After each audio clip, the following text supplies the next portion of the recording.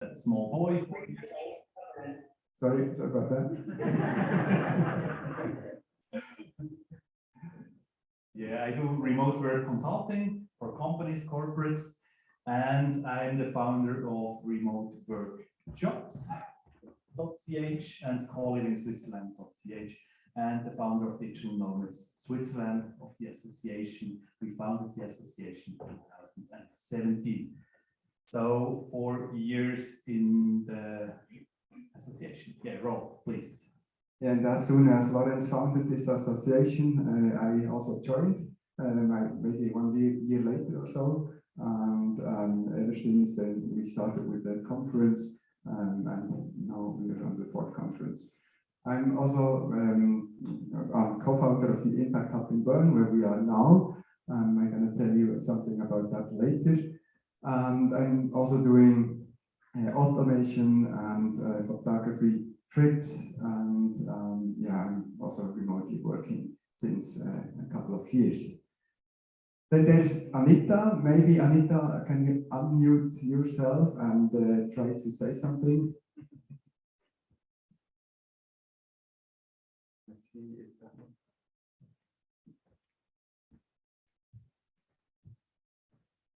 Anita.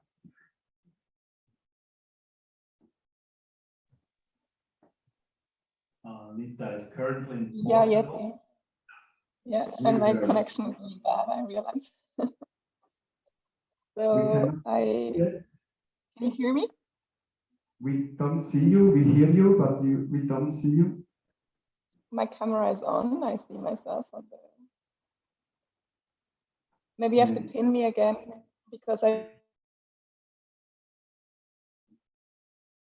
Okay, we can hear you, so please go ahead.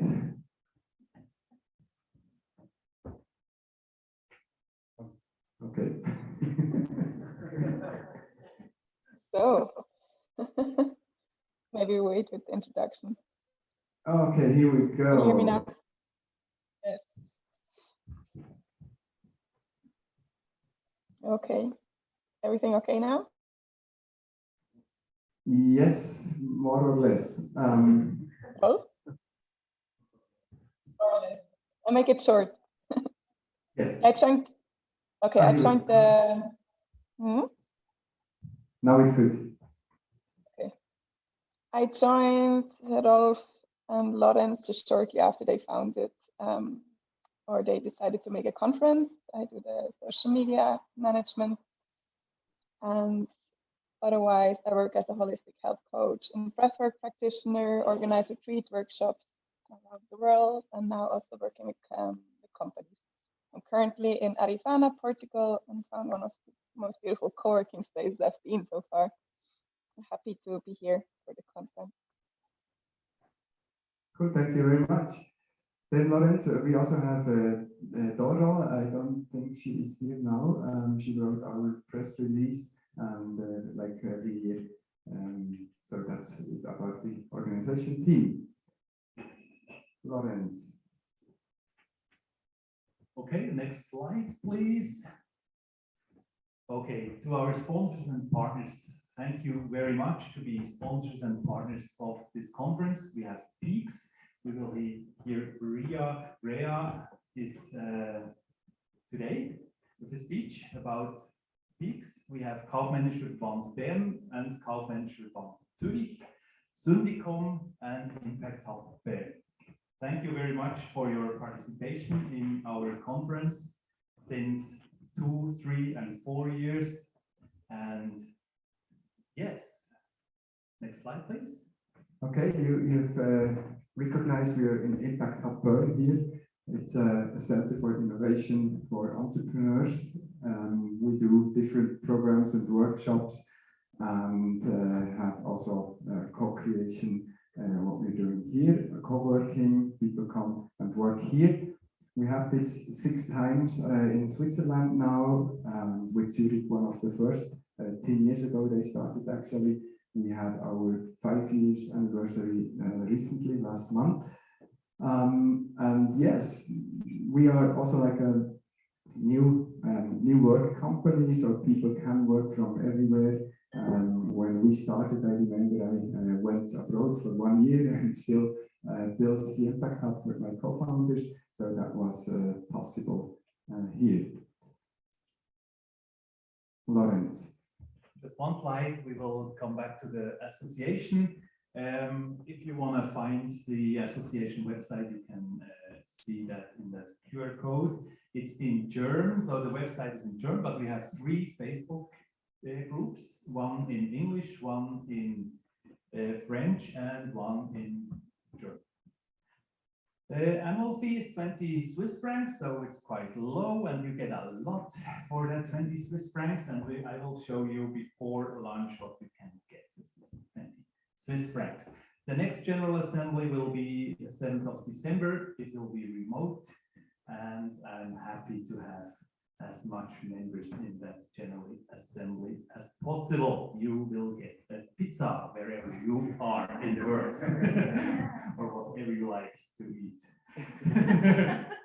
Okay. So there's something about the agenda today. We are going to start in 5 minutes with the first speaker. And there's a list of speakers. Unfortunately, Yvonne in the afternoon needed to cancel because of personal matters, and we will try to fill that time adequately with other content. Then we will have a short panel discussion with the speakers where you can also ask your questions. And as from 16:30, we're going to start with the apero, which is down in the 3rd floor. Logistically wise, we are going to have breaks. So the toilet is 1 floor down where you came in. Actually, there's 2 toilets, and we do have beverages, coffee. If there's no cups like now, the cups are in the kitchen also. There's also a fridge with beverages, so please feel free to take them and make a, how do you say, strichli on the list on the desk. And yeah, but you can take it and it's for free for you. Yeah, we had that one, panel discussion. Look at the pictures, go back. Oh yeah. So that's in Riemanns, where the first call living in Switzerland. This is the second speaker, Fanny. Yeah. She built that co-living space in Riemanns. Right. Good. Yeah, this will be something for later. And this is also later or now? Later, huh? Okay. Good. Okay, then we're going to prepare Stella. So Lawrence is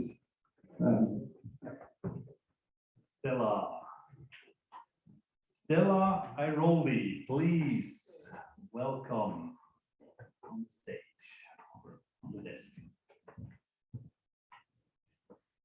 Stella Airoli, how to use your privilege to create more equality in the world.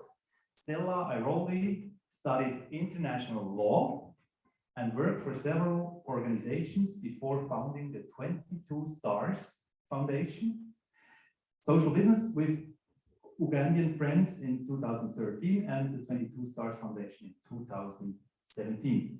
These sustainable projects strengthen families in Uganda.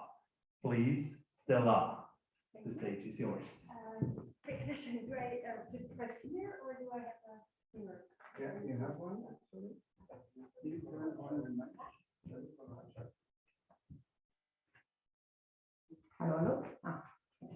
Now it works. There's your, It's just use this C. yeah. And you have like some web thing.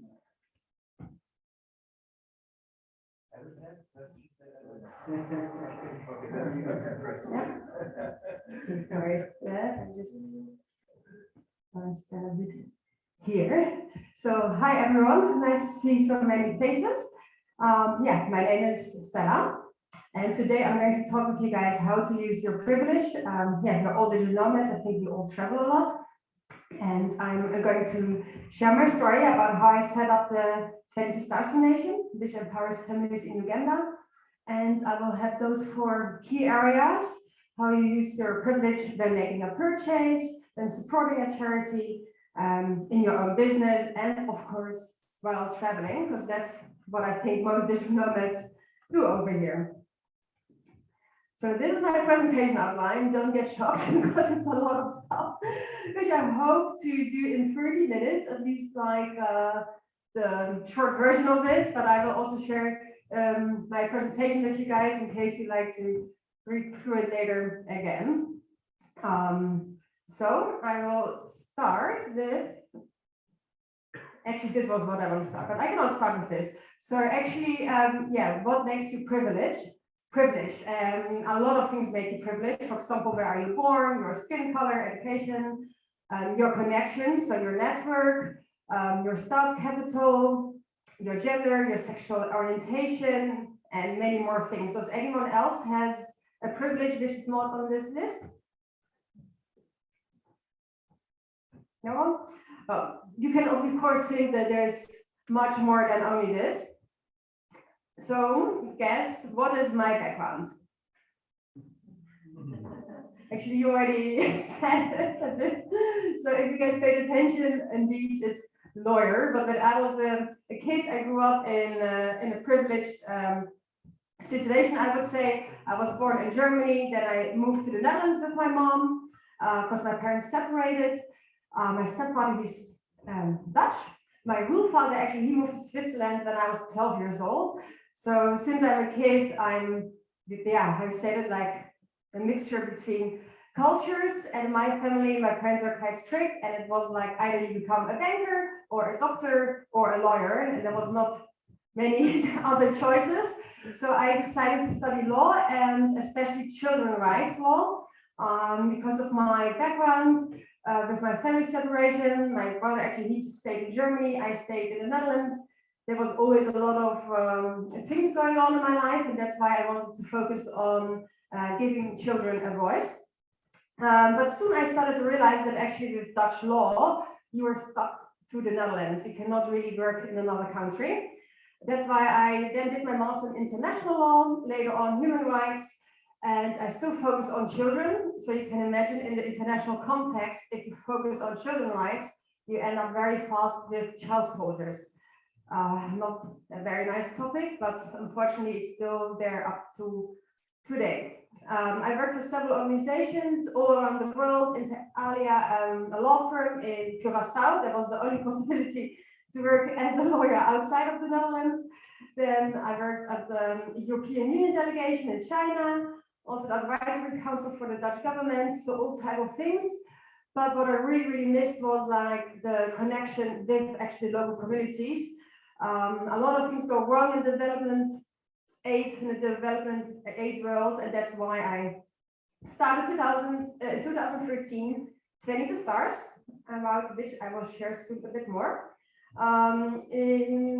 Just before I started 20 to Stars, a few years before, I traveled around the world. Again, this is, yeah, because I'm so extremely privileged, and especially about traveling. I was in so many countries where I was confronted directly with poverty and injustice, which also made me realize again that I should actually really use the privilege I have and perhaps not follow the path that my parents had in mind for me. Because of course they wished that I would become a rich lawyer and go into their footsteps. But I thought like, hey, actually, since I have this privilege, also my stepfather, he died and I inherited some things from him. I started to realize that I can actually use that to set up my own thing. So I ended up in Uganda, I already said that. To just give you guys like a quick idea, life expectancy in Switzerland, it actually declined a bit because of the COVID situation. It used to be even higher last year before Corona, but still it's 84 years, which is quite high. In Uganda, when I started in 2009, it actually was 50 years. So also in Uganda, thankfully, it's increased over the years. But what's much more interesting is the average age. Literally, when I'm in Uganda, I almost don't see elderly people. Like it's really crazy. Like also the people I work with, they're all way younger than I am. I'm myself 26 years old. But most of the mothers of the children I work with, they're all beginning of their 20s. So a huge difference. For who doesn't know where Uganda actually is, so up there is Zurich, Switzerland, that dot, and then there is Entebbe, which is the airport in Uganda, surrounded by Kenya, Tanzania. This very little country is Rwanda next to it. It's around the Lake Victoria.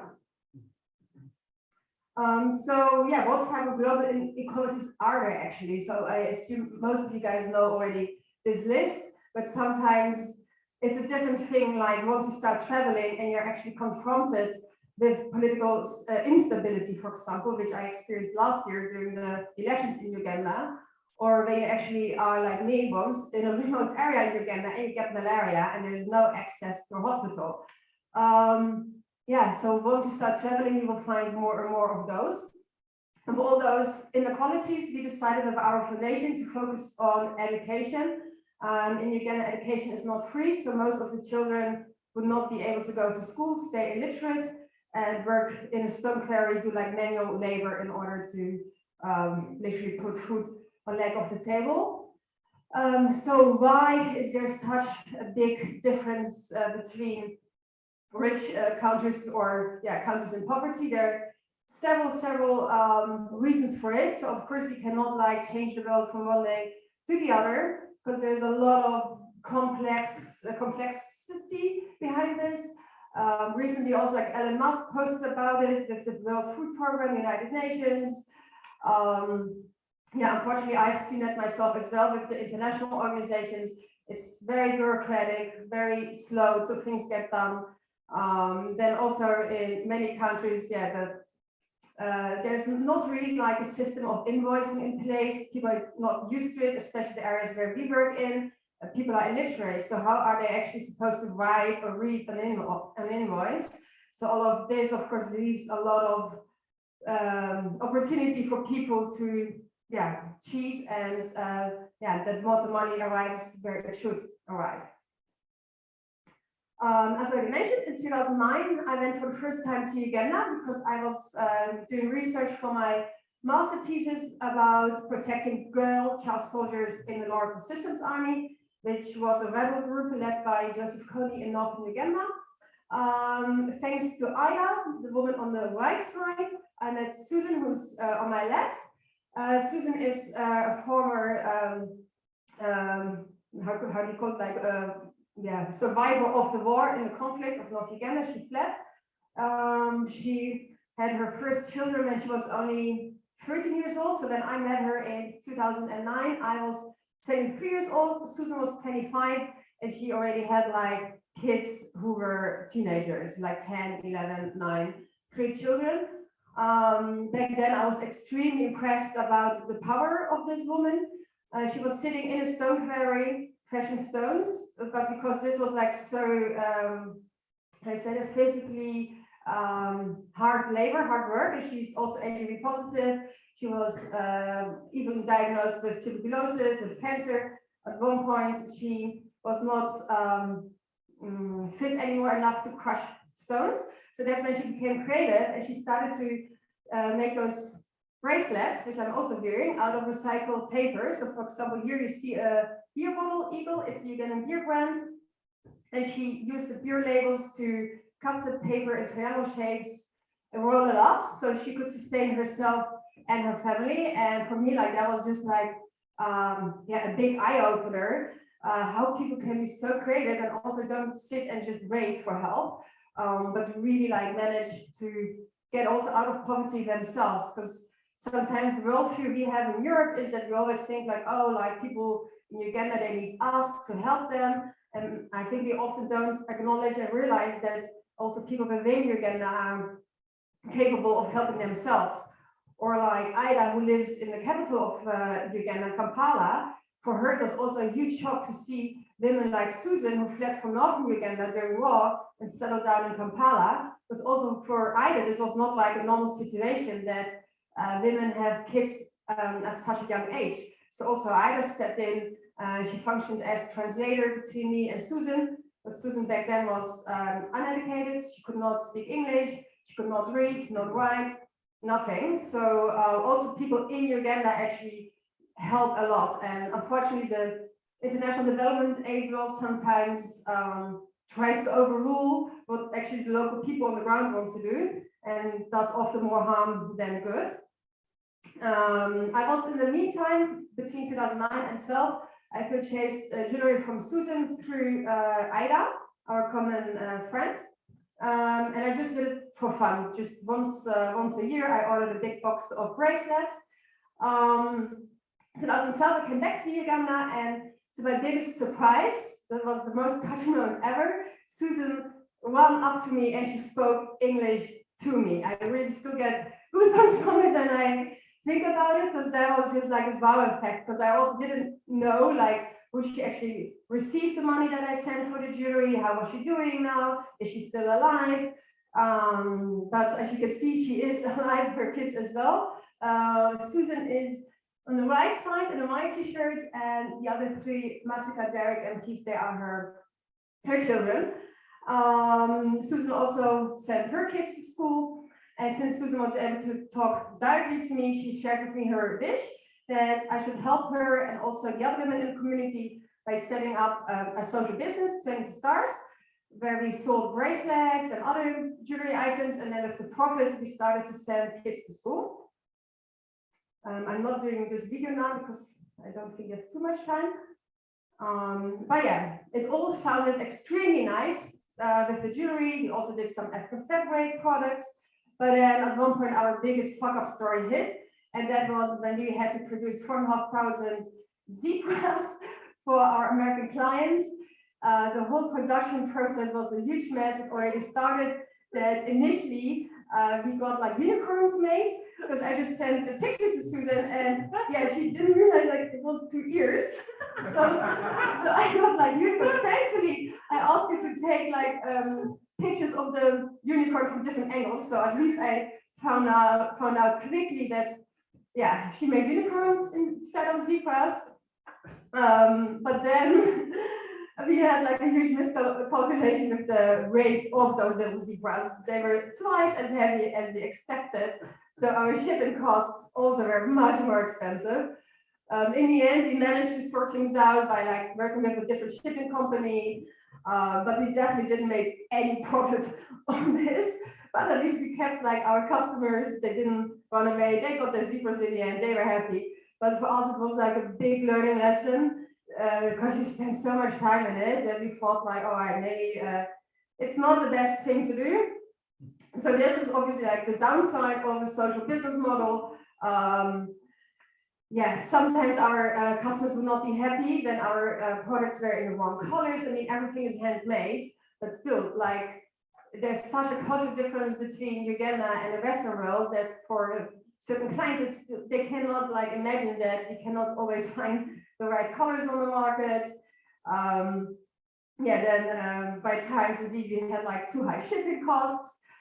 We expected to, for example, sell a lot of jewelry during the Christmas market, but then a nice rainstorm came and the market needed to be closed and we didn't sell anything. So it's such a big roller coaster. But still, if you are encouraged as a digital nomad and you want to set up a social business, yeah, go ahead, but still, yeah, think about like the roller coaster it could be, but definitely like before you only buy cheap plastic stuff from China, see if you maybe during your travels can source like local products which are handmade and then you know actually who is making them and how are they making them. We didn't fully give up on our jewelry because it's still like, yeah, fun to wear. I still wear it myself also, but for us, we are using it more to create awareness, to share about our foundation. Because of course, when people see the bracelet, they're always interested in a story behind it, but they cannot see just by looking at me, you know, that I'm, for example, the sponsor of a child.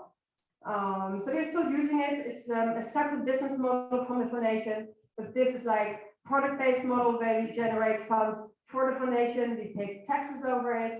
The foundation, it's fully, we say that tax deductible. Let's go to the next slide. Yeah.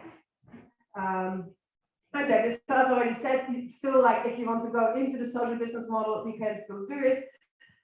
Because yeah, there's still also like positive effects. It's just also like, of course, the way how you do it. we had like some big lessons learned, for example, that our assortment, do you say that, assortment? Of products was way too big. We had earrings, we had bracelets, we had necklaces, we had like every single color from the rainbow because we wanted to please everyone. And then we started to realize as well, like, yeah, narrow it down, focus. So you're focusing mostly on bracelets. They're also light in weight. You know exactly how heavy a bracelet is to not have any more challenges like the unicorn zebra thing. Then of course for you guys, every time you spend money, the custom vote for the kind of world you want. So if you go shopping, if you buy something, yeah, definitely look like where are your clothes made, where is the coffee coming from, because by by supporting certain local businesses, you also really make the world a better place, and you're actually using the privilege you have that you can actually choose, do you want to buy product A or product B? So please use your privilege by buying products with impact. So in addition to the 22 Stars social jewelry business, we started with the 22 Stars Foundation in 2017. We're now, 4 years old. Our focus at 22 Stars is education. Education is sticky. These are our team members. So you see David on the left, he's the husband of Ida and Susan. Ida was the translator between me and Susan. Since Susan went back to school herself, she actually became our project manager in Kampala. She made like huge steps from working in the Stoneberry making jewelry to being our local project manager. And Ida, she's our local project manager in Jinja. So we have two different project sites. Kampala and Jinja are only about 2 hours apart from each other, but completely different roles. Because in Kampala, we're actually working in an internally displaced camp. So where the refugees from Northern Uganda went to. And in Jinja, it's a mixture of somehow everyone who fled from one region to the other region ended up there. So you have so many different cultures. It's really interesting to see also in Kampala, it's of course close to a big city. So the mentality of the people is different. In Jinja, it's more village lifestyle. And it also shows us again that one concept doesn't fit for everything. And it's again something that I often find in international world. They have a nice project and then they think they can implement it immediately in every single location. But everything is like how you stated, very much custom made. What works in Kampala doesn't work in Jinja and vice versa. Here you see our children in Kampala. We have by now 450 kids sponsored, about 230 are Kampala and 220 in Jinja. Our project is actually like a holistic education project, which means that we soon realized that in order to make sure that kids actually become successful in school, also a lot of other things are important, for example, nutrition, healthcare, but also small business and microloans for their families, because we saw that otherwise the gap between the kids who get education and their parents becomes too big. So we also focus a lot on helping the parents. We partnered up with a Ugandan organization, Entrepreneurs in Uganda. They do small business trainings. Again, it's really on micro level because most of the families are illiterate. And here you see some of our kits. So we always have them on our website if they still look for a sponsor. If you're interested, you can also check out our website. The sponsorship is actually long-term. So a kid doesn't go to school for just 1 year, but of course several years. We send over school reports from your children. Can also exchange letters with them. Or you can even come to Uganda and visit us at our project. But of course, we also have like one-time donations, which we use for example, like our small business trainings, because we are highly believing that people should become self-sustainable and not become dependent on us giving donations every time. So for example, some sponsors, they also make directly extra donations for the family of the children. So instead of every time saying, here, you got 100 euros, buy yourself some food, they're actually really invested in the small business of the parents, so they can use those 100 euros to start, for example, a shop or buy some grinding machines to grind peanuts. So they actually really become self-sustainable and those 100 euros start growing. which happens in countries like Uganda quite fast, because quite often what people are lacking is just the knowledge, like calculations, to see actually how a certain investment can make bigger impact. And yeah, once they just get like those skills and just like a little investment, we already see like big improvements. In addition, especially during Corona times, we started a music project from one-time donations, also a computer project. Because of Corona, the schools were closed, but we were allowed by the police to have kids coming to our office in small groups of 20 children. We also need to have, of course, hand washing machines, all of the Corona rules. Also in Uganda, you still have to follow them. But the computer lessons and also music lessons really helped them a lot to like keep hope and not give up and still be able to do something and to avoid that they all would go back to the stone quarry crashing stones. So yeah, to you guys, use your privilege by supporting charities. It obviously doesn't have to be Take the Stars Foundation. There are a lot of charities with a lot of like nice causes. So if you have the privilege, just think about it. Even like one-time donations make sense. I would recommend rather small charities where you really know where the money goes to, and not like those big international organizations where by times half of it only goes for fundraising and administration costs. Unfortunately, yeah, because they spend so much money on marketing and fundraising, they're the first ones popping up in the Google advertisements. But really, if you're interested in helping charities, try to look for the local ones.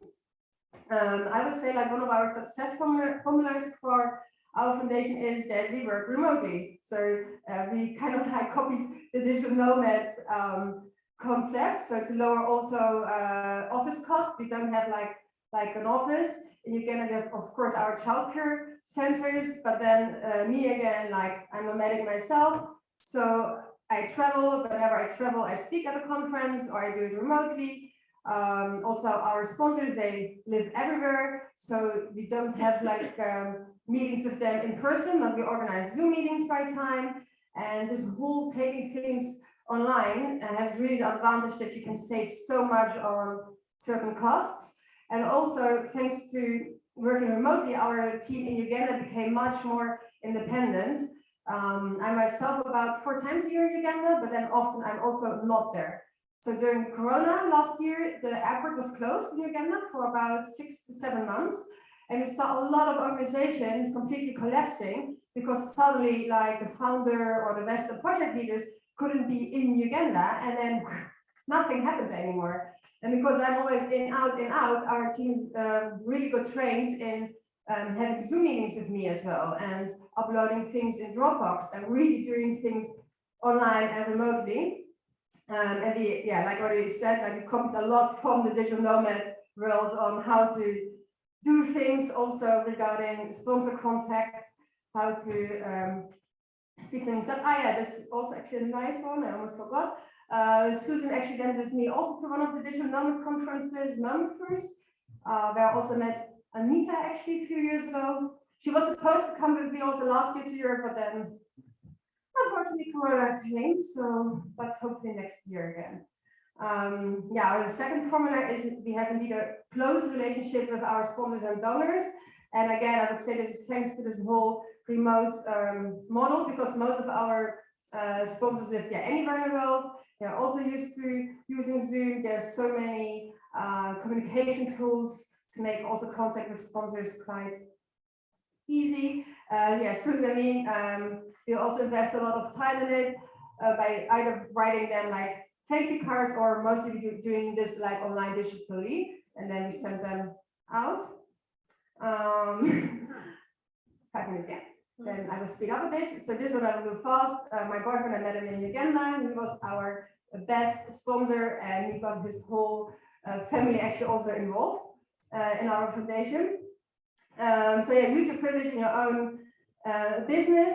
So the examples I gave, I also wanted to share, like if you hire people for your business, think about their background. So in our case, we decided to not have like people from Europe working in Uganda, but really invest in having actually Ugandan people on the ground working for us. So we also don't work with volunteers that we send to Uganda. We work with people in Uganda to work for the foundation. Then we also organize trips to Uganda, which are focused on tourism, so they're not volunteering. And I will do this a bit faster. So this comes again for the digital nomads. When you're traveling, so how should you actually travel with impact? So focus definitely on tourism, you're a visitor of a country and not on what it lacks.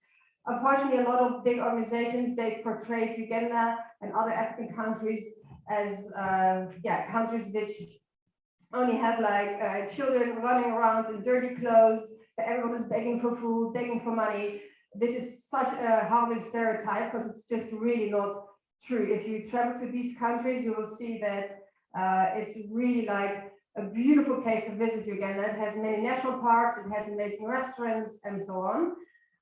Then you visit grassroots organizations, for example, like 20 Stars Foundation, or any other organization. I know some people, they also visited charities in Brazil or Colombia or Bali. Really pay attention that you don't take pictures of children or adults and just put them online, or that you put more stereotyping images online. And yeah, don't put yourself too much in the center. If you really want to share about the charity, then rather highlight what the local community does, the local project managers, and so on. And also like, put your money into the local community. So for example, during our impact trips, with the local communities, we also make homemade food. So we're doing like a cooking class to really see what is actually the food in this country, which is actually really delicious food. And again, often people think that in Uganda everyone is starving, which is not true. Like Uganda has the best mangoes, avocados, and so on. So use your privilege for the good when you're traveling. Here are some Instagram accounts to follow. I will share the presentation as well, so that you guys can also start following them, because you learn a lot, like how to behave actually when you are on the road. This is like almost my last slide. If you like to join us, you can sponsor a child, make a one-time donation as well, volunteer online, so not in Uganda, but online, for example, as a translator or graphic designer. You can, of course, buy our bracelets or visit us in Uganda. And currently we're doing a new fundraiser to build a water well in the community. And one more quote. What you do for yourself dies with you, what you do for others is immortal. And that's it. So these are like my contact details. And I hope I stayed within 30 minutes. Sorry that it was like a little bit rushed, because sometimes I take a bit more time for this presentation, but you guys can always send me like a private message if you have more questions about it.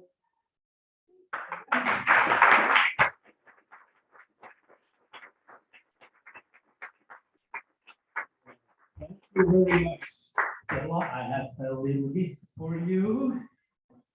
So, just a second. These are our praline from Switzerland, so with the DNCH logo. Thank you very much for your very interesting speech. I think it's very important to start with speech. As you had to see, there is social business out there. It's not just Instagram. It's an important part for digital nomads, but the social business is very important as well. Thank you very much for your speech. Oh yeah, next.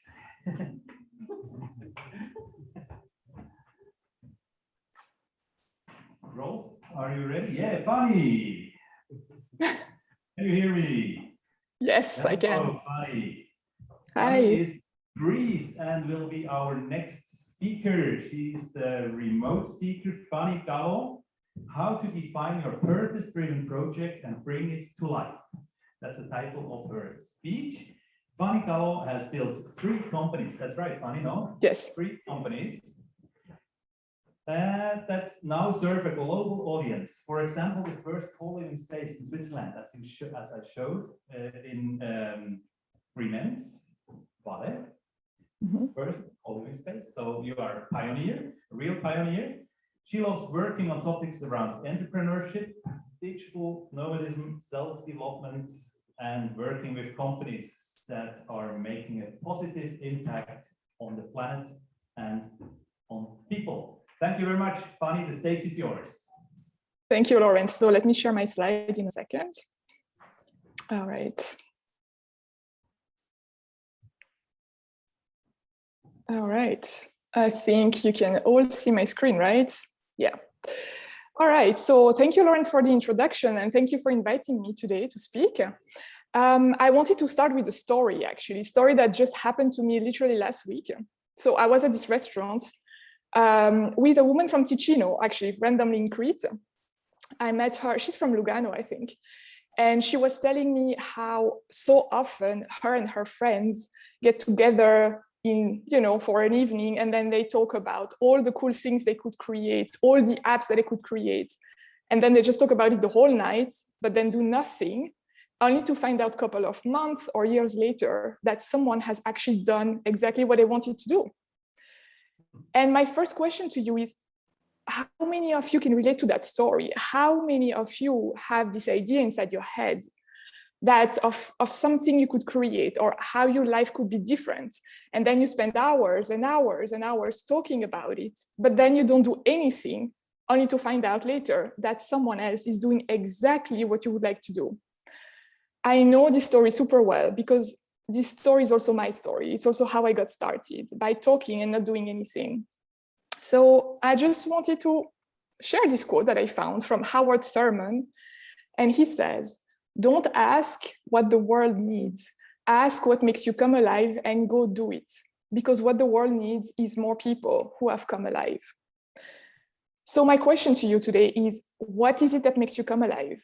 What is your big dream? Imagine yourself, if you had only 12 months left to live, what is it that you would want to do? What experience do you want to create for yourself? So these questions were very obsessing me for a long time.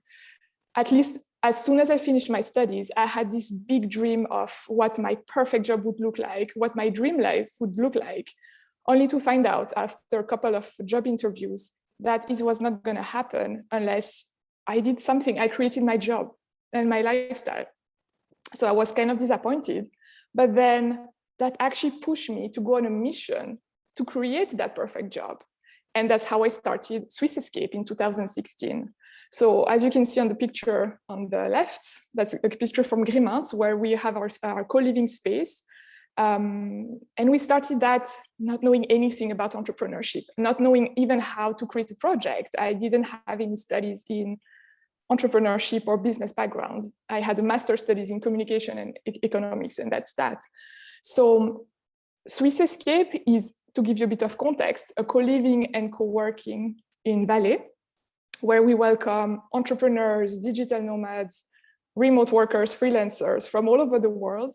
We offer them accommodation and a working space, and most importantly, a community of other people who share similar lifestyles, similar background and mindset and obstacles. And that was that. So today, 5 years later, I'm talking to you from Greek Escape. So we opened that literally 5-6 days ago. And that's a reason why I cannot be in Switzerland with you today. Same concept. So these two dreams that were in my head 5 years ago, that felt so impossible at the time when I thought about them, they actually became possible.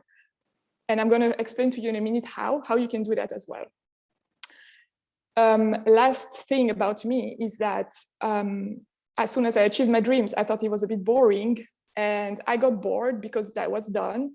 So this year, at the beginning of this year, I decided to create the incubator, the Swiss Escape incubator, where I help people to bring their dream or their ideas from their heads to the reality and to make money from it, basically, to help create a company that makes money, that's sustainable, and that's based on what you believe in. All right, so I guess if you're in this room and you've heard Stella before and you hear me now, and you will hear a lot of other people today, you will hear lots of people who have done something, but what we all have in common is we have these voices inside our heads. So I'm just gonna share with you my example. 1 minute, you have this voice that tells you, wow, amazing, I have this super cool idea, let's do something about it, let's create something gigantic. And the second after, you have another voice that tells you, yeah, but how am I going to do it? I'm just not able to do that. This is not for me, that's not gonna work. And we have these voices inside our head all the time. So basically, what comes in the way of making our dream come true? And the simple answer is fear. We are scared. We are scared of many things. So I'm going to give you a couple of examples I hear all the time. We are scared that we don't know enough. We are scared to be too old, too young. We don't have enough experience. We think that when we are there, we will finally make something, it will change. We have all these thoughts in our head all the time that just keeps us stuck to where we are. And that is exactly what comes in the way of making our dream come true or taking our ideas from bringing ideas to life. I know this because everyone around me, all the entrepreneurs that I know, they have the same problem. So first thing first, if you're scared, welcome to the club. You're really not alone. We are all scared. Every single person who's trying to achieving a dream is scared. What are we scared about? There are many, many reasons, but I'm going to give you three. The three that for me are the most important is one, failing. We are so scared to fail at achieving our dream because there's a lot of stakes. The stakes are really high, right? Secondly, we are scared to being judged and criticized, and especially from people that are around us, like friends, like family people we know, ex-colleagues, ex-classmates. We are scared of what people are going to tell about us. And third, we are scared that we don't know enough. We think that we must learn something more in order to take that first step to make our dream come true. And my favorite one of all is when you have the idea, is I don't know where to start. So when we keep thinking, I don't know where to start, I don't know where to start, I don't know where to start, this is not going to help us start, really not. And I'm going to show you in a minute a process for how can you start, really. So basically what comes in the way, like right now we know that fear is just making us stuck. And what can we do then to let it go? That's the big deal, right? That's the big question of today. Well, first, so that's the process I use with my clients, and that's the process I use for Swiss Escape, for Greek Escape, whenever I want to create something. The first step is to understand, why must this business exist? Why must this project exist? What's in it for me? Why do I care so much about this business that this idea has to be born? Second step is, who do I want to serve? So who are my clients? Who are the people that I want to work with? Third, how am I going to serve these people? What products or what services or what experience do I want to create for them, and at what price? Fourth, how will I communicate with them? So how will I make sure that they actually understand everything that I'm about? And fifth, and the most important thing, is knowing the answers to all of the questions above. How can I deal with the voices inside my head that tell me I cannot do it? Because these voices are going to talk to you at every stage of the creation of a business or project. And no matter how successful you are, how old you are, how much money you make, they are always here. There's just change over time. And for me, the biggest threat when we start something new is yourself. You're gonna kill your business, probably. You're gonna kill your idea. So how to deal with that? Well, start with your purpose, right? So the thing is, fear is gonna show up as soon as you start something. It all starts when you start making a decision to change that fear into something else. You decide consciously that you're going to make your dream bigger than your fear. And in order to do so, defining the purpose or the why must this thing exist, it just gives you an anchor and the determination to keep going and to keep doing whatever you want to do, no matter what happens. Just so that you know, every single entrepreneur, every single person who is doing something goes through ups and downs. We have the emotional roller coasters. So 1 minute you're on top of the world, everything's amazing, you manage that thing you thought you could not manage. But then the next minute or the next day, you feel super low because something wrong happened you could not control, and that annoys you, right? So we have these emotional roller coasters all the time, every day, every single month, every single year.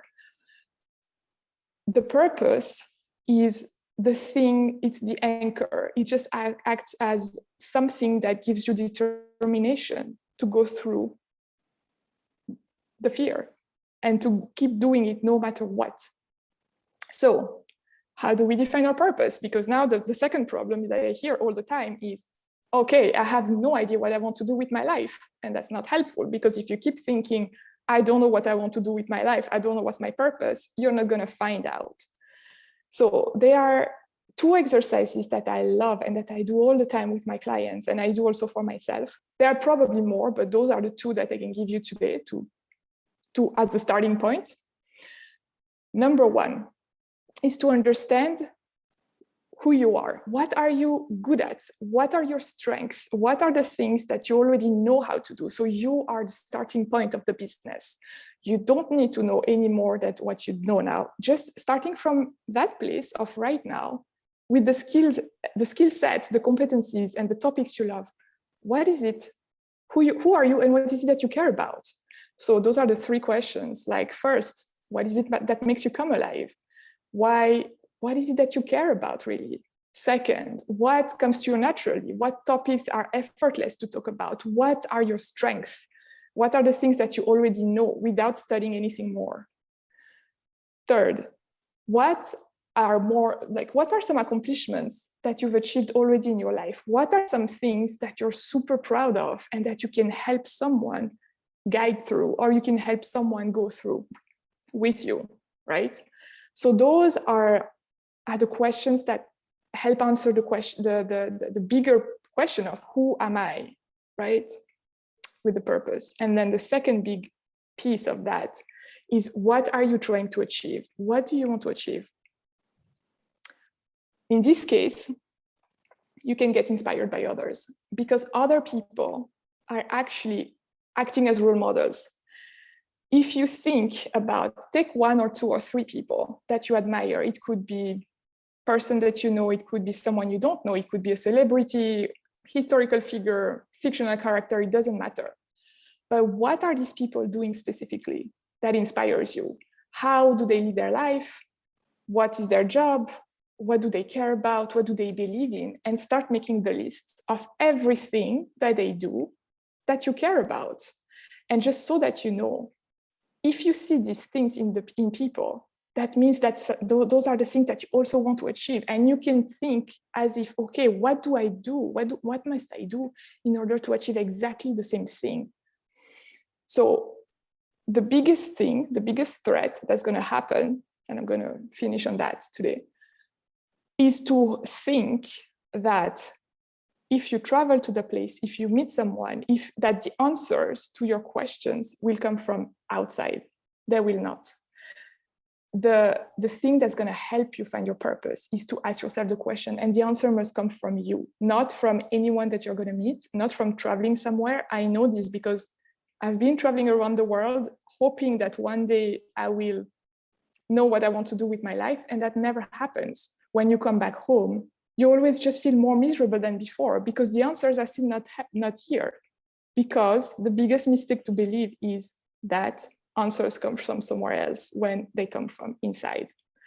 So these two exercises are going to help you just find the answers. And I think Lawrence will share the slides with you, so I can add some more process if you want to ask yourself the questions and then start thinking about it.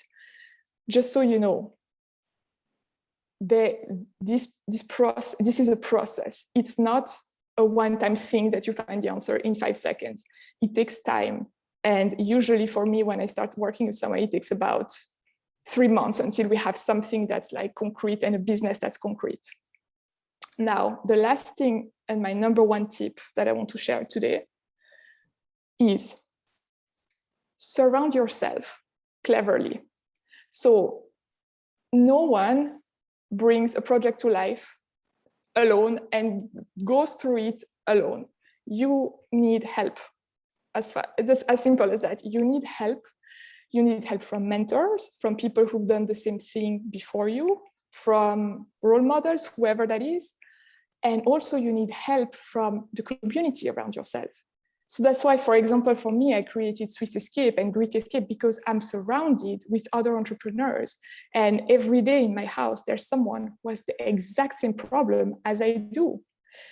And so when you start surrounding yourself with people, you start shifting energy, you start feeding yourself from these other people, you start getting inspiration from them.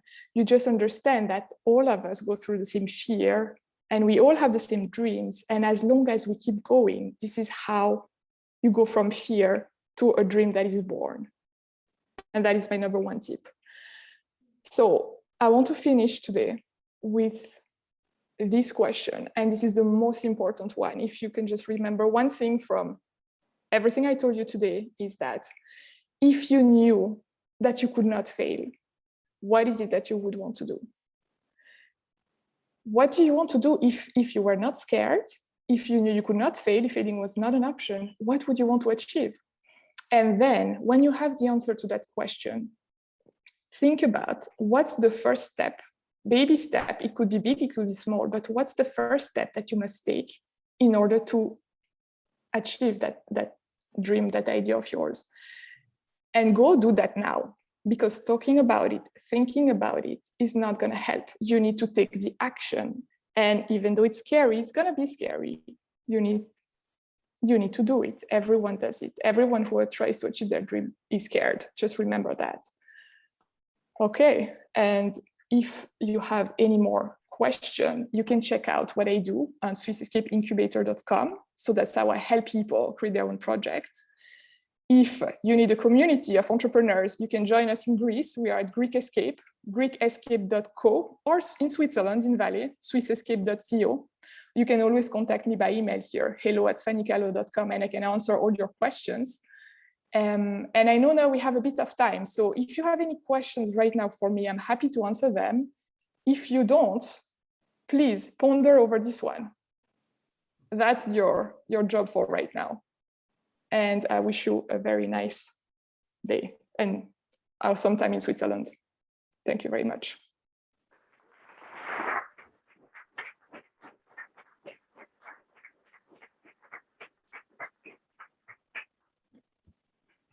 Thank you very much, Fanny, and hello to Hast and your team in Greek Escape. So I'm waving to the camera.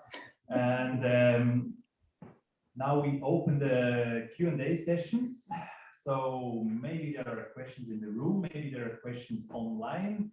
I don't know how we manage that. We'll see, Rolf.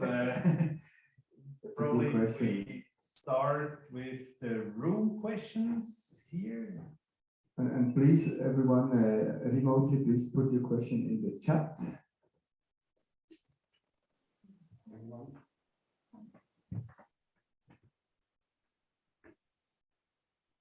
Do you have a question, Rolf? There's no questions on the chat, so maybe people are still typing, right? The typing is not so fast. Yeah.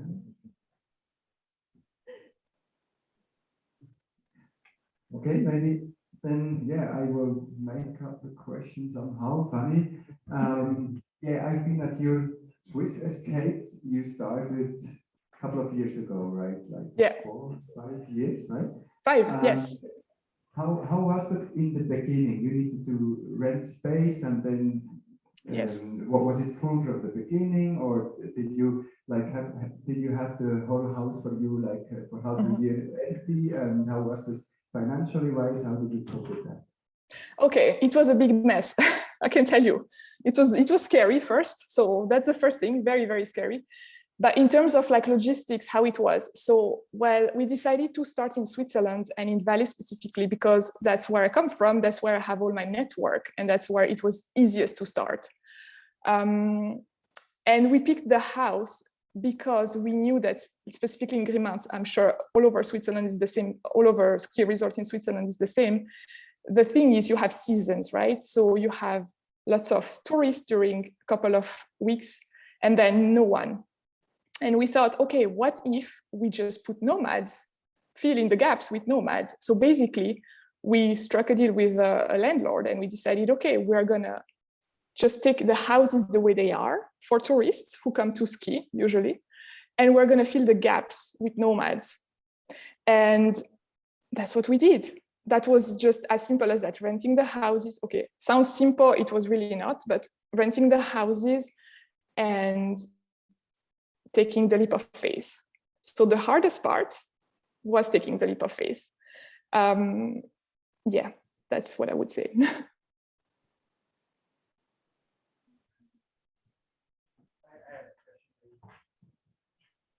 So thank you first for your inspiring talk. It was really good.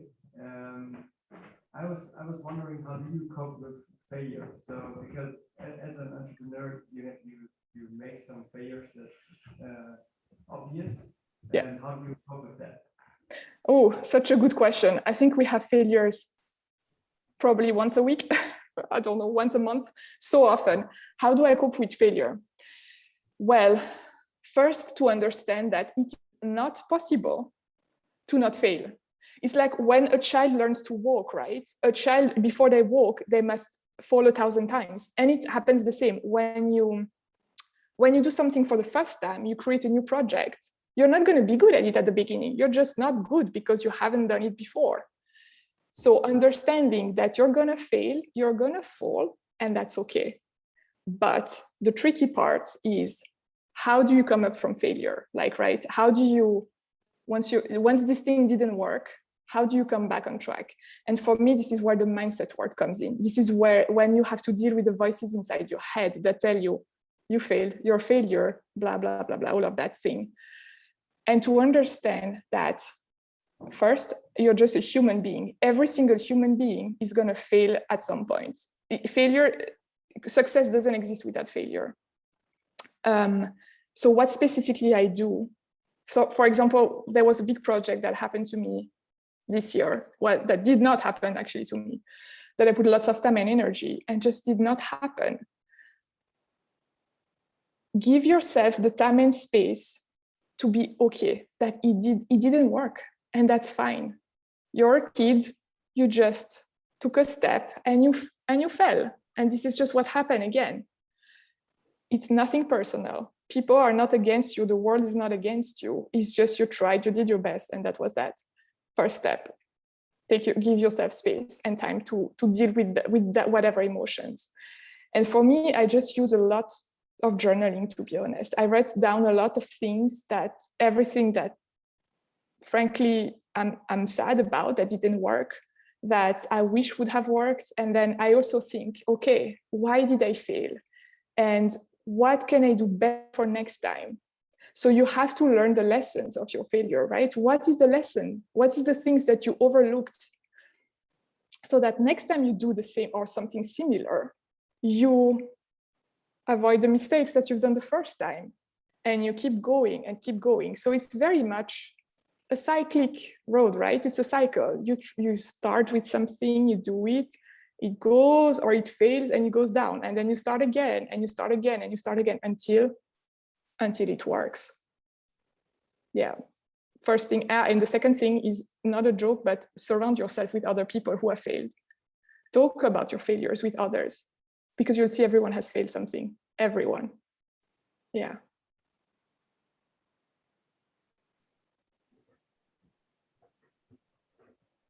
Okay, we do have time for one or two more questions. Mm-hmm. Which one? Who was first? Hi, Fanny. Nice to meet you. Oh, nice to see Hi. you. Even remotely. It's Ben. I have a question about the purpose. You were talking about purpose. I guess in your case, for example, for Swiss Estate, maybe it was to surround yourself with people, digital nomads, inspiring people. And I was wondering if you had to make compromises to make it kind of sustainable in terms of business. If in your case, then, if you had to make compromises to make it a sustainable business and do not just think about the purpose of your business. Yeah. So compromises, you mean like, okay, that's not sexy word, but sacrifices, like, is that what you mean? Or in what sense? I mean, maybe in terms of to make it financially sustainable. Yeah. You try to make compromises because maybe you had a big picture dream, and maybe you had to make compromises to make it happen and sustainable. Yeah, sure. Good. That's a super good question. Super good question, because of course, when you start your own business, you start that. and at least in my case, I was just out of university. I had no idea. And it's not like I had a lot of savings and a huge bank account, or you can go find a job work for a Swiss bank, right? So yeah, of course, there's like, it's not the same in terms of financial success. So yes, you start by deciding that your dream is worth more than money, as simple as that. At the very beginning, I'm not saying money doesn't come, but money takes time to come. So yes, when I started Swiss Escape, for me, it was a personal choice of, okay, lifestyle and job creation is so much more important than however much salary you can get working for a bank or whatever corporate job. And I'm just going to try for as long as I can live from it. So I gave myself 6 months because that's how much I had at the beginning. Okay, actually, I had a year of savings. So I had a year of savings. I gave myself 6 months and I thought, if I believe for 6 months that I cannot fail, and I'm going to try Swiss Escape, and let's see what happens in 6 months. Worst case, well, nothing happens and I just go find my corporate job and that's fine. Best case, I have a company. And after 6 months, to be honest, we had our first clients. So actually after a month, we had our first clients. So it happened quite fast to have clients. But then I'm not saying that's the end of the road. That's the end of track number 1. That you have your first clients, you have your first money, you know that your thing works, your purpose is really important. And then number 2 is you're going to make it sustainable. And that's like the second part of creating a business, right? To make it sustainable in the long run. And I mean, the sustainable in the long run is your business keeps going as long as you keep going. So as long as you make yourself happy, as long as the purpose is aligned with who you are and what you believe in is more important than anything else, you will keep going. You can also build a business that makes lots of money that doesn't fulfill you. What's going to happen is a couple of years later is probably you will wake up one day and think, my God, what did I build? What's the monster that I built? And I'm around lots of entrepreneurs who are like successful 6 figures business owner who think, what did I build?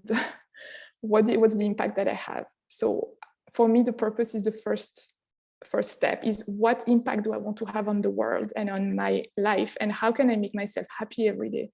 Because from that place, then the money will come, the clients will come, the projects will come, all the good stuff will come, but you have to trust in that. And it's a huge trust game and it's a trust game really. So yeah. Cool. Thank you. So we have time for one last very short question and short answer before we move to yes, sure.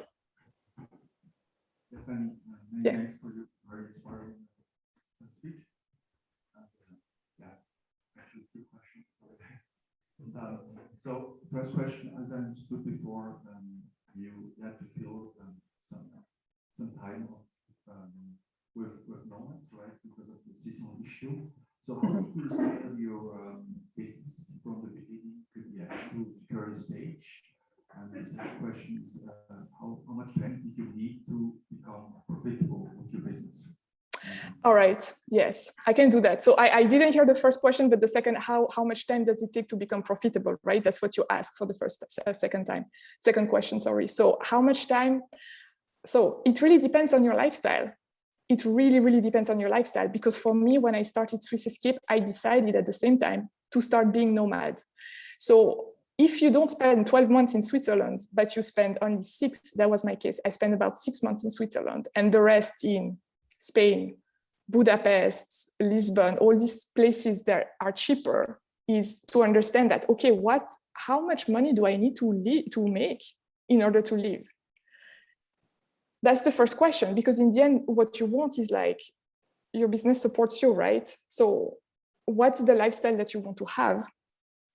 And understanding what are basically make a personal finance, what is it called? Assessment. How much money do I need to make first? Second, how much time did it take? For me personally, it took 2 years until I was satisfied. Not that I could not live before, because I could live after 1 year. I was good. I could sustain myself with the business. it took 2 years until I was satisfied with the amount we were making with Swiss Escape. So it's a process, right? It's not like after months. That's what I believe. I don't really believe in like fast. It's not a sprint, it's a marathon, right? That we're running.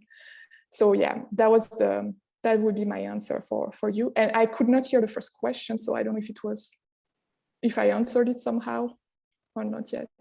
First question was about scalability of your business. Yeah. Okay, we need to postpone that question to the podium's discussion later because we are already at the end. Lawrence?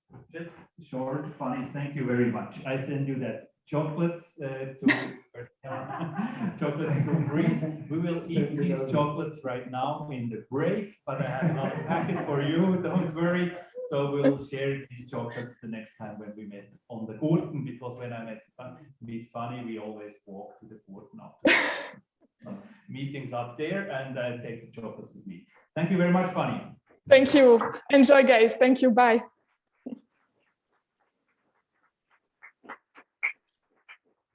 Okay, and we are now going to have a break here. So there is a lot of coffee machines ready, actually 2. So first come, first serve here. And we have 15 minutes approximately, maybe let's say 12 minutes. For the people at home or remotely, I can open virtual breakout rooms, so you can choose where you want to go, or you can also stay here in the main hall and wait until we get further. So see you soon.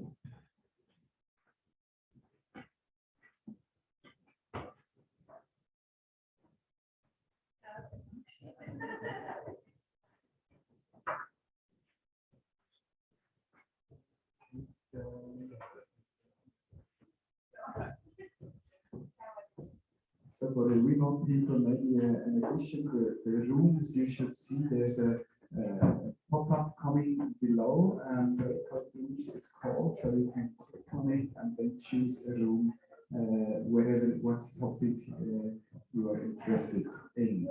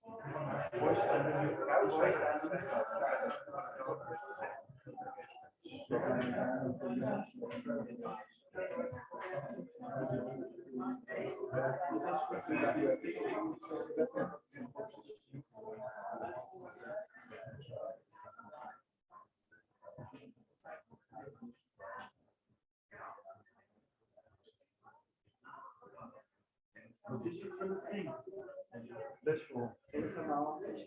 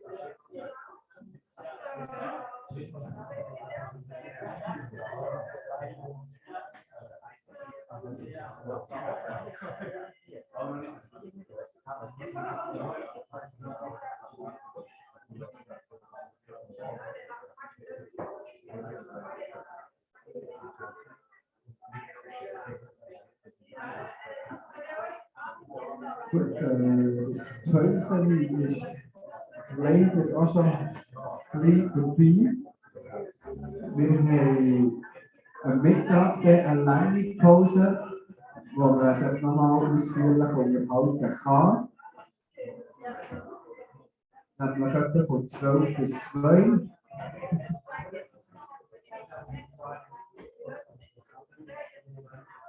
Das heisst, wir gehen so langsam wieder Platz nehmen. Oh, in English, of course. Excuse me, English. So the break is going to an end now.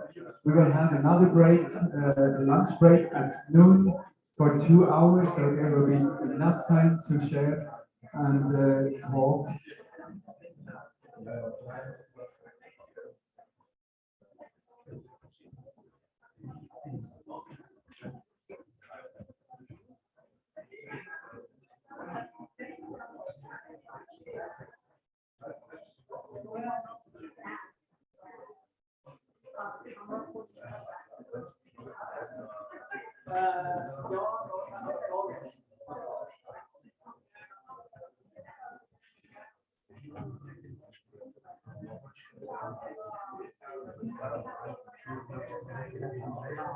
Everyone, please have a seat. We're going to take you to further, Lawrence.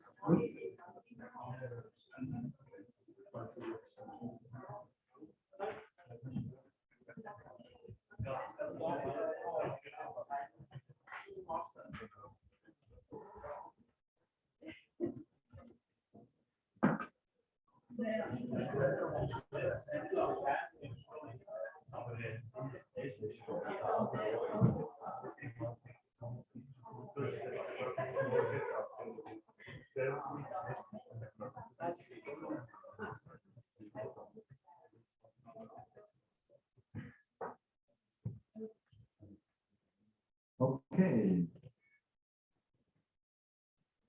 Okay.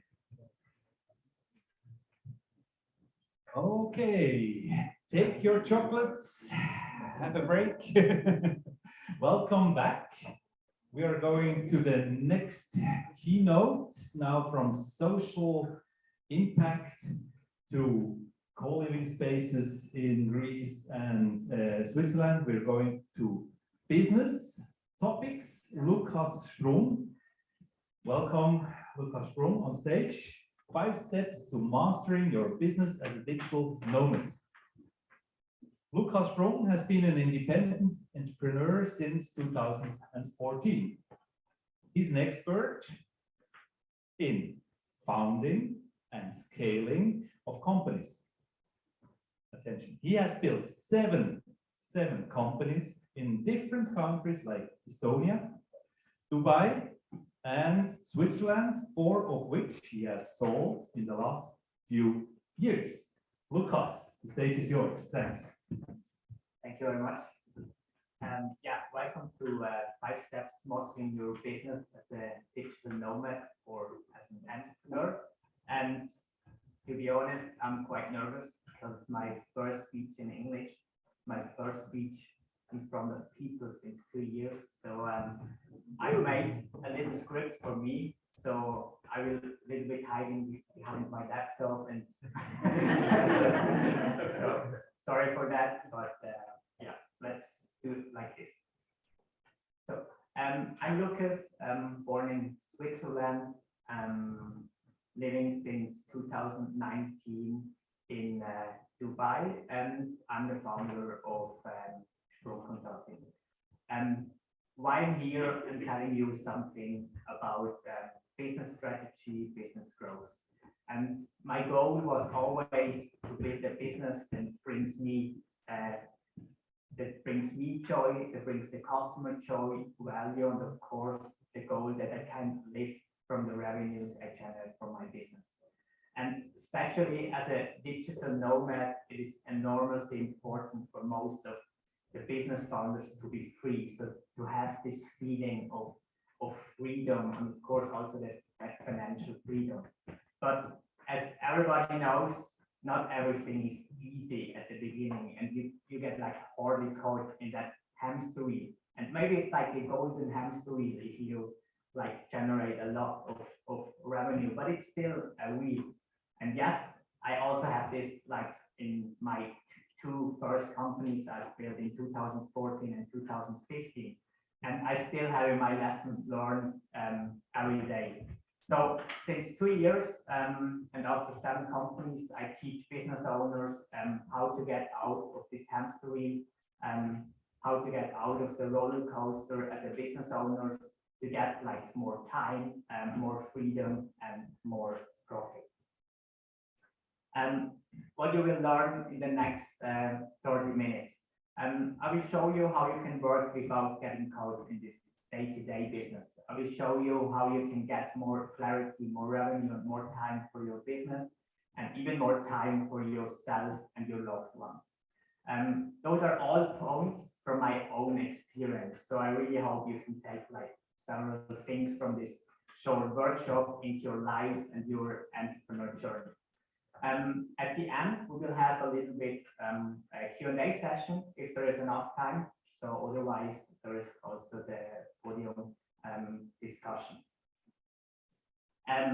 So let's start with number 1. And it's really funny that Funny before had a similar topic, because the most important step in all of your life, and I've just learned this like just some months ago from one of my mentors, and you're actually the first one hearing this. So it's even my customer doesn't know that yet. So you're the first one I'm sharing this to. Before I was always like talking, the most important thing is like tactics, tools, system, process. Yeah, and it's kind of a part of it. But without this step I'm showing you, like right now, you will never be able to scale your business and your life. And we will get to these points like system and process a little bit later, but let's talk about the most important step. And this is, are you agreeing with you? Are you agreeing with yourself, with your customer and your business? And I would like to start what life feels like when it's not in harmony. And sorry, my writing, I was planning to write it on my iPad, but there's no space on here, so I did it a little bit faster.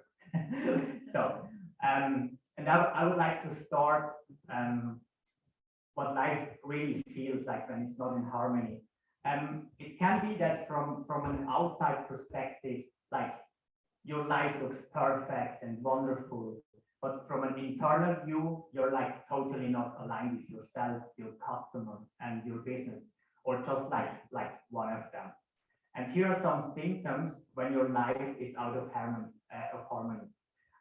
It can be that you make like a ton of revenue, but not a lot of profit. So it seems like the bank account is like always empty, and this is like a major indicator that your business is out of harmony. Or you feel like you don't have time and you're like always overwhelmed, and you're trying to constantly keep up with all your to-dos and activity, but time is like constantly running away.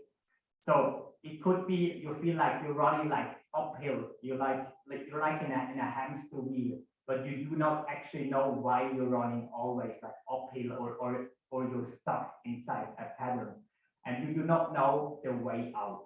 Or you realize that a lot of your decision making is based on reaction. And if you know that you have to do something like really badly, you know that you have to do this task, otherwise you can't move forward. And you have to put so much like effort and will into this to do, because you're constantly reacting to things, to do's in your everyday life.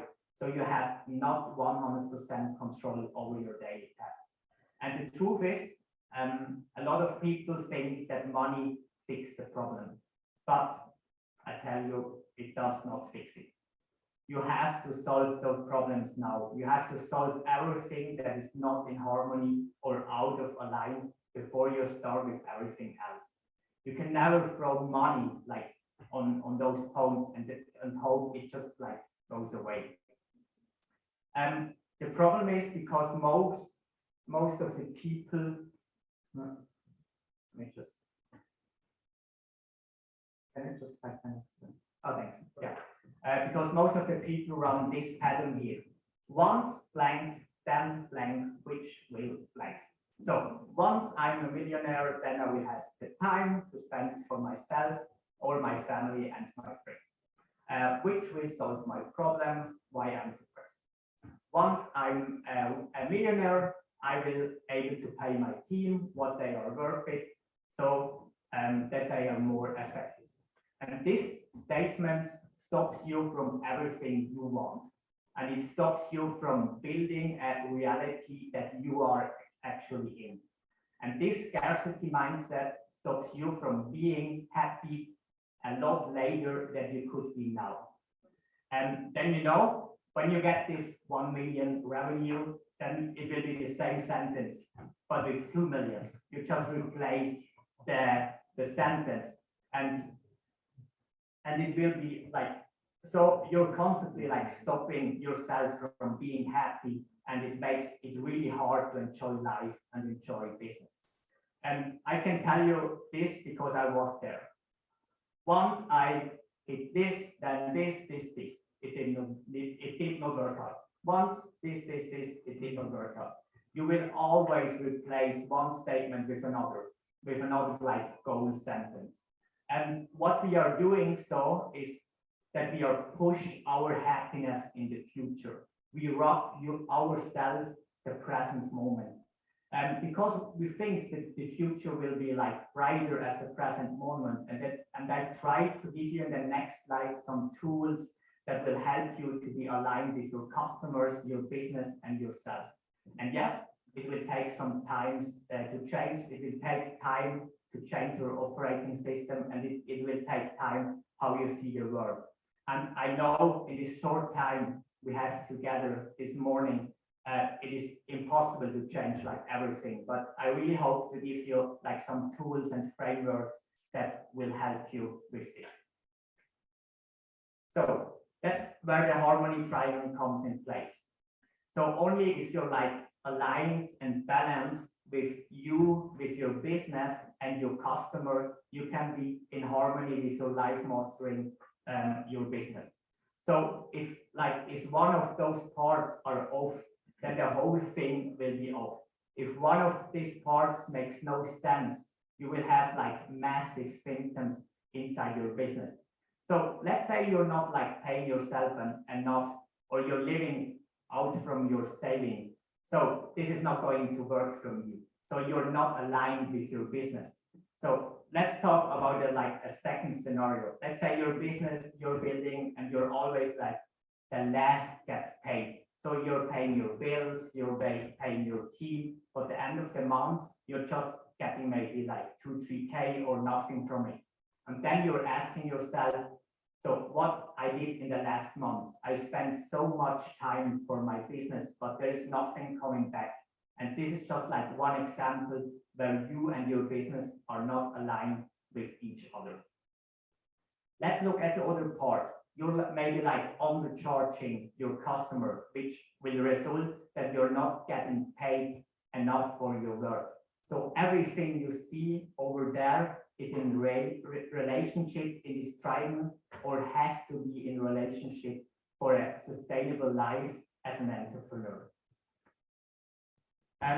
Let's go through here with this triangle, and on the next slide I will show you some frameworks and then tricks how you get freedom in your business, feeling of the flow, the feeling that you're growing in yourself, and of course the energy to serve your customers and your business.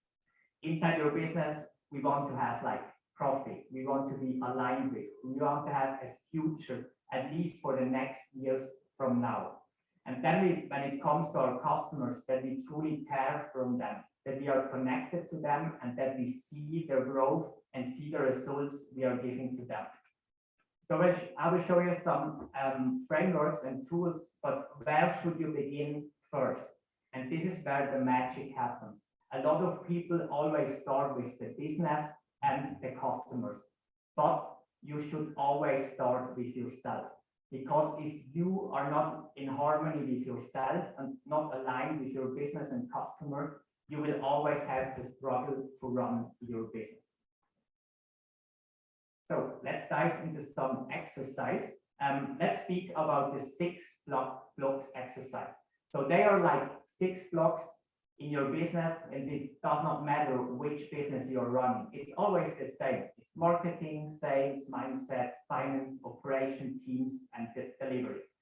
And I want you that you do this like every month, that you have a look on those blocks and ask yourself, is there anything I can improve, or are there any blind spots, problems inside these 6 blocks? And the reason why most entrepreneurs cannot grow their business is because they're not aware what is happening in their business, what is happening in those 6 blocks. And this exercise will give you the awareness what is going on in your business. After this exercise, you ask yourself, so what needs to happen in the next 7, 30, or 90 days from now? And why need this to happen? Then the second question you should ask yourself is, what is stopping me from this? It's a mindset thing, or is it an action thing? And this will allow you to take an action and make a plan for the next 7, 30, or 90 days. And why we stop with 90 days? Because if you do not more than 100K revenue in the per month, then it makes no sense to look more than 90 days into the future. So this is quite essential to make this exercise like every month. Look into these 6 blocks and ask you the question, what needs to happen? What is stopping you me to do this? And make a plan for the next 7, 30, and 90 days to solve the problem. So let's go into decision making. How to make the right decisions that feels aligned with you. So we're still in this like harmony thing, this harmony triangle, because if you're not in harmony or aligned with your business customers and yourself, you will have massive problems to scale or even to get out of the daily business. And for the decisions making, I always make like 3 options. So for every decisions I make. So let's say I would like to launch like a webinar or a new masterclass. So option 1 is big launch with like 1,000 attendees, social media ads like LinkedIn posts before and after, email sequences. Option 2 is like a small intimate group, like maximum 50 attendees, email to my network. And option 3 is like a recorded webinar, like an evergreen webinar with automated like email sequences. And so then I'm always asking myself, which of these options feels effortless? So which feels excitement from these 3 options? Which feels like empowered in my mind?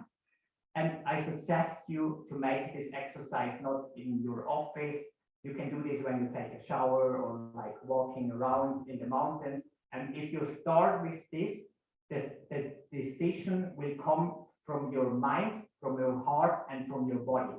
And on paper, everybody wants to have a big launch. Everybody wants to have a big team. And if we plan on paper, we only plan from our mind. And you're not thinking what we really want to do from our heart and from our body. And this allows you to make like choices from all parts of you and not just the mind. So really important to integrate this into your life of decision making. So another thing is asking yourself, when you have made a decision, does this goes against my principles? And if I had, and X is always like money-wise, if I had 1 million, would I still do this decision? If I had a different mindset, would I still do this? And this is quite powerful if you ask yourself those questions. So, and this helps you also to make like long-term and short-term decisions. And a lot of entrepreneurs, they make short-term decisions. And I tell you something, short-term decisions has generally always a downside. And yes, of course, the long-term decisions, the downside is that you have to wait a little bit longer. It's maybe it's delayed money, maybe it's delayed revenue, maybe it's delayed new team member. And yes, if you make like a short-term decisions, you get like instantly rewarded. And that is why people love launches. That's why people are still trapped in this hamster wheel, because they make like short-term decisions. Short decisions. And what happens is the compound effect. And let me explain in an example. If like an airplane flies from Geneva to Basel, and this course is like wrongly set just like by 1 degree, the deviation on this route is 150 kilometers. So the plane does not land in Basel, he will land in Zurich. And applied to our life, that means that we make many small decisions every day, taken together, have a major impact on our lives over the years. And these short decisions, they pile up.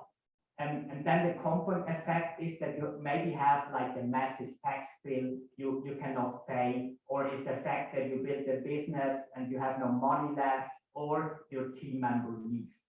So if you start to think about this, a decision, ask yourself always, would I do this if X? and X is always like money or mindset, then it will solve you a lot of problems if you ask yourself this question. And this is important, and it does not mean that you cannot make any short decisions, but you will be aware short and long-term decisions so that you don't get stuck 3 years down the road making all these short-term decisions and blow up your business, go bankrupt, or whatever might be, because you make constantly short-term decisions. And this happens, a lot of entrepreneurs have a first success in their business and they start spending money and they're not thinking about like long-term decisions. So let's just like summarize this up. Always ask yourself, does this go against my principle? If I had 1 million or whatever, would I still do this decision? And you will make much smarter decisions with those questions. So I could like, maybe I think like talk about this for days and hours, but this is just like some frameworks and systems you can implement right now in your business. So now I would like to give you some mindset that are like the foundation for a successful company for a long term. And the first one is you need employees, because if you make it like all alone and you have to make yourself yourself unemployed. So you have to get out of this mindset that you're only the one who can do everything, and you're only the one who can talk to customers or has to implement this project. So how you can make yourself redundant? You have to imagine that it's like much easier to run a successful company that makes like good sales, good revenue, than do everything you're on your own. Because if you have like a big team, if you have process and system, it's much easier to manage everything than if you do everything on your own. And you can only do that if you make yourself unemployed. And I think I still remember on like myself in 2014, 2015, when once like an intern came into my office and he asked me, hey, should I buy like apples or pears for the meeting room? And I told her, yeah, buy apples. And then she was gone. I thought, is this really something that I have to decide? And I realized at this time that I was making like a lot of those small decisions. And so I had to change something quickly. And it cannot be that everyone has like always come to me and asked me about like everything in my company. And so I'm doing like this exercise also with my clients, and I tell them to write like everything down, what they are doing the whole day. And you will realize pretty fast that you're doing still a lot of work that you should have like delegated to a team member, hire a team member, or to have this task systemized or digitalized, so I can say, or have like written it down in a company handbook.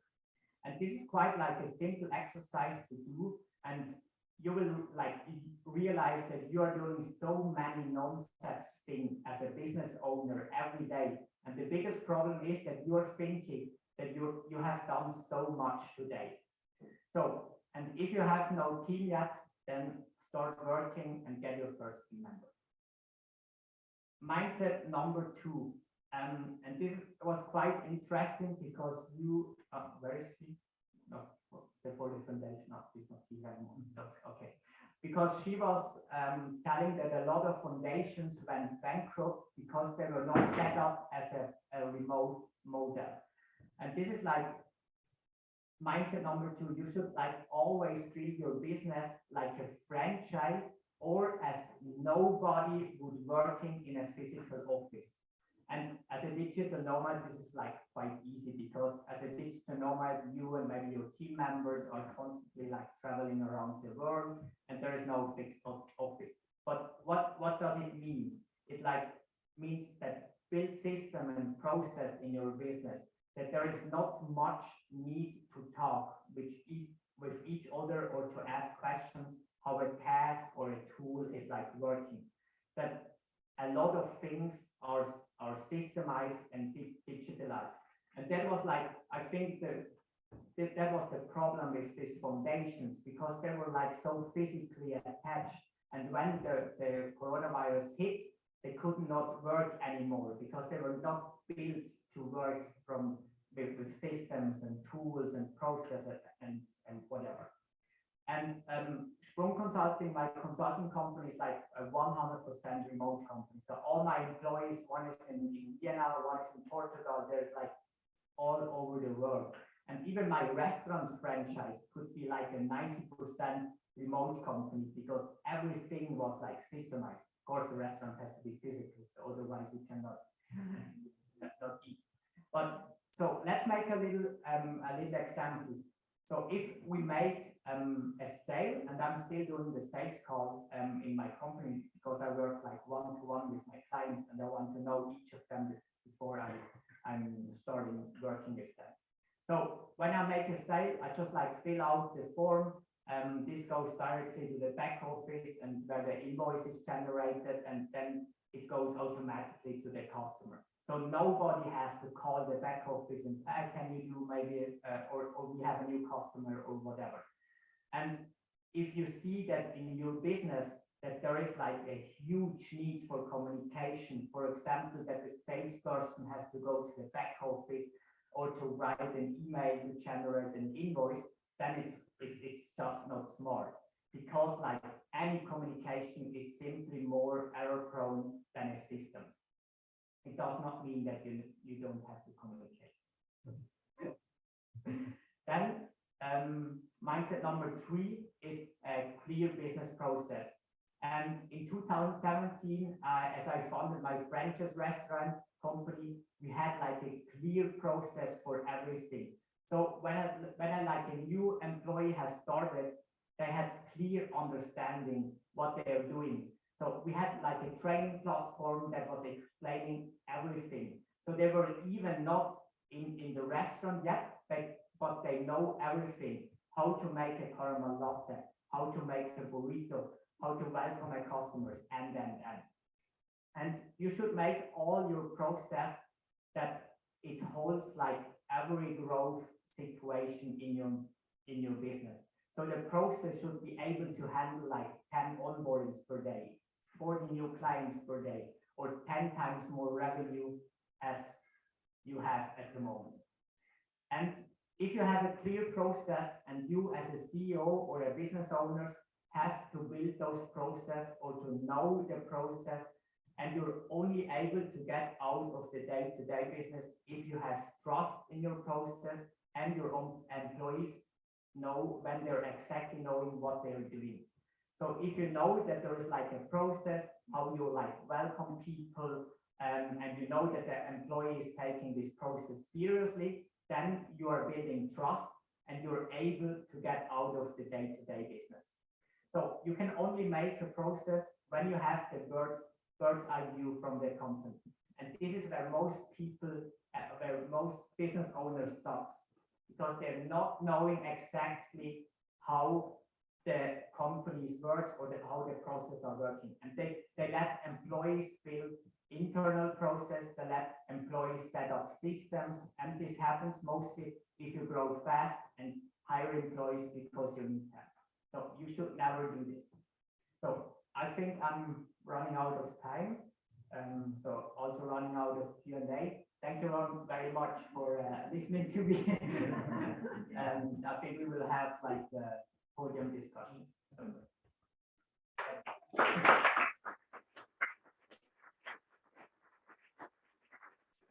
Thank you very much, Lucas. And for you, some chocolate. DNCH. Thank you very much for your speech. Now we go to the next speech. Rhea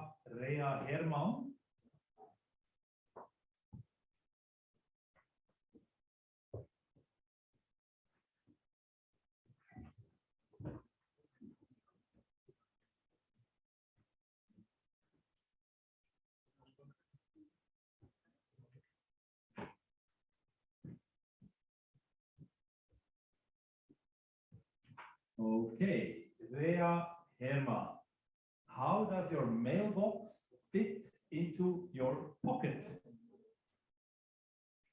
That's the topic. Peaks is one of our main sponsors, and we will dive into the heart of Peaks. Rea Hermann has been part of Peaks' history from the beginning, helping to build it from a small project to a professional spin-off of a software company. Welcome on stage, Rea Hermann. Okay, 1 second. We need a second.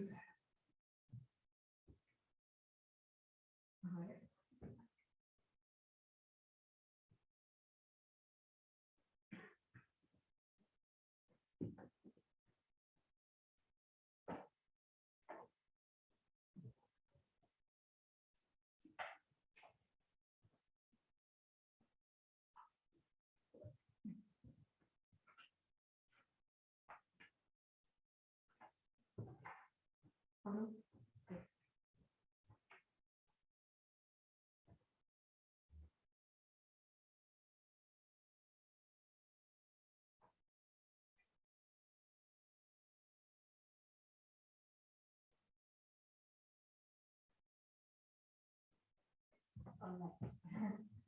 So how does your mailbox fit into your pocket? Well, that's very easy. With Peaks, you have your mail wherever you are at any time with you in your app.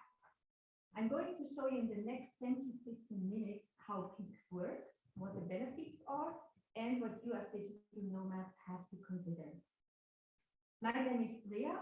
I work as a product manager at Peaks, and I started using Peaks myself when I went to the United States for a year as an au pair back in 2013.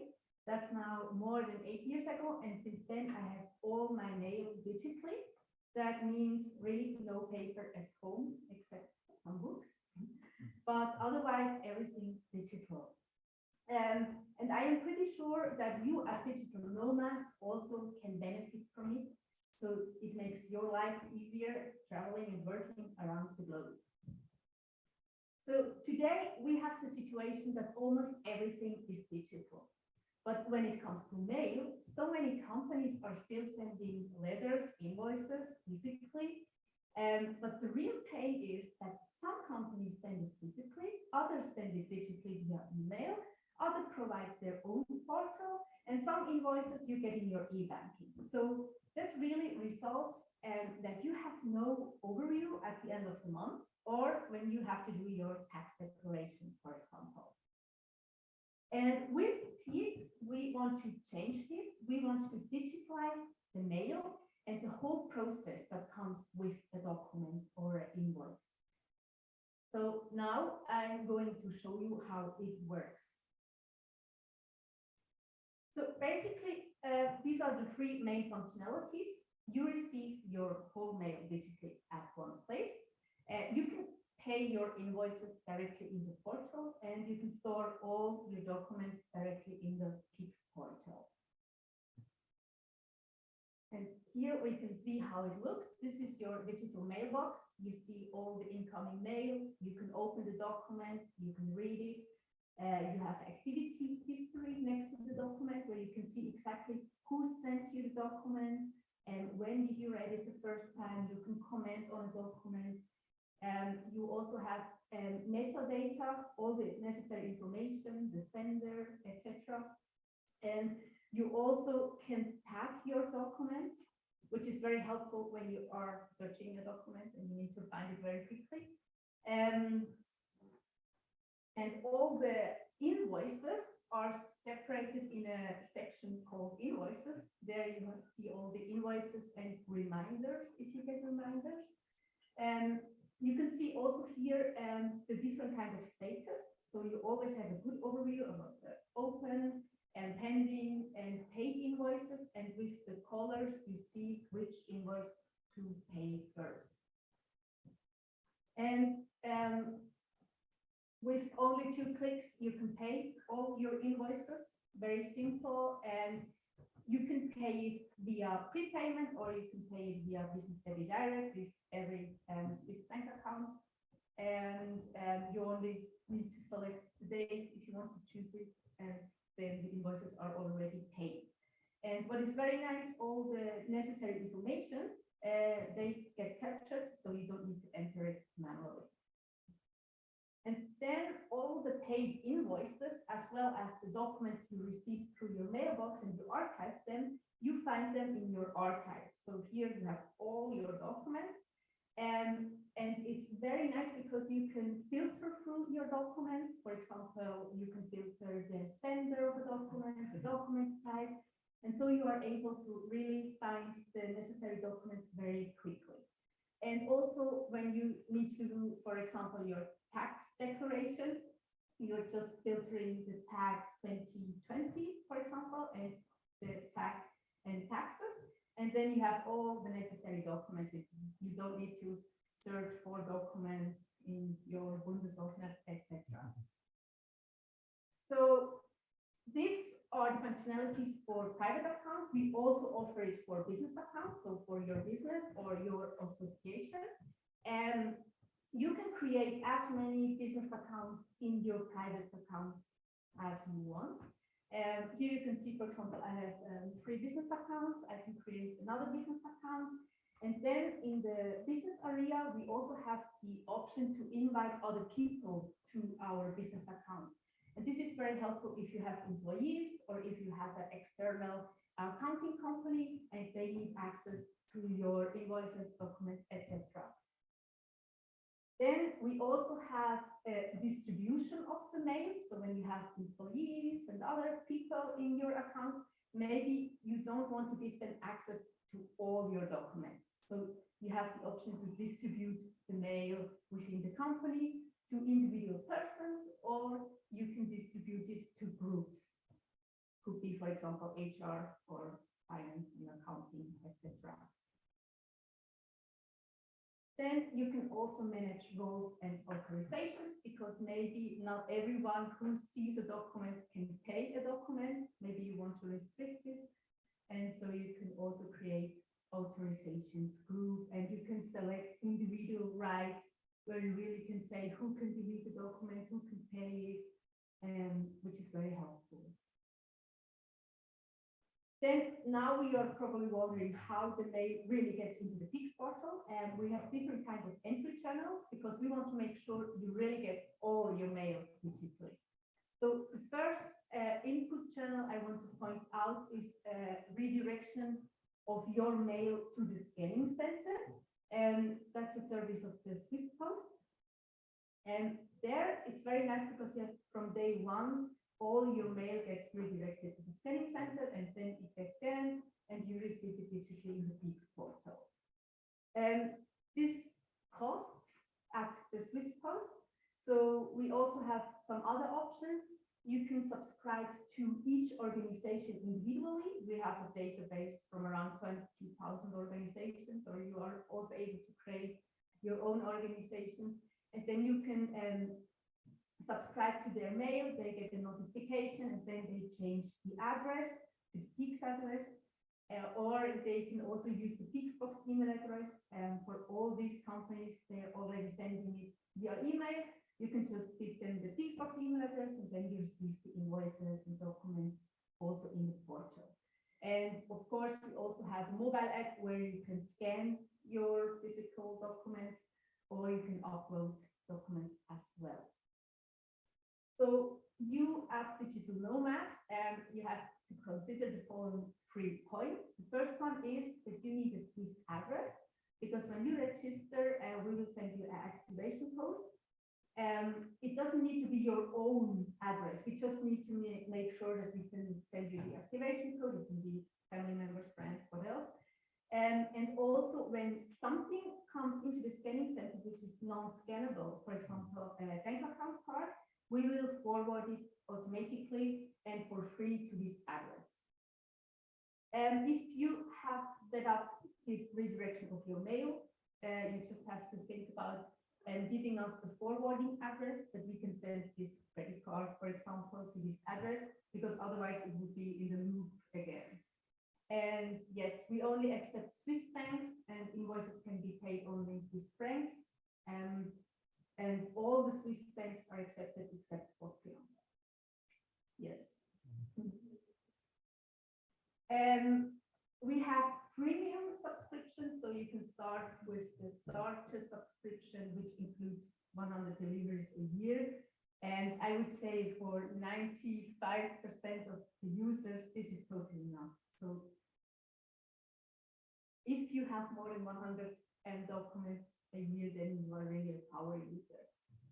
And in the business section, we also have a starter subscription, which includes 50 deliveries per year. Yes, but for those who are going to be power users, I have a coupon here for you, which gives you 20% off your next subscription. Yes, and now I don't know if we have time. Oh, very good. For questions? If you have any questions, otherwise, my two colleagues, Claudia and Nicole, are also here, and we stay for the rest of the day. So if you have questions, you can just come to us. Thank you.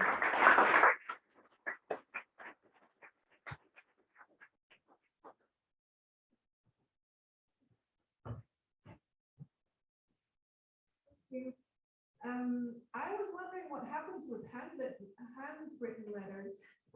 They are also get captured. They also get scanned and delivered into your portal, and you are able to order documents. So in the starter subscription, you also have, I think, free included, where you can order at home, and then we will send it to you at home. So if it's a postcard, for example, maybe you want it because it's from, I don't know, someone you want it, then you can order it in the portal. Yes. Okay, so you have a physical address that's connected to the account, and then whatever you want physically will be. Yes. Yes. Everything you need, for example, the bank account card or something, we will send to you automatically and for free. And then you will also have free included, where you can order additionally. Maybe also because you just want this paper physically. And yes, so that's during 30 days. And does it matter if this address, or can it also be abroad? It needs to be in Switzerland. Yeah. Yes. Okay. Yes. Yes. Because all of this portal, and it will cost a lot. Yeah. Thank you. Thank you. Do we have more questions, or also from our remote users? There's nothing in the chat. So I will have one more question. And you said 95% of the people use your free service. So that's my opinion. I don't know the number, but a lot. Yes. My question is how you earn money then?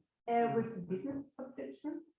We also have enterprise subscriptions for really big companies. And of course, we have a lot of integrations.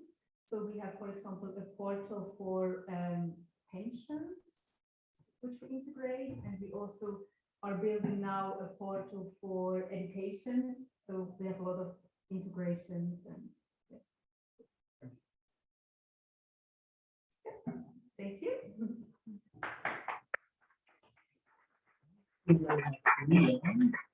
And topics for you. Thank you very much. And we just go to the next part before lunch. So I think you're really hungry. I will make it very short, but we will present you some benefits of the DNCH association. And some numbers. Right now we have 151 active members. They are part of the association, and a lot of members, they're not members, but they're joining the Facebook group. So as I mentioned, we have 3 Facebook groups in 3 languages, English, French, and German. They're quite active, so it's very important to be part in one of these groups. If you're not part of this Facebook group and you don't have any Facebook, so join the association and you will be part of the Slack group. And Slack is very active now with 150 members. There are a lot of questions, there are a lot of helpful hands really trying to do best, and we're a very flat organization, no hierarchy, so everybody can start a movement. As Pascal did yesterday, I think you started a new group to know each other a little bit better, to introduce the business ideas, and so it's every member can start a movement in the DNCH. So annual fee, just 20 Swiss francs, and what you get, a pizza at the General Assembly and a lot more. So there we go. Let's see. You can be part of the 777 DNCH Academy. What's that? 777, every 7th of a month, so 7th of November will be the next one, tomorrow night at 7 p.m., 7 minutes. We start a new academy or a new turn. So tomorrow we will have well-being, for example, and maybe you are the next 777 DNCH event keeper. So I'm really happy to have that because we have a YouTube channel. You can watch these YouTube videos after every month. So these are just 30 minutes, that's maximum length, and you are able to ask questions live in the 777 DNCH Academy. Next one, traination. So that word isn't existing. So it's a creation, vacation on a train. Some days we buy a special train card, discounted train card, SBB train card, and we spend the day together on a train, working together. And there are co-workations. We are planning a next co-workation next year. We have the first co-workation in Yvonne this year in September. It was a lot of fun. So you just join a co-workation. You can meet other digital nomads. You can work on a camping campground. It was in Yvonne. It was very nice weather, and we had a good time, isn't it? That's perfect. Yeah. And you have the conference, you have 50% off the price. As a member, you pay 50% less. And you have the website. So the website is mostly in German, but we can work on that with volunteers. And we have the Slack group, as I mentioned, and the Facebook group. So I'll be happy to have more members in the association. Please join if you're not a member right now. Okay, that's it. If you have any questions before lunch about the association, you can ask right now. If you want to be a member, go to digitalenomaden.ch and you are a member. Okay, thank you very much.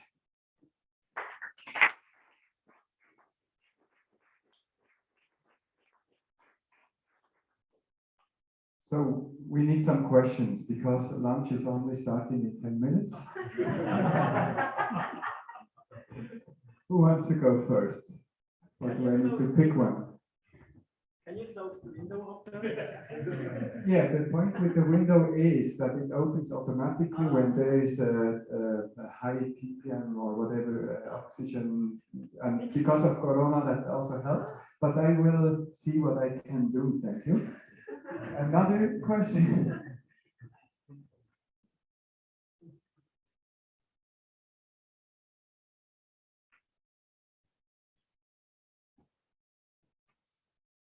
So, yeah, there is a question. Thank you very much. Sorry, it's just a practical question. I understand that the conference today is registered, right? Recorded. Will it be shared, the recordings, of the slides of the presenters? And, yeah. Yes, so the slides and the recording of the presentation and the day-to-day will be shared on our YouTube channel, yes. On the 777 DNCH channel. So just to mention the videos right now, the YouTube videos, they're in German, but we have subtitles in English, so we pay a lot of money for Thank you. And but we will have the conference video on that channel as well. And why not in the future we could imagine to have some English spoken videos as well, and we will translate them with subtitles to German or French as well. So please check out 777 DNCH Academy YouTube channel, and you will find the video after the conference. Okay, we have 2 questions from our on-site location. So we need 2 questions from the remote people. Actually, there are 30 people, around 30 people, also listening to this thing today here. So approximately the same as we are here. We do have something in the chat. That's from me still. Okay.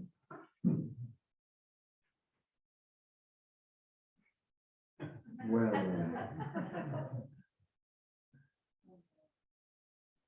you can also, if you are at home or wherever you are, you can raise your hand and then also speak live if you want. I have a question. Okay, we have a question in the room. So I'm curious as to what you have noticed over the last year or two with regards to people suddenly working from home who are not necessarily digital nomads, and what you think is like the long-term perspective of this shift when everybody went to the home office. I think, you know, there's been maybe a sense of more freedom and autonomy even for people who are employed, and I wonder if this will, if you have noticed something changing also in the attitudes of employers and companies with regards to digital nomadism. It's a very good question. We have a lot of emails coming into the Digital Nomads Association asking, how can we do that? Our employees, they want to work from London now, they want to work from Spain. They didn't even ask to work from abroad, but they do it. So how can we manage that? And it's very interesting. There are a lot of opportunities right now with HR, and we have a lot of information on the website, digitalnomaden.ch/visa, because there are a lot of remote visas coming right now. About 40 countries are doing the remote visas. Greece is one of them. Croatia, as we know, have right now in that list. So more than 40 countries having that remote work visa. And I think it's a big change coming. Not that everybody will be a digital nomad as an employee, but with the hybrid work system, there are opportunities for people even to work as digital nomads. And just to mention some numbers from the US, it's doubled the number of digital nomads in the US. So we started 2019 with 7.2 million digital nomads in the US. And now there are more than 15 million of digital nomads. So it's double the numbers in the US.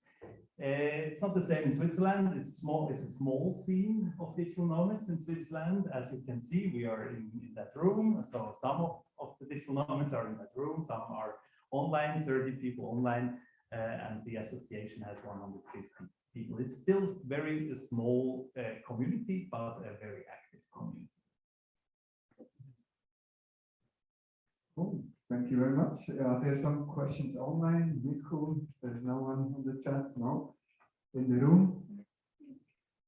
All good. Everyone hungry? Correct. Okay. So we're going to break here, and yeah, there's some sun outside. We have a terrace here for those who are here. The food should be coming any minute, and then you can grab a bite, and we will see us in 2 hours back in this room and in the virtual room. So there's plenty of time to exchange with each other. And also, for example, as a starter, you can ask yourself a question or ask the people a question. What are your superpowers? What can you do very well?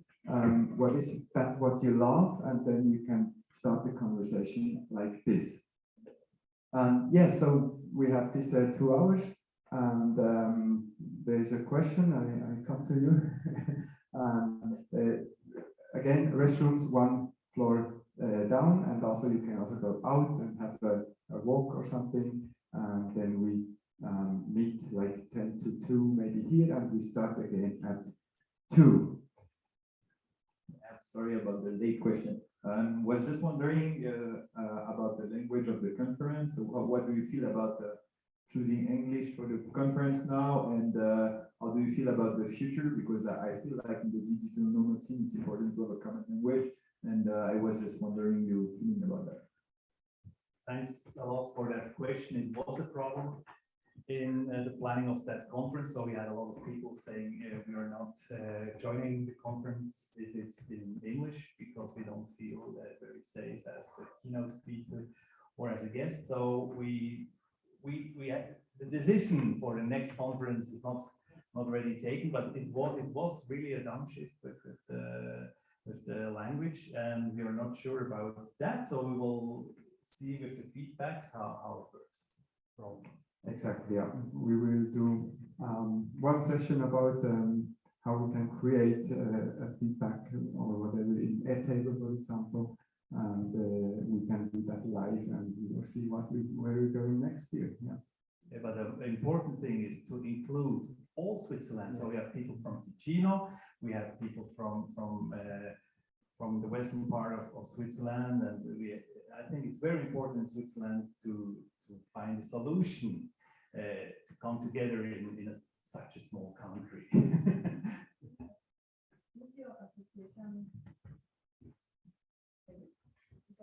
association meant to be for the Swiss people only, to touch Switzerland only, or because English, for example, allows you to touch more people coming from other countries? Personally, I come from France. So Swiss German is not, I can understand it, but so in so much details, technical words, etc. I must admit it's complex. Absolutely. Thanks for that question. So we are very open in the association to work together with the groups we already have, with Fanny from the western part of Switzerland, and with the English group of Haas. He founded the English-speaking Facebook group. So if you're interested to work with us for translation, or to have some more information about expats, for example, so the other way around, if you're working as a digital nomad in Switzerland, what you have to control or to be sure about, so you can come to me, and I'm very happy to have some new English-speaking community members in the association. If you want to join from France, you're very welcome to the association. I have to say that the association, we are all freelancers. We don't get any money, just the pizza at the General Assembly, just the chocolates here at the conference. It's really not about money. So we need the sponsors, really. So we are really happy to have the sponsors, because with the 20 Swiss francs, you don't get anyway for t-shirts or chocolate. It's really about the movement. It's not about the money. It's not a money-making machine. It's really about people, meeting people, come together. I think that's the goal of the association. That's why we are not that professional with everything, and we are just doing it as a hobby. But I think it's very important to bring people together with that same mindset. That's it. Okay, I've got a question.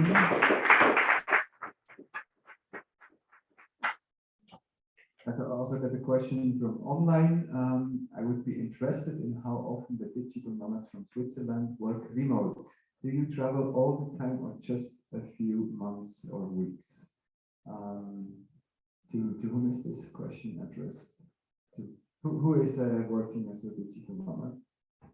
No one here? Selma, yeah. Okay. Do you want to answer that, or? Yeah.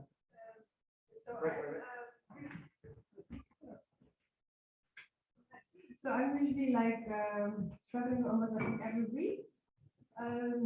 Yeah, I'm always on the road. Like now I came from the Netherlands, passed by Germany. I'm here for the weekends, then I go back to Netherlands, then to Uganda. I'm always constantly on the move. So yeah. Maybe I can add, like we have made like a similar setup, but like in a more like slow version of it. So we were full nomads for 4 years, and 2 years ago we got a home base in Switzerland. So now we are partly based in Switzerland. We spend about like 4 or 5 months a year in Switzerland, but usually it's always like 5, 6 weeks, and then we go again for a couple of months, and then we come back. So for us, the rhythm is more like slow, but it's yeah, it's like it's changing, and so we're not full-time nomad, but almost. Yes, I'm also like, yeah, not slow, but going in a circle. So I'm always going back to Switzerland, to Germany, to the Netherlands because of my family in Uganda. So those 4 countries are basically always in the loop, and then sometimes I go to other destinations as well. And then mostly because of digital nomad conferences.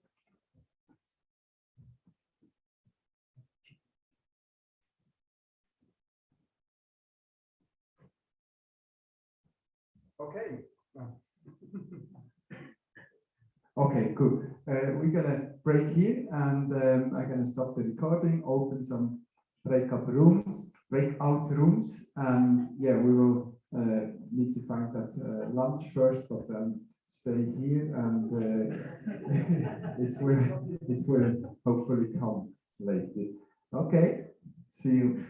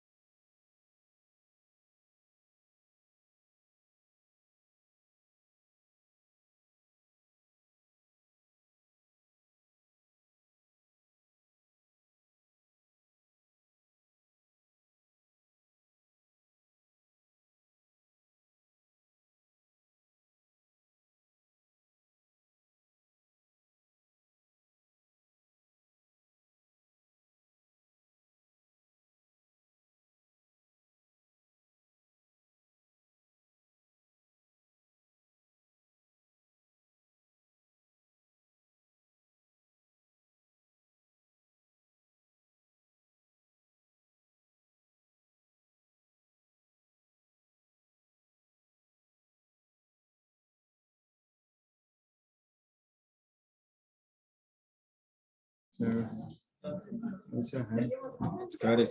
It's up.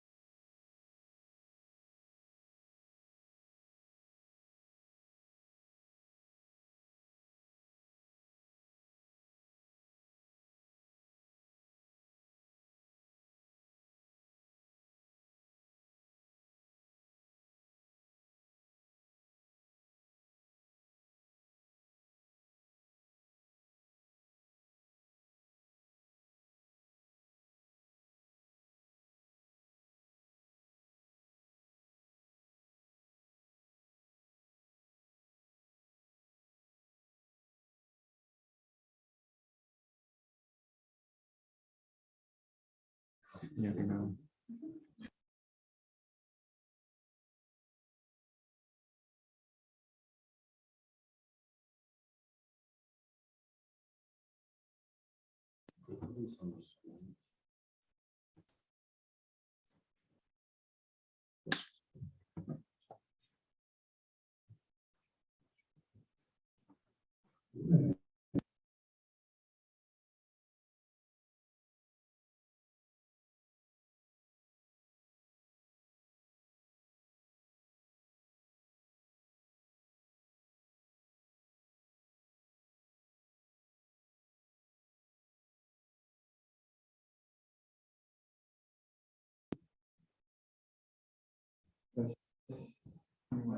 Jetzt, Sie hört ihr wieder etwas? Dort schnell im Chat. Jetzt, Herr Anita, schreibt gut.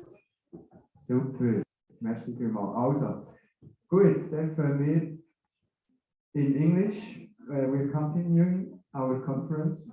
Thanks for the patience. We had some outage of the audio system. I don't know why but it happens. Good. Lawrence, do you want to join me for the... Sure. Yeah. Okay.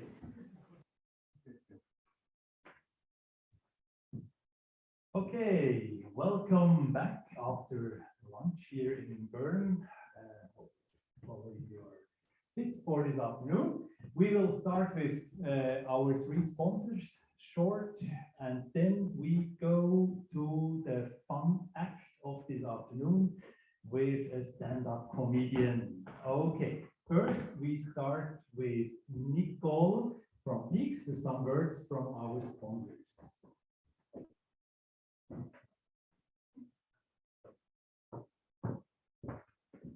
Good afternoon. Thank you, Lawrence, and thank you everybody for the warm welcome. We're very happy to be here as Peaks today because we really think that Peaks is the thing every digital nomad needs. As you heard before lunch, Peaks is a digital mailbox. You can receive your mail digitally.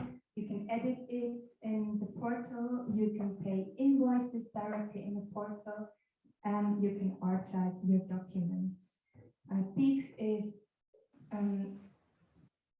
you can use Peaks, sorry, on desktop and on mobile, which is very useful if you are on the road.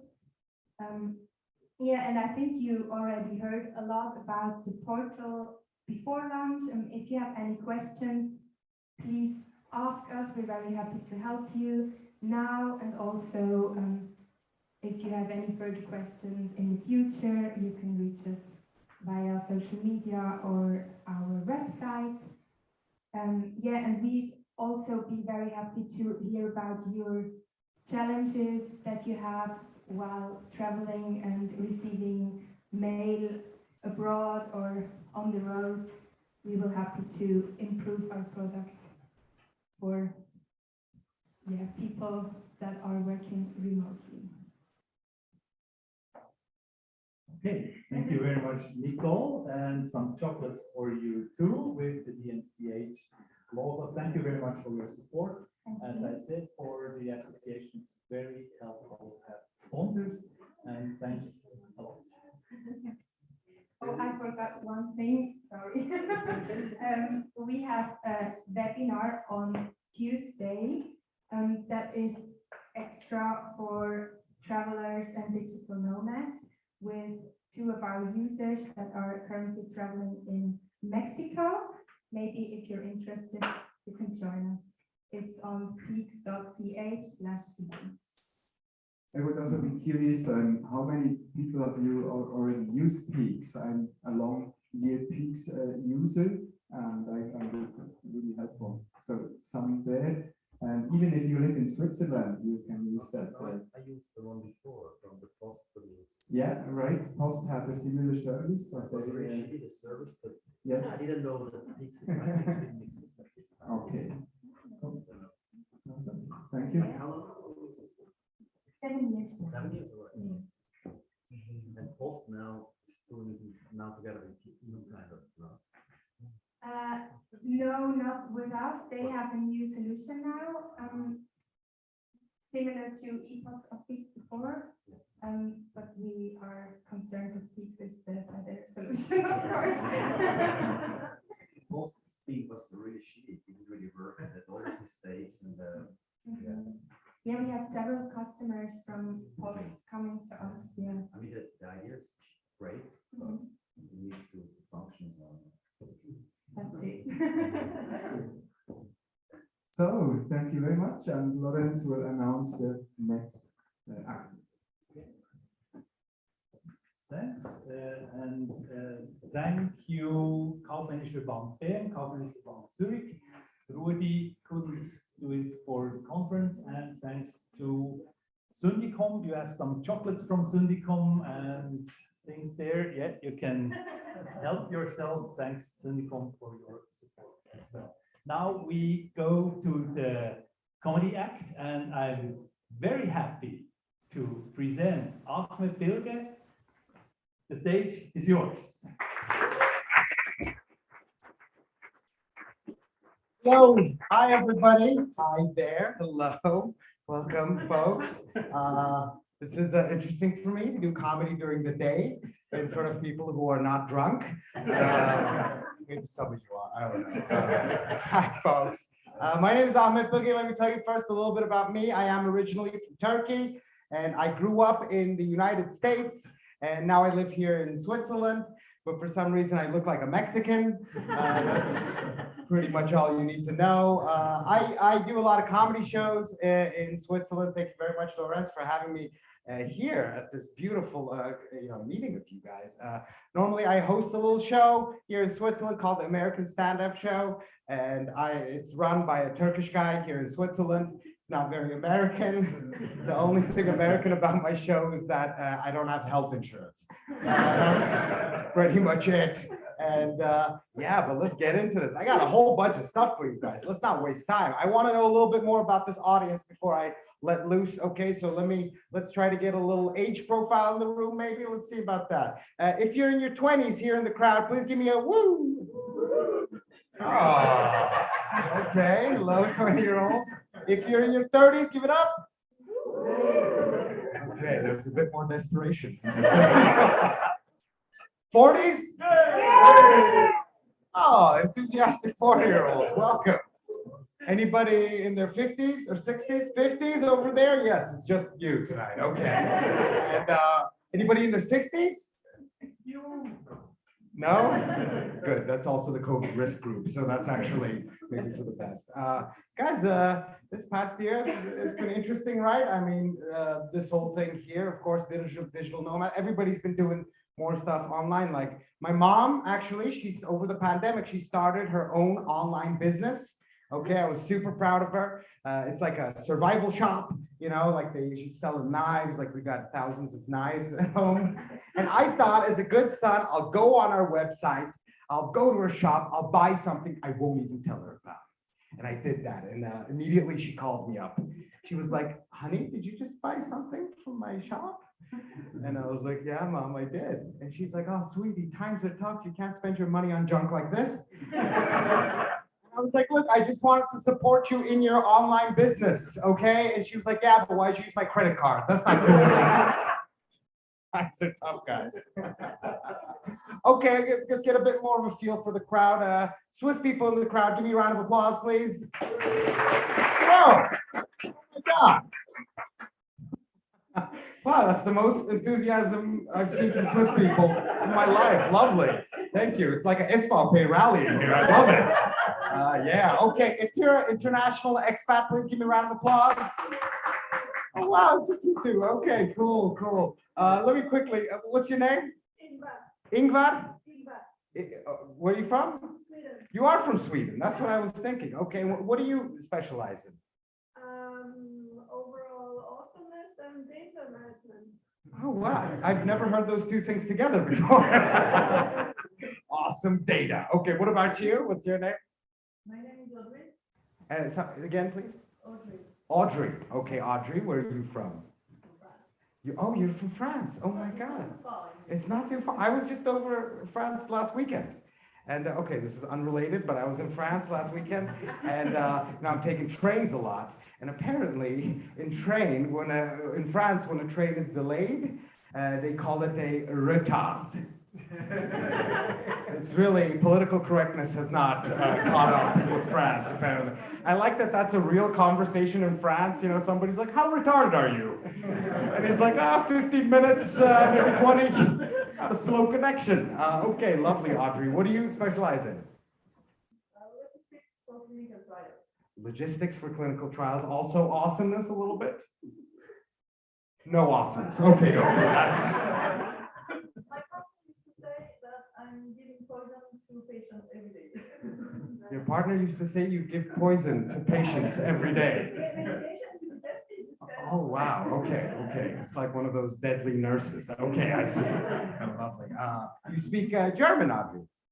Just a little. Just a little bit. You know, when I first moved here to Switzerland, I could not speak any German, okay? First thing I did, I went out into the old town and, you know, I was looking around. There was these religious guys and they were giving out books to everybody and they really want you to like read their book. So they printed out this giant poster and on the poster it says, read, exclamation point, okay?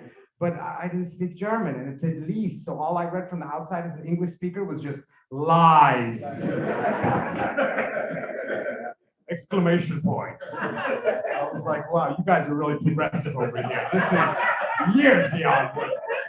Unbelievable, man. I am getting used to life here. I am from Turkey, of course. Do we have any Turkish people in the crowd tonight? Okay, cool. Okay. Was this a free entry event? I don't think so, I guess. That's maybe why. No. You know, living here in Switzerland, it's always like getting used to stuff. It's always the little details that are different here. Like, for example, the pigeons are different here in Switzerland. These are not the same pigeons I had in Turkey. You know, they're a bit more like entitled Swiss snobby pigeons, you know, like they're not scared of me. I'm walking down the street, there's a pigeon in front of me on the ground. He won't fly out of my way. He just kind of looks back at me all passive aggressive like, unlike you, I was actually born here. Stupid pigeons. And this is a true story. I was on the train the other day and a pigeon flew in, got in on the train with me. And he got off at like the main station. And I was like, how good is the public transport in Switzerland? And even the pigeons are like, well, I could fly. S12 is very punctual and I have a halbtags, you know, it's a lot of Swiss people in the crowd. I love that. I love Swiss people. Actually, this week I figured out Swiss people's favorite word. Okay, I'll tell you what it is. Swiss people's favorite word is the word profitiere. Okay, they love that. It's in every single commercial. It's always like selber aussuchen, profitiere. Yes, profitiere. And you know, I don't know why they always say it in this like kind of sexy way. They're always like profitiere. Ooh. Und dann investiere. Und dann grilliere. Okay, that's Swiss people in a nutshell. But believe it or not, guys, I am becoming Swiss. I am becoming a Swiss citizen. I know they let everybody in, apparently. Yeah, and I have to go through like this immigration exam thing. I know Swiss people maybe don't know about this, but the expats, I have to go through this immigration exam thing. And I want both of you expats, internationals, to be ready when the time comes and when the immigration goes.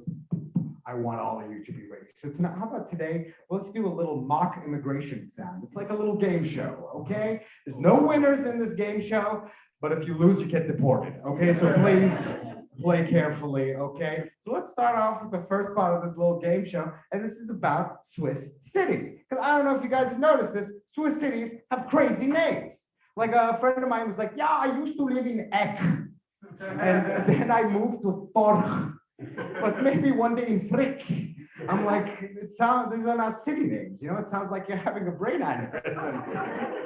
So the first game show of tonight, okay, I have two parts of this. The first game show is called Swissy Shitty City, okay? So it's all about Swiss cities. Folks, give me a round of applause. Let's get this started. Let's go. Okay, so I'm going to pick out people randomly here in the audience. I'm going to give you 2 words, and you have to tell me which one is the Swiss city, okay? Let's start with you, David, right over here. Hi, David, you are Swiss. Yes. Yes, okay. Questions will get harder. Okay, David, where are you from? Are you from Bern? No, from Vallis. But You're I'm from Zurich. Vallis. Yeah. Okay, and you live in Zurich? Yeah. Wow, you're like you're quite the traveler here in Switzerland. Look at that. Okay, David. And very quickly, what do you like? What do you specialize in? What is your expertise? What are you doing? Banking. Okay, I should have known that one. Okay, here we go. You ready for this? You ready? I'm gonna give you two city names. Let's start with this. Which one of them, of these two words, is a Swiss city, and which one is a classical composer? Okay, is it Tuvan Tuschitz or Schnügelbau? Okay, one of them is a Swiss city, and one of them is a classical composer, Tuvan Tuschitz or Schnügelbaum. What do you say, David? The first one. That is correct. Give him a round of applause, folks. Lovely, David. Okay.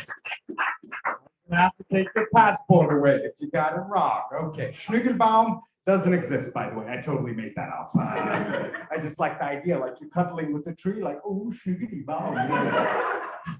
Okay, we're moving along. Another person. How about you over here, sir? I can't see your name tag. Pascal is that? Pascal. Okay, where are you from, Pascal? What Will? That's so stupid, sorry. And what do you specialize in? What are you doing? Oh, different things. I don't know. Okay, drug dealer, good. Okay, Pascal. Okay, ready for this? Which one of these is a Swiss city and which one is a hip hop song? Is it bitch or ho? Okay, one of them is a Swiss city, one of them is a hip hop song, bitch or ho. What do you say, Pascal? The first one. Bitch, you are correct. Give it up for Pascal, everybody. Yeah. Those people are representing. I like this. Okay, let's move on. How about I do this one with you, Lorenz? You ready for this? Okay. Yeah, you're into this. Okay, lovely, Lorenz. Okay, here we go. Which one of these is a Swiss city and which one is a way to describe your genitals? Is it gross or dicken? Okay, one of them is a Swiss city and one of them is a way to describe your genitals. What do you say, Lorenz? I would say dicken. Oh, wow, you're confident. I like this. Okay. I'm sorry, Lorenz, that was a trick question because both are Swiss cities and both are ways to describe your genitals. Give it up for Lorenz, folks. Oh, you guys are a lovely crowd, man. Let's go into this next portion of this game show. And it's about this, I'm learning all this stuff about Switzerland. And I feel like my Swiss friends don't know it, but I have to know it. Okay, so tonight I want to pick one Swiss person and one expat to go head to head in the ultimate immigration exam face-off. Okay, how about you? What was your name again? Oh yeah, of course, from Sweden, right? Correct. Okay, lovely. You will be representing the expats tonight. Cool. Okay, nice. It's a lot of You got one person on your side. Okay, let's choose somebody else. How about you? What's your name? Stella, right? Stella. I'm from Switzerland. I'm nomadic, so I'm not an expert either. Okay, suddenly everybody has an excuse. Okay. Okay, I want a real Swiss. How about Stefan? Stefan, right? You are fully Swiss, right? Can I see your papers? No. Stefan, where are you from? From where? Okay, wow, this is very originally Swiss. Very nice. So we have both of our contestants here. You both are going to get 3 questions each, and then we'll see what happens. Folks, please give it up for both of our competitors. Let's get this going. Let's start with our expat over here, okay? Look, I know these questions are hard, but I think you're going to be able to handle it. Okay, ready? Which canton is the city of Bern located in? Bern. That is correct. Unbelievable, ladies and gentlemen. 1 point. Now, Stefan, you're Swiss. These are going to be easy for you. Who wrote the 3rd version of the Swiss Constitution?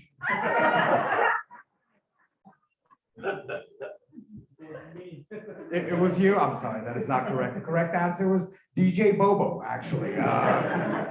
Okay, 1-0, we're going here. Questions are getting harder. Ready? Here we go. Next question is, what is the key ingredient of the traditional Swiss dish fondue? That is correct, cheese. Oh my God. Wow. Wow, you came prepared tonight, man. You're just killing it. Okay, Stefan. Okay. Simple question, very simple question. Ready? Here we go. Coop or micro?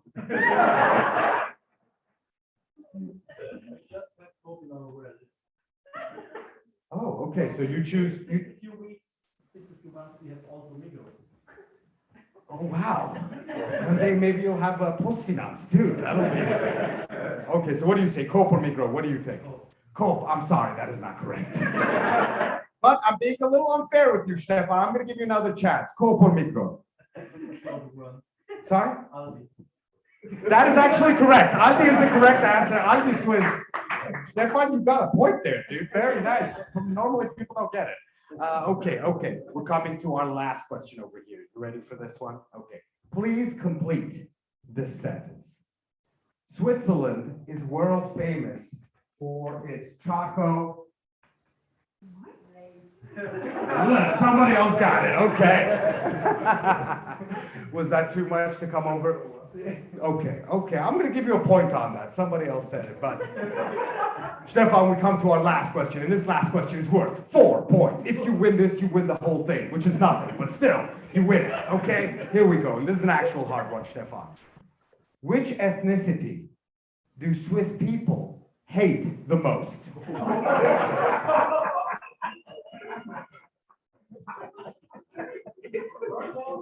Sorry? The ethnicity, nationality. Oh.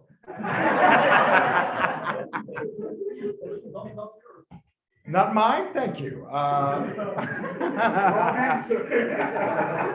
That's kind of half correct. Give me a couple more. Sushi, that's not a nationality, but still, okay. That's how small Switzerland is. Like, there are people, they're different sorts of people, a different race of people. I'm sorry, Stefan, that was not, yes. Germany, that is a little trick, but you know what? I'm sorry, overall, I don't think you got this. The correct answer was all Ausländer. Ladies and gentlemen, that's all I have tonight. Thank you very much, guys. It's been a pleasure.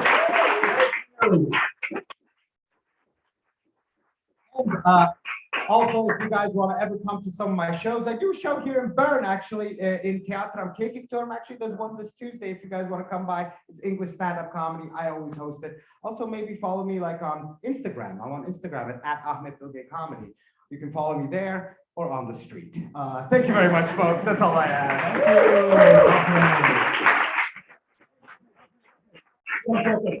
Oh, yes. Thank you very much. All right. Thanks. Thanks a lot, Ahmed Bilge, stand-up comedian. And now we go back to business. Manuela Moore, welcome on stage.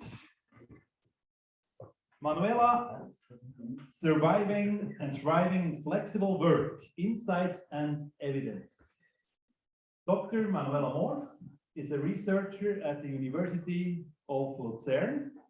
How can flexible workers be empowered to be able to successfully manage their careers and achieve their personal well-being? Thank you very much, Manuela. The stage is yours.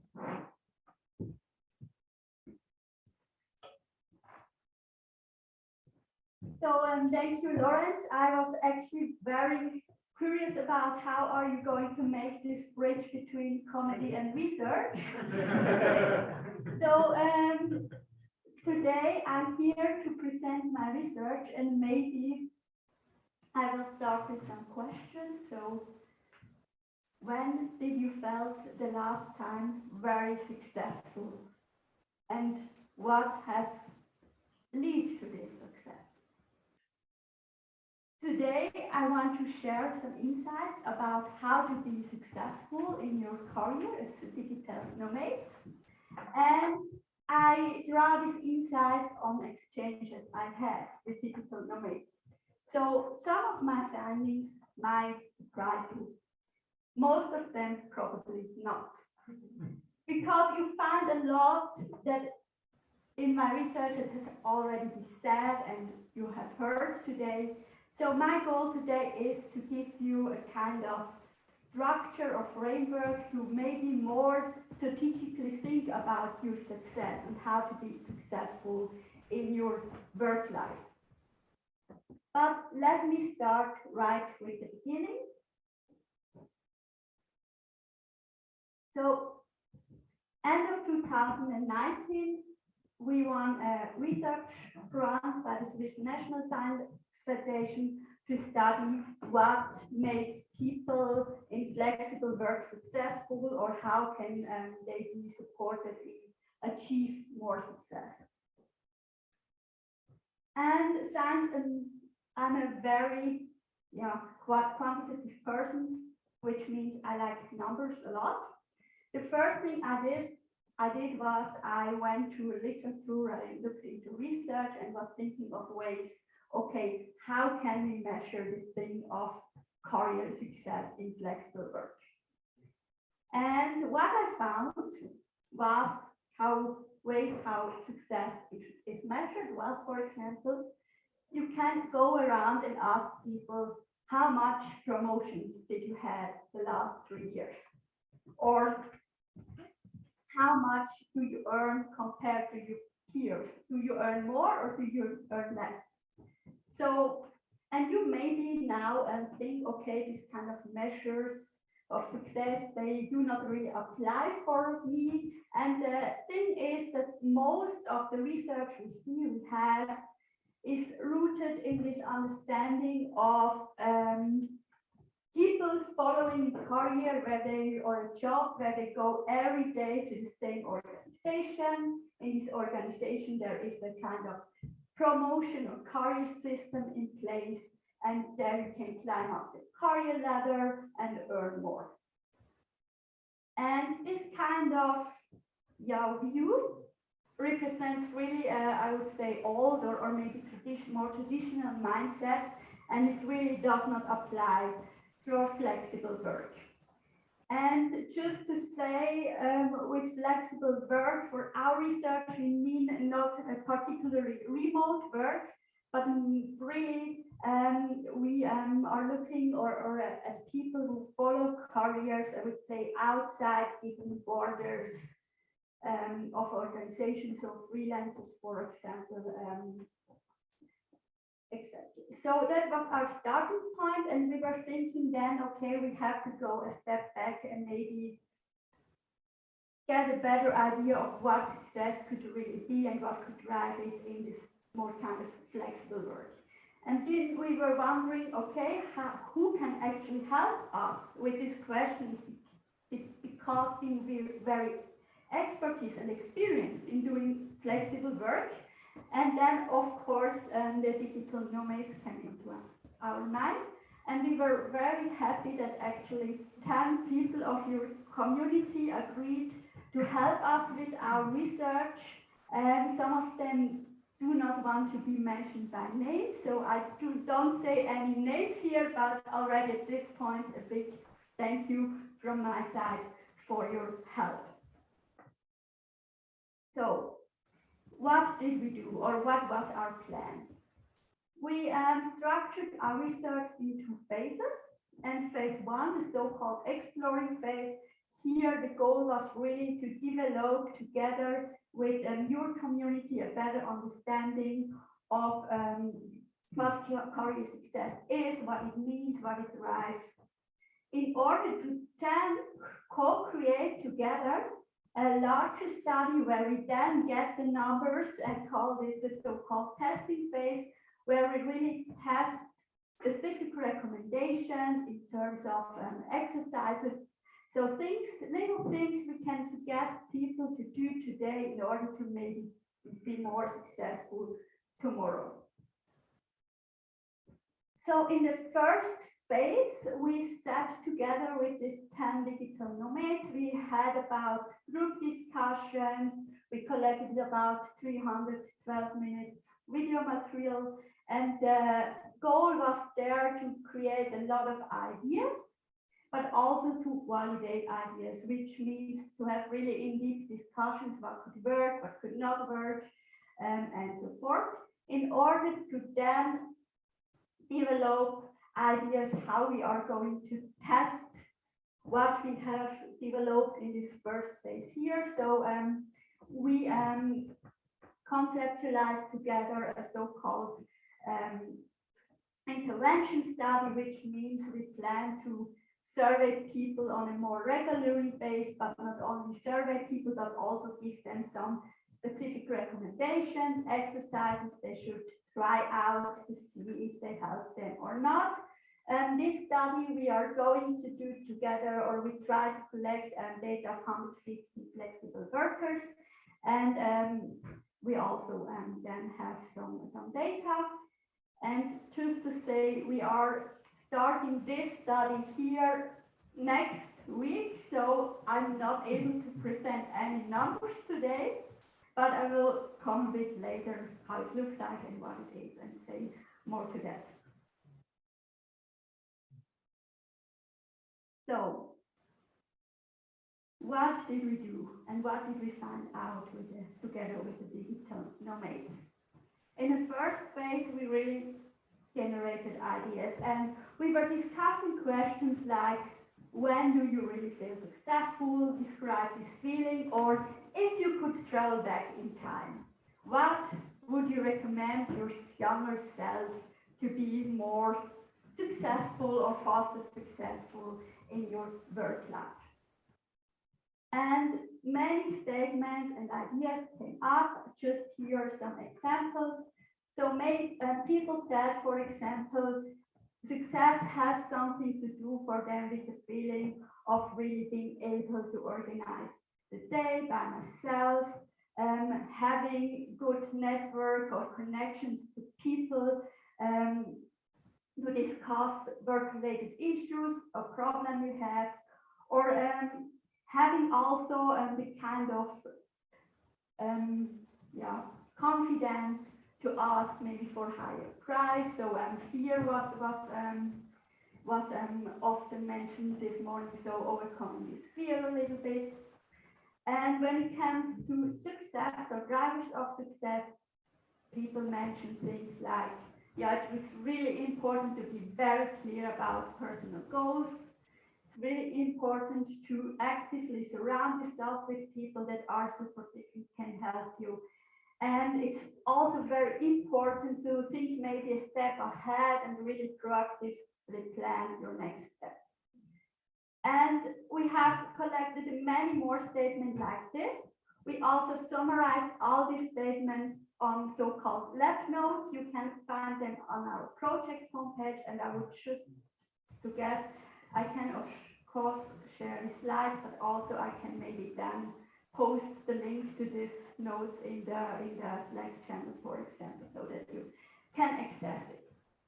So after having collected all these ideas, the job of us, the researchers, started. So we tried to categorize these ideas a bit, and we labeled them. So for success, we came up with the labels of autonomy, relatedness, competency, and drivers of success. We came up with the label of know why, know who, know how. And these labels, they are not an invention of me. They are actually inspired by very famous theories that do motivation and career theories that you can find. The one theory is the so-called self-determination theory.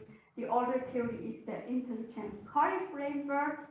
And based on our findings, we would say it's we can come up with the definition of what success means, which includes something that has to do with feeling autonomous, with feeling related, with feeling competent. And these dimensions of success, they are strongly interrelated with so-called capabilities or skills. They can be summarized as know-why skills. So the ability to motivate ourselves, to be aware of own strengths. Fun, for example, called it to know your purpose, so that's going in this direction.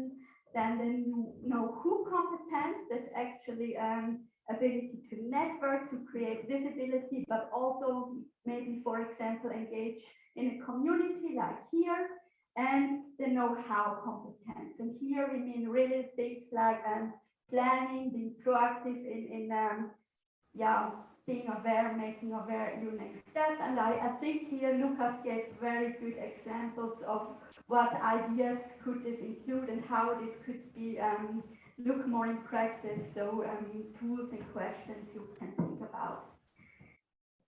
So in order that you can do maybe a short check and see how you stand in this point, I summarized some short statements. And if you are also a number person, you also can think about and assign a value from 1 to 5, how much you agree on this statement. So if you are a person that is high in autonomy, it would mean that you really feel that that your decision and choices are based on your own interests rather than, for example, driven by external pressures.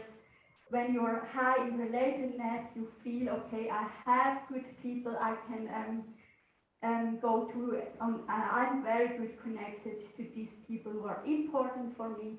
And competency has here really to do something with this kind of feeling. Brave, or also feeling to have my work life under control and being able, for example, to meet or feeling prepared for demands.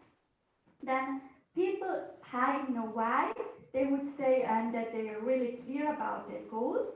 People high know who, they would say, okay, I have many people I can go through and see when I have questions. And people high know how, they say, for example, I'm proactive in investing in developing skills that I might find out I need, for example. But then the question was still, okay, we have now this idea of what success can mean and what it drives, but what should we really recommend people to do in order to improve their know why, know how, know who? And here the challenge for us was really to not just be on this very superficial level where we just tell people, yeah, you have to become a better networker or invest in your network, because obviously this is quite clear to everybody. But we were thinking more of these first mini steps people might, for example, make towards this greater idea of becoming better in network. Or also, if you are at the beginning of your maybe flexible work life, you don't even know where to start and what you can do, and what you can do maybe today 50 minutes long and and spend a bit of time on a certain thing that you also can easily do in your everyday work life. So we were thinking also, or trying to come up with mini things that maybe take 15 minutes that help you also to try out something and to gain confidence in some things. I know this is sounding now very abstract, so I'm coming to specific example at this slide. So together with the digital nomads, we collected about 152 ideas of what people can do and what can they integrate, maybe with devoting 10 or 15 minutes per day in such an exercise. And examples for exercises to improve know why were things like, you can sit down and try to visualize your ideal work life, or you can ask somebody about feedback to your strengths. Then ideas for know who was you can go and ask somebody who's actually very good in networking about the personal advice, or map your network of supporters, think about more closely about who you have in your life who is supporting you, and know how we were or suggestions were identified role models, think about what you can adopt, or write down such as 3 things you wish to improve. Again, we have summarized all these ideas in black notes. which can be found also on our homepage. But still, then the question was, okay, how can we integrate all these ideas and stuff and concepts really in a study where we can measure things? And our idea, or what we came up with a study, which we called Career Tracker. And the main idea is that the study should be viewed by participants as a kind of career training tool. So it's a kind of app that you can use on your mobile, but also on your computer. And this app includes 3 modules. So it should go 3 weeks in the first phase, 3 modules. Each module is, or the modules are devoted to know why, know who, and know how. And each of the modules contains really 5 short exercises that people can do, that they can try out to see what possibility they have to learn these 3 competencies. Then we also wanted to give people flexibility, so the idea is not that you have to do all the exercises, you can really try out. We also collect ratings and ask people, how do you find the exercises? But still, we also wanted to nudge or try to get people involved. So we also send nice reminders saying, hey, it would be good to maybe do exercises more, kind of this stuff. And it was also important for us to have self-assessment included, where people can see where they stand and also give ratings, evaluate where they stand now, and give continuous ratings and do some evaluation, so that we really can give people individualized and also continuous feedback on a more regular basis. So as I said before, we developed everything on paper. We programmed, or the IT experts programmed everything, and we hope to go into the field with the first pilot study next week. So I cannot present any numbers today. The idea is that we do a pilot study to test the thing with a very limited number. So it's for us in a first phase from a research perspective very important that we do not have a too diverse set of people in the terms that we specifically target people that are not too experienced yet in this kind of flexible work. And in order to achieve that goal, we work together with a platform who gave us access and recruits for us platform workers in a way that they can select those people who are not too experienced. So we will have first results in spring 2022 at the latest. For those people who are involved in the project, I promise I will send you the link soon that you also can see how the thing looks like in a more technical programmed way rather than just on paper. But that you also have a feeling how this app looks like. Here just some print screens. So it's only existing so far in German. We have a bit the same problem with like your community. It's also a question of effort and finances. In which languages do you have it? But on the first picture, you see an overview of these exercises for the know who model, so people can choose. Then you see 2 exercises, so map or visualize your ideal workplace, map your supportive network, so really exercises inspired by the digital nomads. Then we had, of course, some evaluations, questions, in order then to give people regular feedback where they stand. So this was it actually from my side so far. I hope that my presentation gave you some insights on how you can maybe more strategically or structurally think about your own careers and success and what drives it. I thank all the contributors, of course, the 10 digital nomads, but also my team who was involved. And I think we also have some time for questions left, of course. Also, if there are any questions left or comments or feedback, I'm very happy to collect them. Okay, who is going first?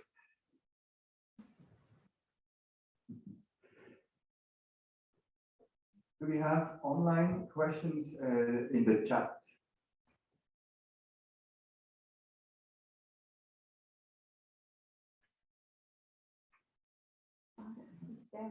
Okay, sorry.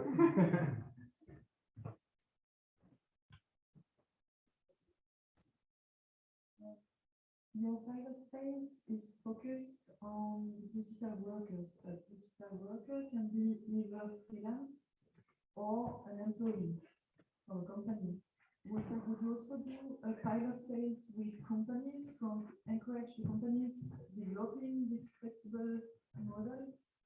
That's a very good question, because it goes, or it points on a problem that we always have when doing study in this context. The question is, what is flexible worker, what is a digital workers? And I would say freelancers are surely understood as flexible worker in this context. What is excluded from the study is really this idea of, I would say, employees who are do not have any fixed term contract, but are already working for a firm just remotely, because from a management perspective, it's a very different thing. If I would say, an employee was just, working remotely, but I can use the same, instruments to incentivize them, like payment or a career system. Or if I really have a employee who is a freelancer or a temporary agency worker or whatever, it's legally, who is only short term with me, maybe for a project and so on. We really we focus only on these people who are more kind of freelancing or only short term. And I think to these people it can be extended, to the others maybe not, because we really want to dispatch this idea of careers from idea of careers within a certain given organization, I would say. Yes. Okay, we do have a question from online. So what was the biggest surprise or like aha moment you got with the results of your study? Oh, that's really difficult, because I would say I have learned so many things, and many things were very surprising. So I one really big surprise was not maybe I would say not even the insights, but what just really surprising me was the community, to meet the community. And really, I think it was, from my research, I never had so fast access and so helpful access from people who really wanted to join and help. And I think I would say for me, it's therefore really a surprise or insight or something that I take away, that I would also give to share, is really to use the community that you have, and also for your personal resources or questions that you have. I think it's a great community, and you really can share insight, and you are really supportive. So I would say, yes, that was really something that I would say surprised me very positively. Yes.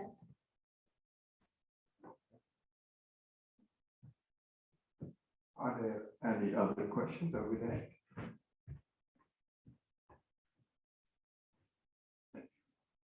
Thanks so much for the presentation. I was really interested in the self-determination theory aspect of what you presented, because this theory comes from not just from flexible work, but from, or is also used in traditional work contexts and career contexts. So how do you say that self-determination with autonomy, connectedness, relatedness or competence and relatedness is more important for flexible careers? I don't think it's more important, but I think there, of course, in flexible careers, you have more tensions. In tensions, in a way, you have the great opportunity to be more autonomous, but to be connected might be more difficult than, for example, if you come a workplace where you have, you know, you say the same team, you know who is responsible for what, you maybe have a finance department who helps you with doing the finance and so forth.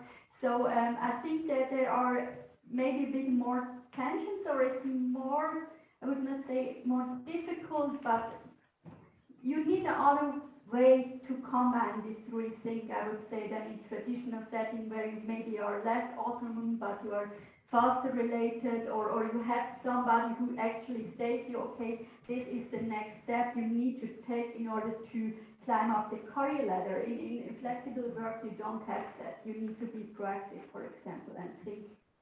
Yeah, so I would say this, the relatedness to these three dimensions differs somehow, if this answers the question.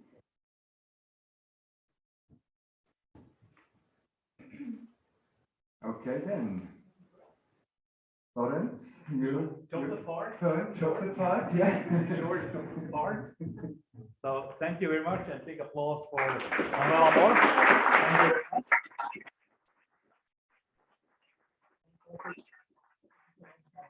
Your insights, and good luck for the next steps. Thank you very much for having me. Okay, we're a bit early, but we're going for the next break. There's still some outside. We are going to see each other a quarter past, I think, right, Lorenz? This will be the replacement for Yvonne Hartmann. Yeah, she's not showing up today, so you need to spend the time with me, unfortunately. I'm gonna show you quickly on a tool, Airtable. Who knows Airtable of you? I'm gonna show you quickly how you can do a survey. We are going to do for today to create a survey, including QR code, which you can scan and then give your opinion, including sending to emails and Slack and stuff in 10 minutes. Okay, see you later. And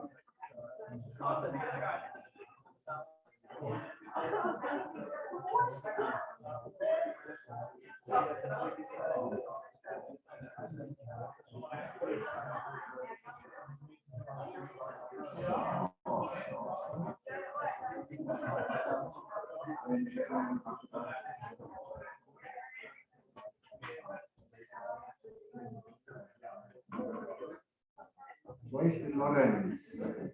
Kannst du schnell in die Küche rufen, dass es weitergeht, so langsam, also ich noch nicht fit lassen. Ja.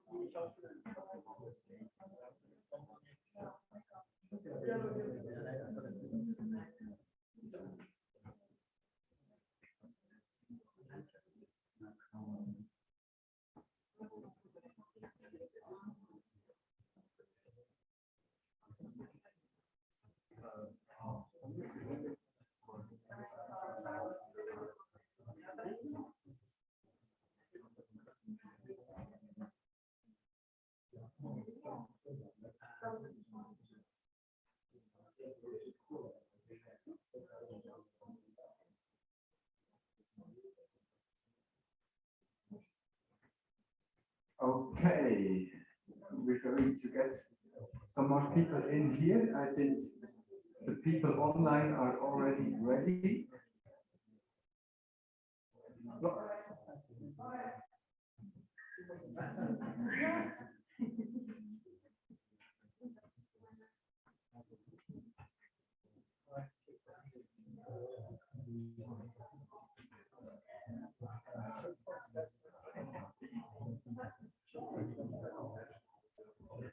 Okay.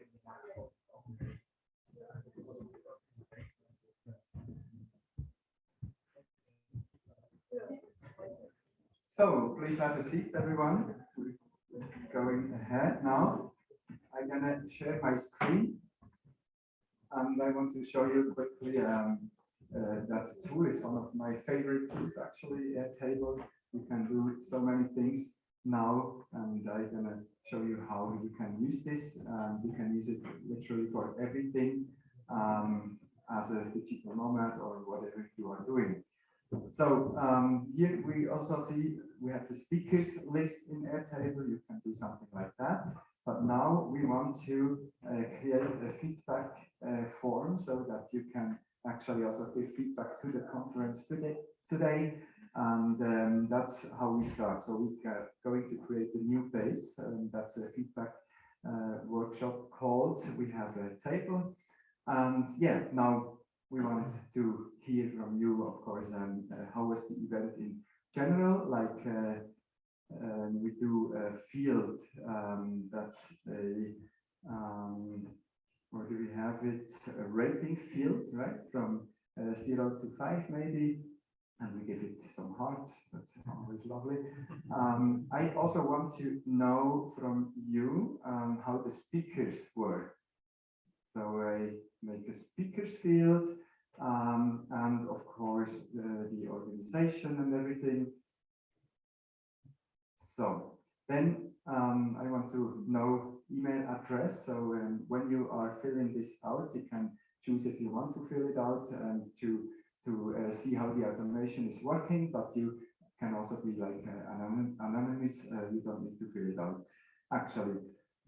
We also want to have a like average rating. So I'm going to do a formula field that counts together the 3 fields: speakers, organization, and I divide this by 3. So I'm gonna get a field here like an average rating for the whole conference. Status we don't need, as well as name we also don't need. So that's the first part. Now I'm gonna create a form. I'm gonna pick a beautiful logo here.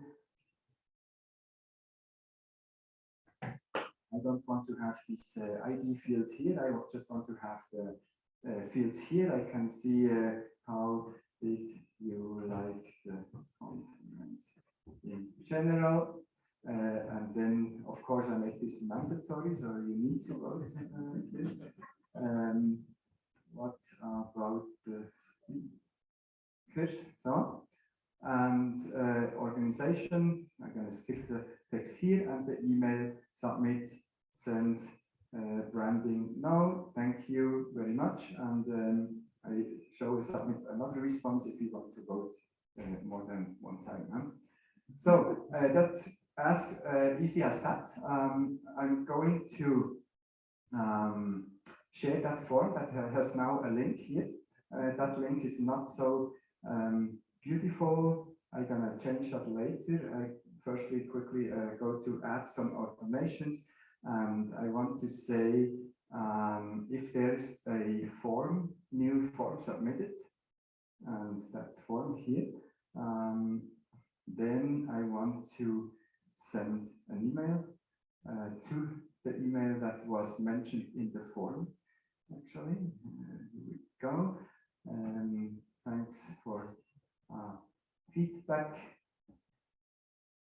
Thank you. And I can also like enter whatever you put in here. like a grid view of general speakers organization. Here we go. I just keep this very simple. I also want to add an action, Slack. For those who know Slack, I can send here information to Slack. So to notify me, for example, I'm gonna change this to Digital Nomad Conference. Here we go. The window is always in the way here. Okay, I take the channel ENConf, new voting, and I put here these fields again, and that were filled in, like general and speakers. So, and org. And of course, I want to have the average also. Here we go. So, yeah, as simple as that. I'm going to turn on this notification that should already work. Let me quickly test it by myself before you all test it. Like this, like this, like this. Okay, and yeah, that comes here. That also comes here. Good. Okay, so yeah, now we do have like ugly link here, and we can either use Rebrandly to make a beautiful link like that one with the Digital Nomad Conference that shows to another link here, or we can just go with that and use QR Monkey to create a QR code with this link. They're gonna paste this here.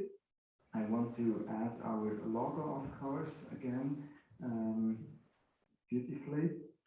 They say QR code create. So, okay.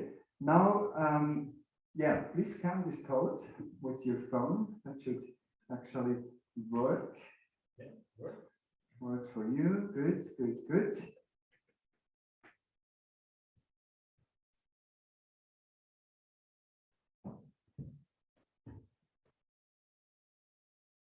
And then, yeah, give us some feedback. Did everyone was able to scan it? No, not yet.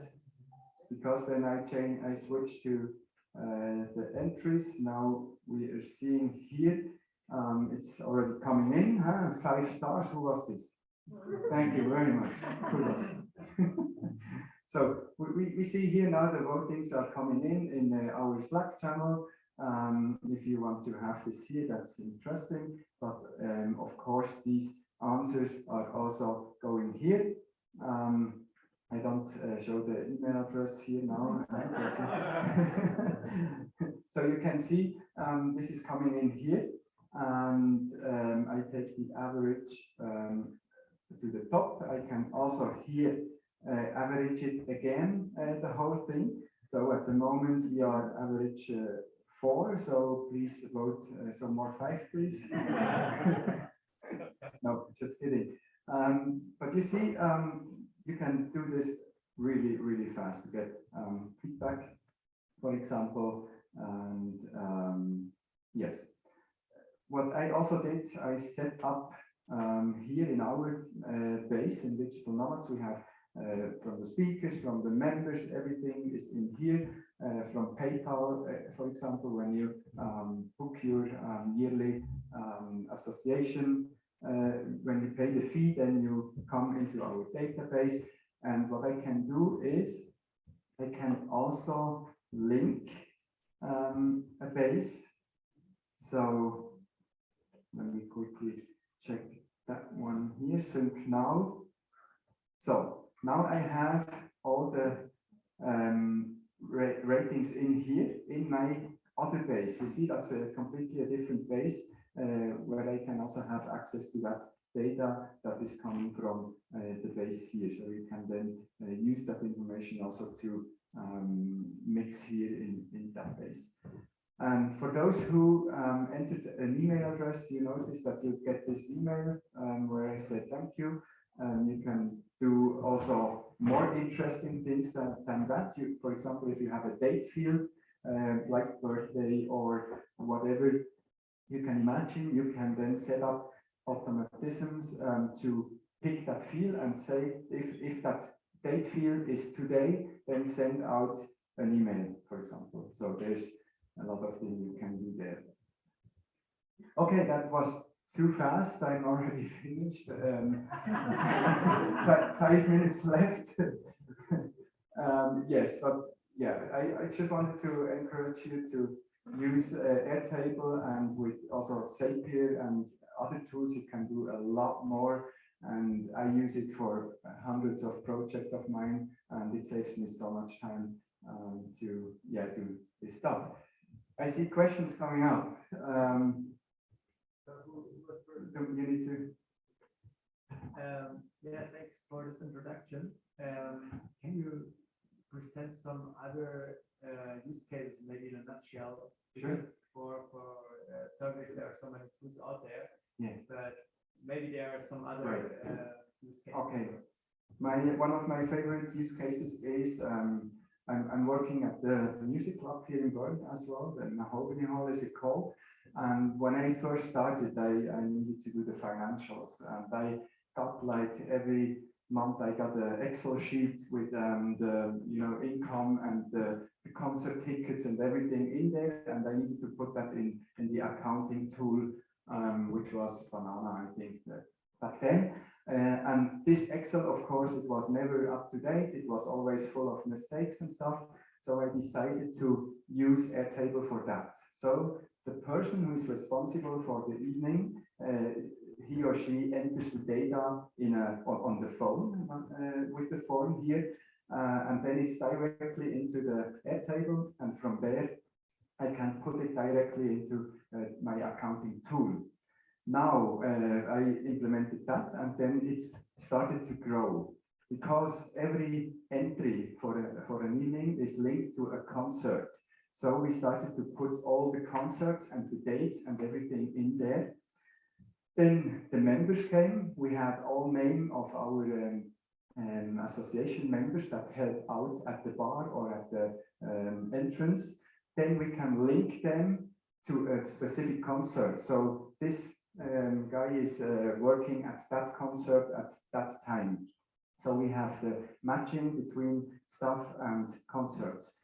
Then it goes on, how do the concerts come into Airtable, like the bands? What I'm doing now is I just send the band a form, like have you seen before with the voting, but I send them, hey, please send me a picture, press release, the lineup, what style, whatever I need, even goes down to the the bank account number that we can pay them their money. Then it goes further. We have also other like private rentals of the location are in here. The band gets a contract actually.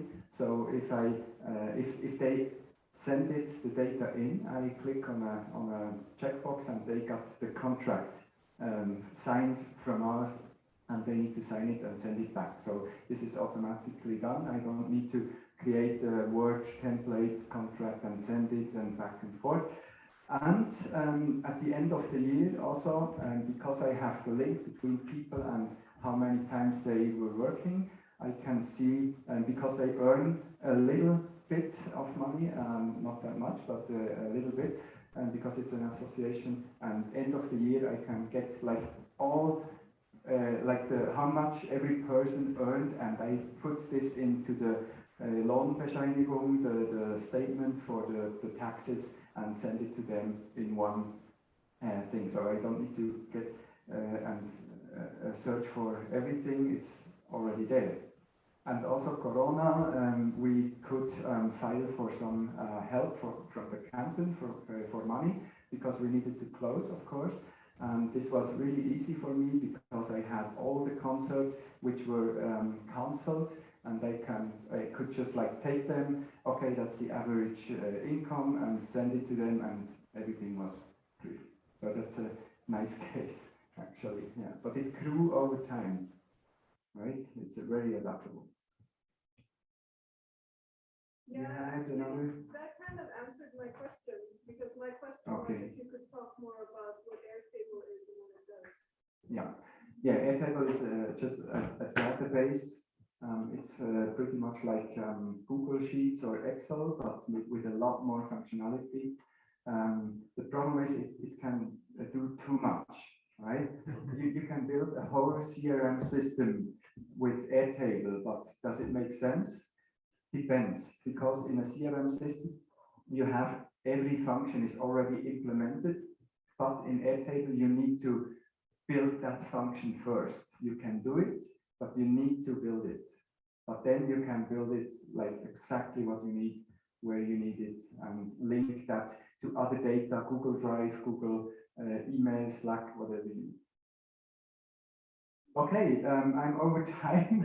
I got the chocolates. I got the chocolates. Thank you very much, Rob. Thank you very much for all of your expertise with Airtable know-how. So we really benefit from this know-how in the association, and I'm really happy to share our knowledge. And I'm sure Rolf will give us the DNCH Academy talk, I think in January. It will be about automation. I'm really happy to have specialists like Rolf in our team, in our core team, because it helps us to make it really, really fast and automated, because we don't have that much time in the association to spend these processes. Thank you very much, Rolf. Thank you. Great. Okay, now we come to the last talk. Fabienne and Benoit Louisier. Why we decided to spend almost 50% of our time in co-living spaces across Europe. Fabienne and Ben are bloggers, authors, and web entrepreneurs from the French-speaking part of Switzerland. Over the past 2.5 years, they've spent more than 12 months in several co-living spaces across Europe. Fabienne and Ben, the stage is yours.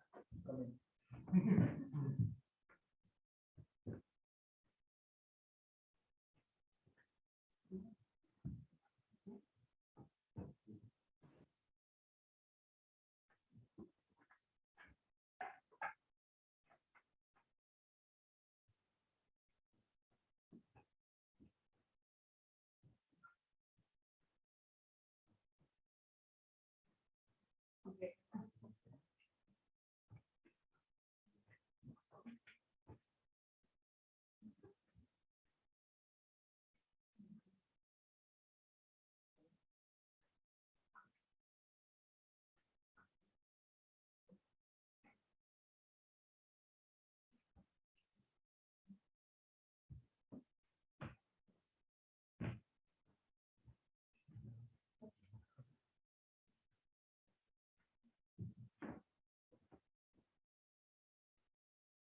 Okay.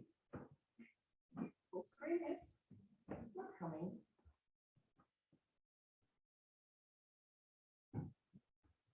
No, because it's not turning. No. No.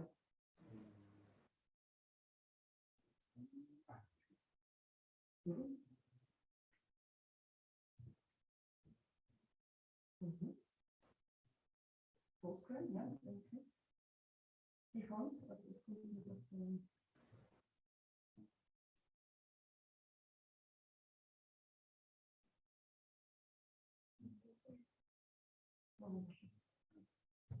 It's good enough. We'll do like this.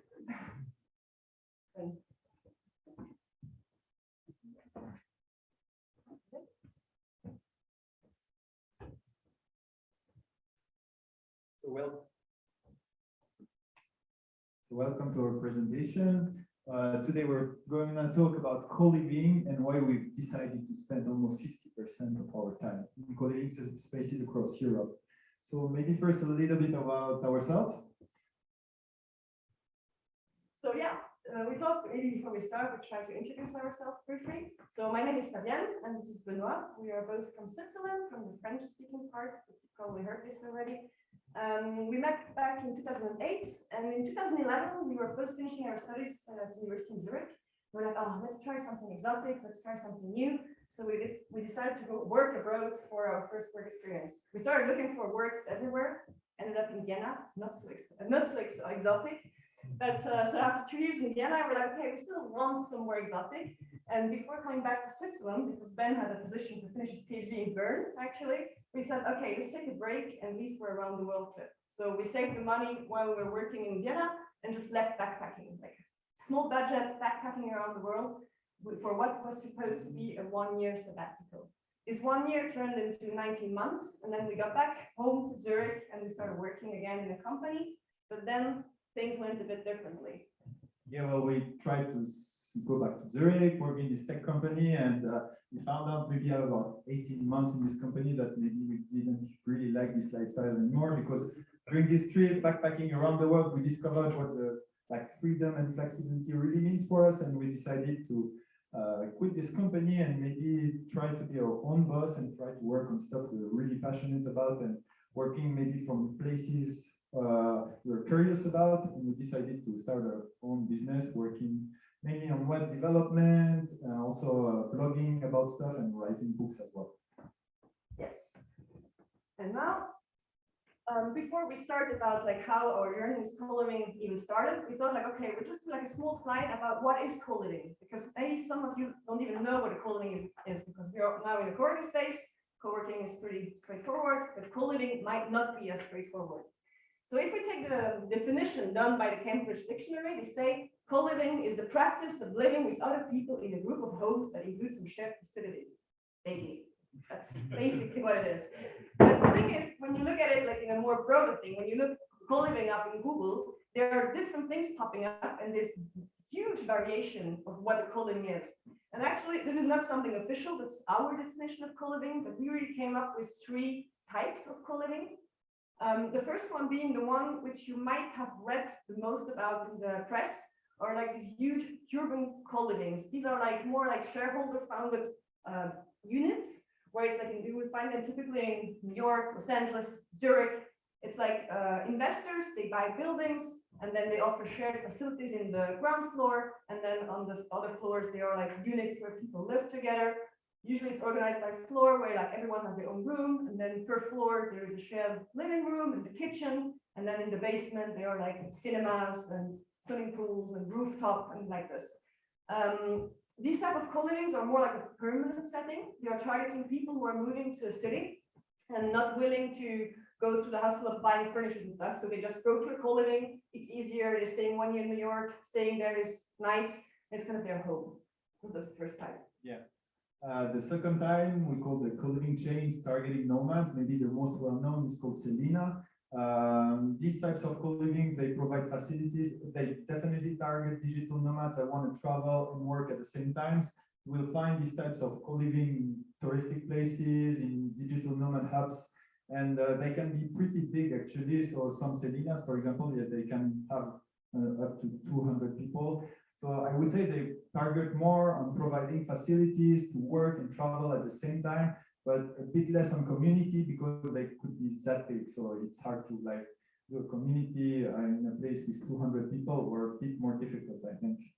And the third types is the one we're going to talk about because that's the one we know more. We've only been in these types of co-living, are small independent co-livings.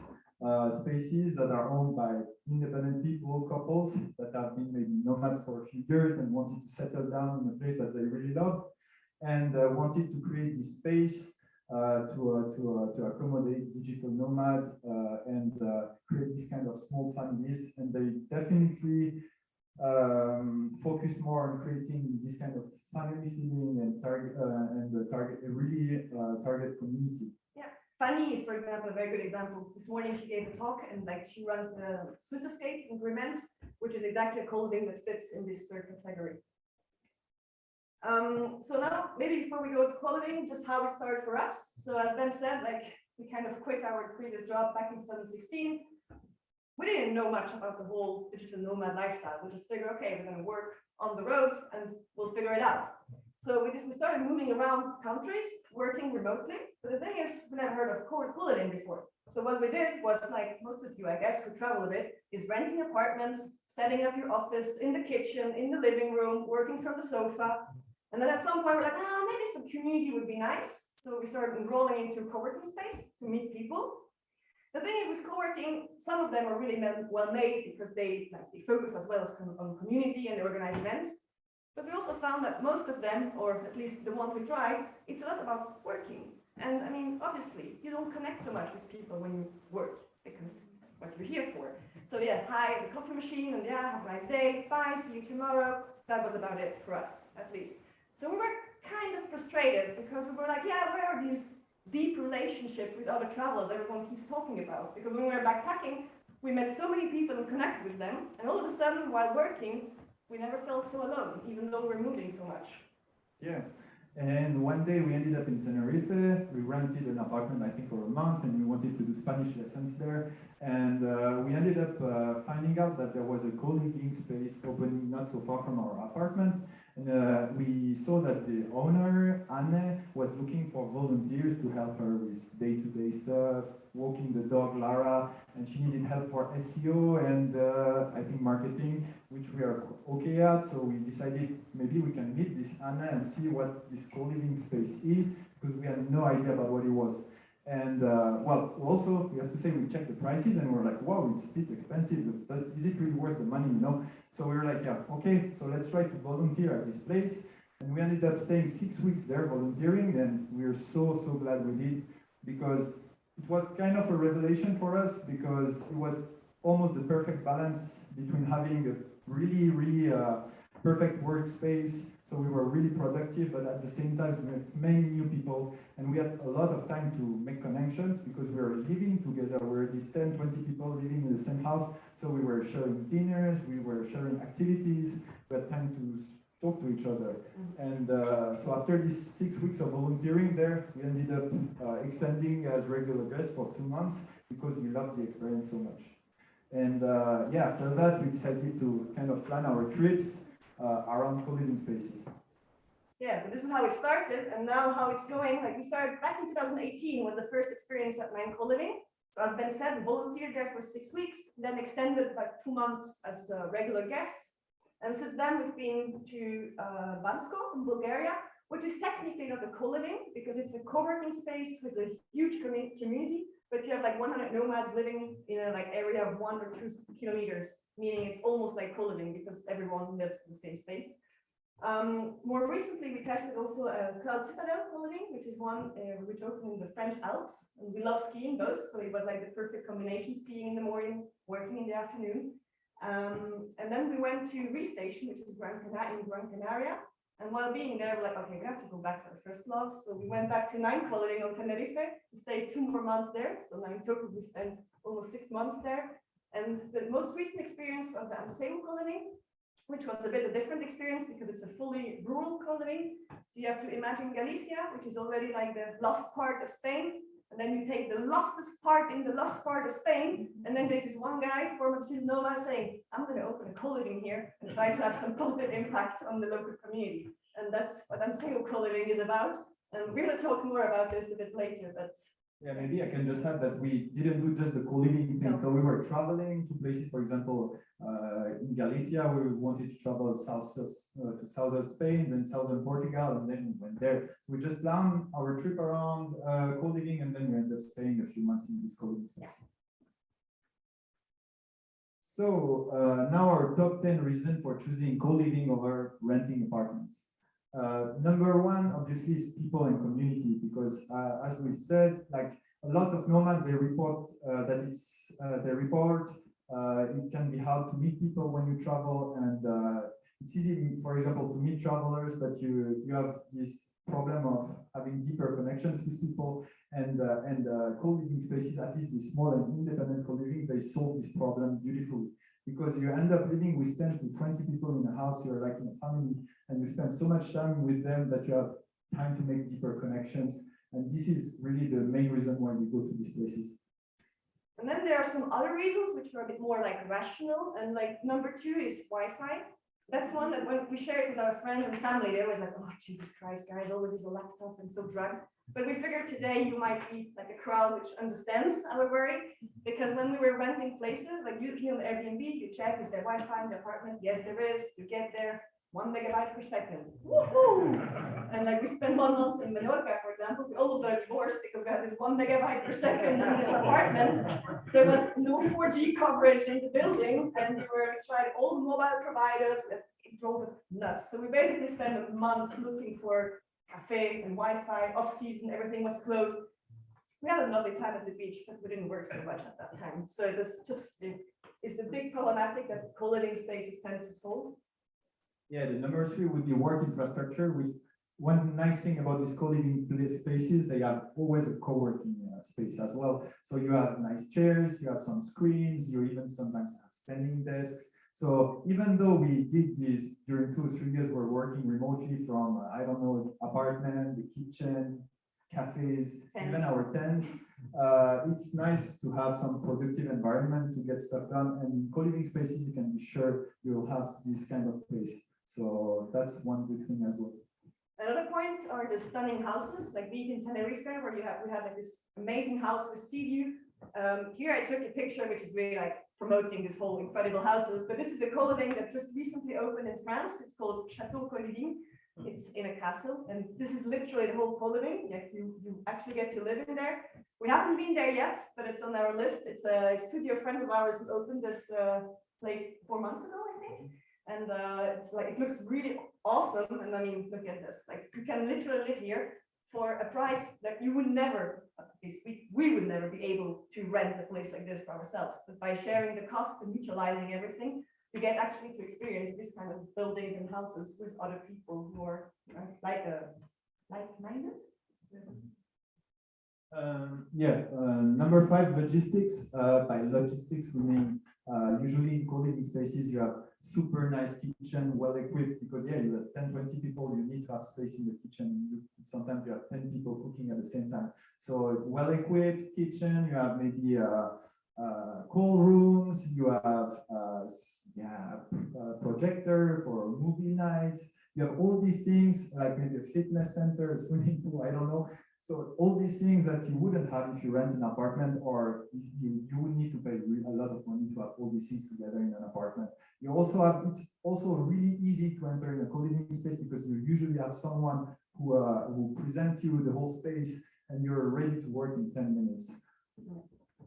Another point is activities. Like when we travel with Ben, we love hiking. So when we go to a place, usually the first thing we look for is hikes. But the thing is, when you are sharing a house with 15 other people, everyone has their own center of interest, and everyone will come up with, hey, tomorrow I want to go climbing. Something I would never come up with. And Ben would love it, but I'm not the one coming up with these kind of ideas. But when you're in a co-living space, you have these interactions with people, and it gives you perspective on new things. Ben started doing yoga. I mean, I would have bet, I don't know what in my life, but I never thought she can do down dog. If you ask nicely at the upper, I need to do one later, but now, like seriously, like you never did yoga. But in co-living, it's like the kind of place where you're in a mindset of like, okay, let's try new stuff, and that's something which is really precious as well. Like flexible stay. That's just a point to say, like usually we book for a month and we end up staying 5. So it's always possible in co-living spaces. And one nice thing, it's always cheaper the longer you stay, because they try to promote kind of slow travel and you have more time to spend with people and to get to know each other. So the longer you stay, usually the nicer the experience is. Point 8 is like multicultural. This is just something like when you travel, this is the whole point of traveling as well, is like meeting people from other countries and other areas. And I made the calculation while presenting this, preparing this presentation. And actually in the last 2 years, we've lived together with people from 34 different nationalities. And I think this is really something the co-living can bring you, because you end up like sharing your meals and your activities with people from all over the world.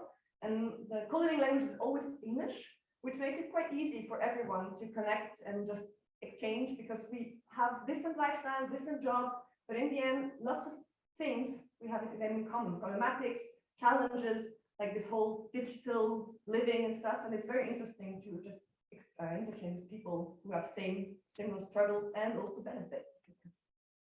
And this lead, I would say, to synergies or synergies.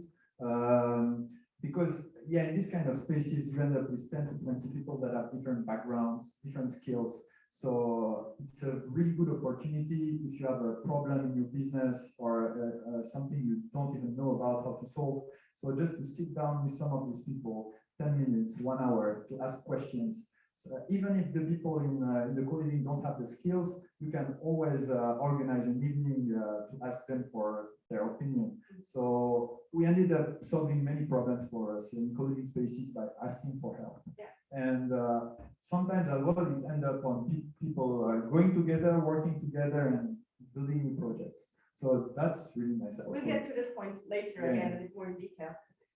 The last part is people. Was the first, it's going to be the last one, but it's really the most important one because we really built so meaningful friendships over the years now in the co-living spaces. There are people we have met.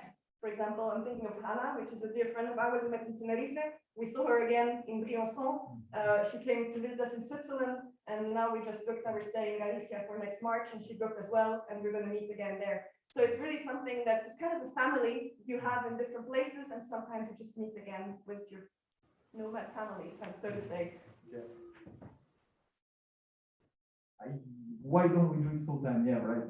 Well, the first reason I would say is because we still love the adventure. We still love to discover new places. We just bought a van, so we just want to use it as well. So I think it's part of our equilibrium. We want to see some new places as well.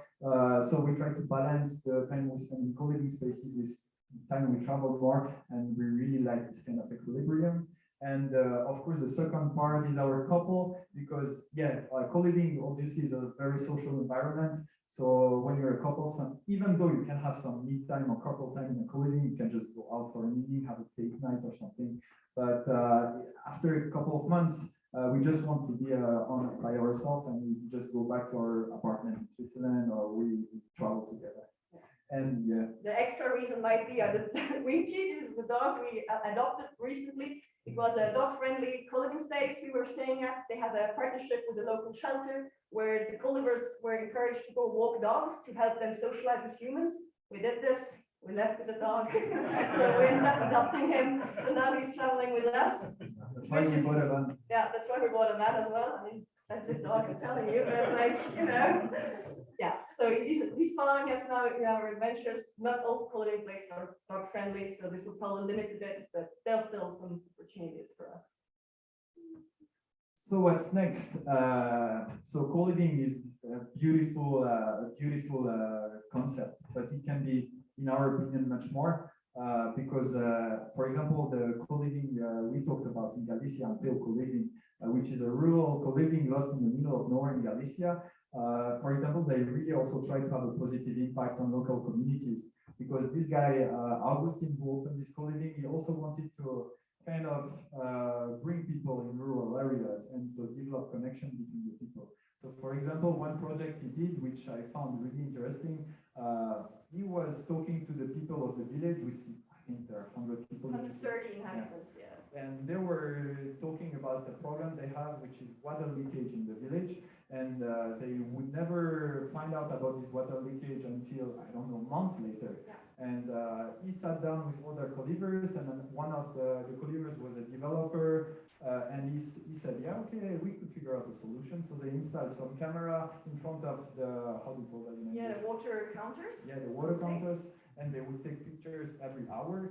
And they coded something about like image recognition, and so like they can monitor live like what the water consumption in the village is, and if they detect an abnormality, they get a push notification on their phone saying, okay, address blah blah blah has some abnormal water consumption, contact the owner, and they have the database. They know, okay, this address matches Roberto, so they can call him and like, okay, do you have any issue with water, or you just take a very long shower, but like there is something. And so they can really, like, they have a direct impact in the village, and for the village it's like something really useful because they lack water usually in summer, so for them it's really something precious. And co-livers did this over a bottle of wine, deciding it, and with all the competences and the technologies they had, it was nothing to build it. But let's say, I think it took them 1 week. yes, but the people in the village would never have done this, and they would never have hired a company to do it for them, because it was not just part of the idea. And Manseo also, they developed now another program, which is not yet running, but they came up with this idea of like, okay, now there's a big problem with migrants in Spain. And the thing is, they come and they don't have any education, or if they have one, it's not recognized. What can we do to help them? They have a huge house, huge space. It's like, okay, let's take some migrants or people, vulnerable people in and teach them how to code. So they launched this program called Microcode. And the idea for them now is that starting next spring, they will host coding schools for people in difficult situations, where also like the co-livers will be able to help by sharing like a little bit of their time and knowledge, just to help them integrate again and like find a job easier and everything like this. And I think co-living is really this thing like, okay, it has the idea of like all nomads and like blah, blah, blah, hype and hipster and thing, but actually you can really have a positive like local impact wherever you are. And I think it has this down-to-earth thing that maybe the digital thing sometimes loses a bit, like we all feel like, oh, super connected, all thing, but you can still actually be very grounded and have some real local impact, having something very digital like co-living. Yeah, another example would be, for example, another co-living called Sende, as well in Galicia. I don't know what they have good ideas there. So these guys, they have a different model. So basically, when you go there, you join the community, and when you leave, you pay whatever you want. They usually ask donation-based. Donation-based, yeah. And whatever money they don't need to run the co-living, they would invest in social projects. And they have, for example, this funny, I think very interesting project called Download Sende, because they think by building rural co-living, you can actually have a social impact or a very good local impact.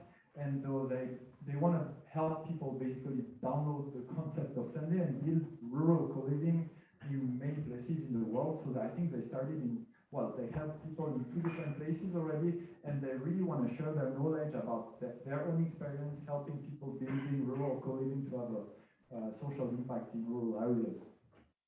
Yeah, and very last point, it's like it's co-living the future for all generations. I think this is also something we really believe in. I mean, I think we are still too young to be considered old, but we're probably too old to be considered young. But this is also something we've been thinking about, because like we said before, nomads have this thing of like, we travel a lot, but sometimes we feel lonely.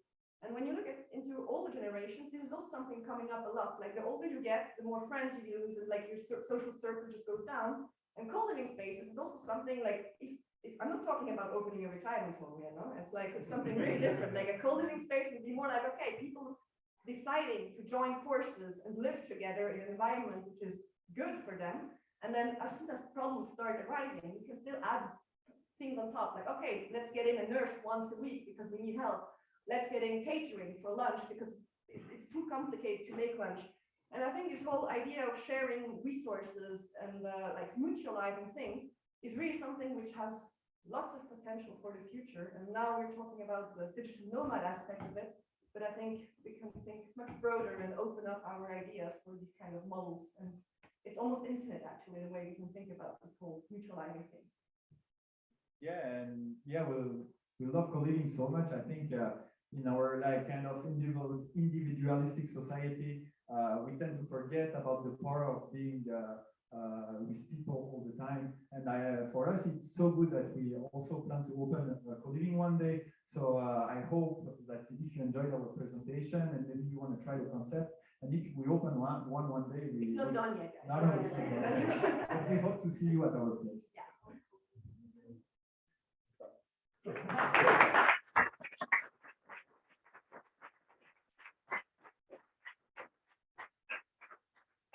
I don't know if we have time for questions or if it's directly the podium discussion. Okay, we come to the chocolate part, and the questions, we take them in the panel discussion. So thank you very much. Again. And thank you very much for your presentation. And I think we close the keynote session right now, and we hand over to Rolf for the panel discussion. No, we have no break. It's just there were too many breaks today, so we go straight to the panel discussion. And So that's also the point where you can ask all the questions. I ask all the speakers, please come to the stage and get a chair somewhere.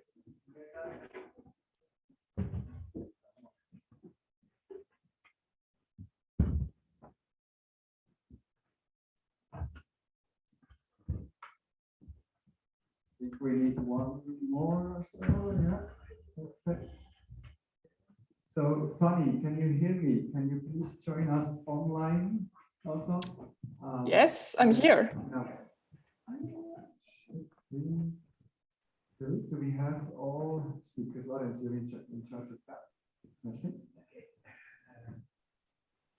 Okay. I'm going to find Fanny. Here she is here at Spotlight. Here we go. So we do have the panel. We have Fanny. Fanny, can you say something? Yeah, can you hear me, guys? Yeah. Perfect. Thank you very Excellent. much. Now, I want to start with a question to the podium, and then, yeah, of course, you can also ask the questions. Fanny, you said you need help to start a business. It's important to talk to people, to get support. So my question to the podium, to the other people is, how did you do this? And where and how did you find people or that help you with your business or with your project? Who wants to start?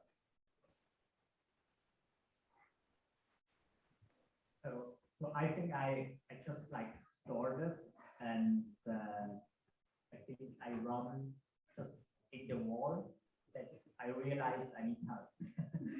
And I think a lot of entrepreneurs are doing the same thing. They just like start out and try something, try and error. And I found a lot of help in my networking. So other people who has already build a business. That's why.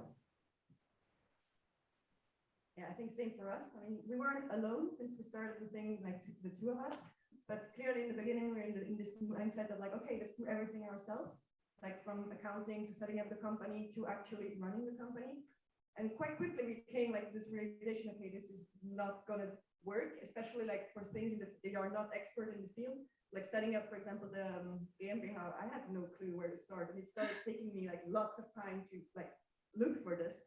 And at some point I was like, okay, let's just hire someone because it's going to be a better investment. Let's get help on these things. Let's focus on the things we can actually be productive on, and delegate the things where like it would just take us like 5 times the amount of time and lose patience and everything. But other than that, I agree with you. I think community and people around you who gone through this before is like a huge help aspect.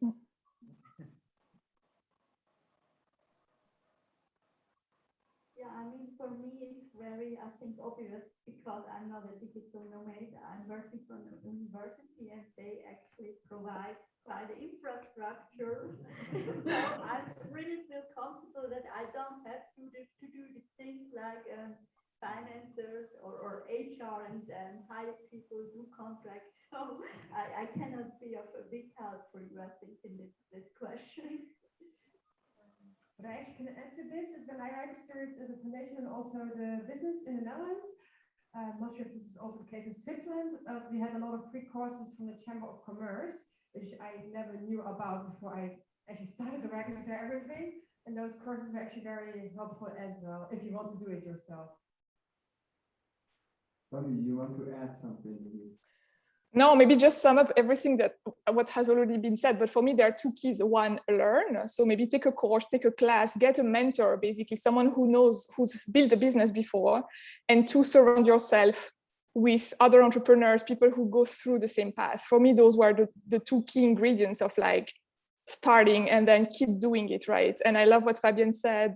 Also, co-living is just helpful for that because Fabienne and Benoit, basically, co-living is very helpful for that because you have these people all around you and they keep starting new things and they keep, pushing you forward. So yeah, those would be my two answers.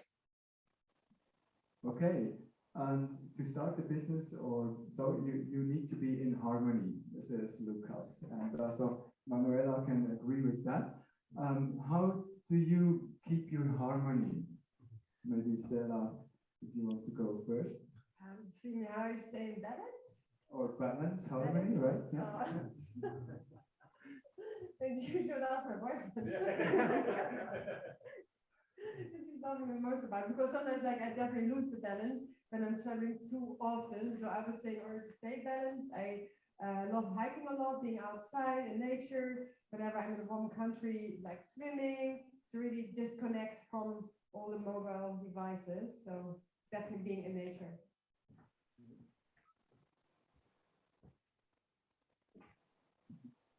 Well, maybe I would add, it depends on where you are in your digital nomad, like I would say path.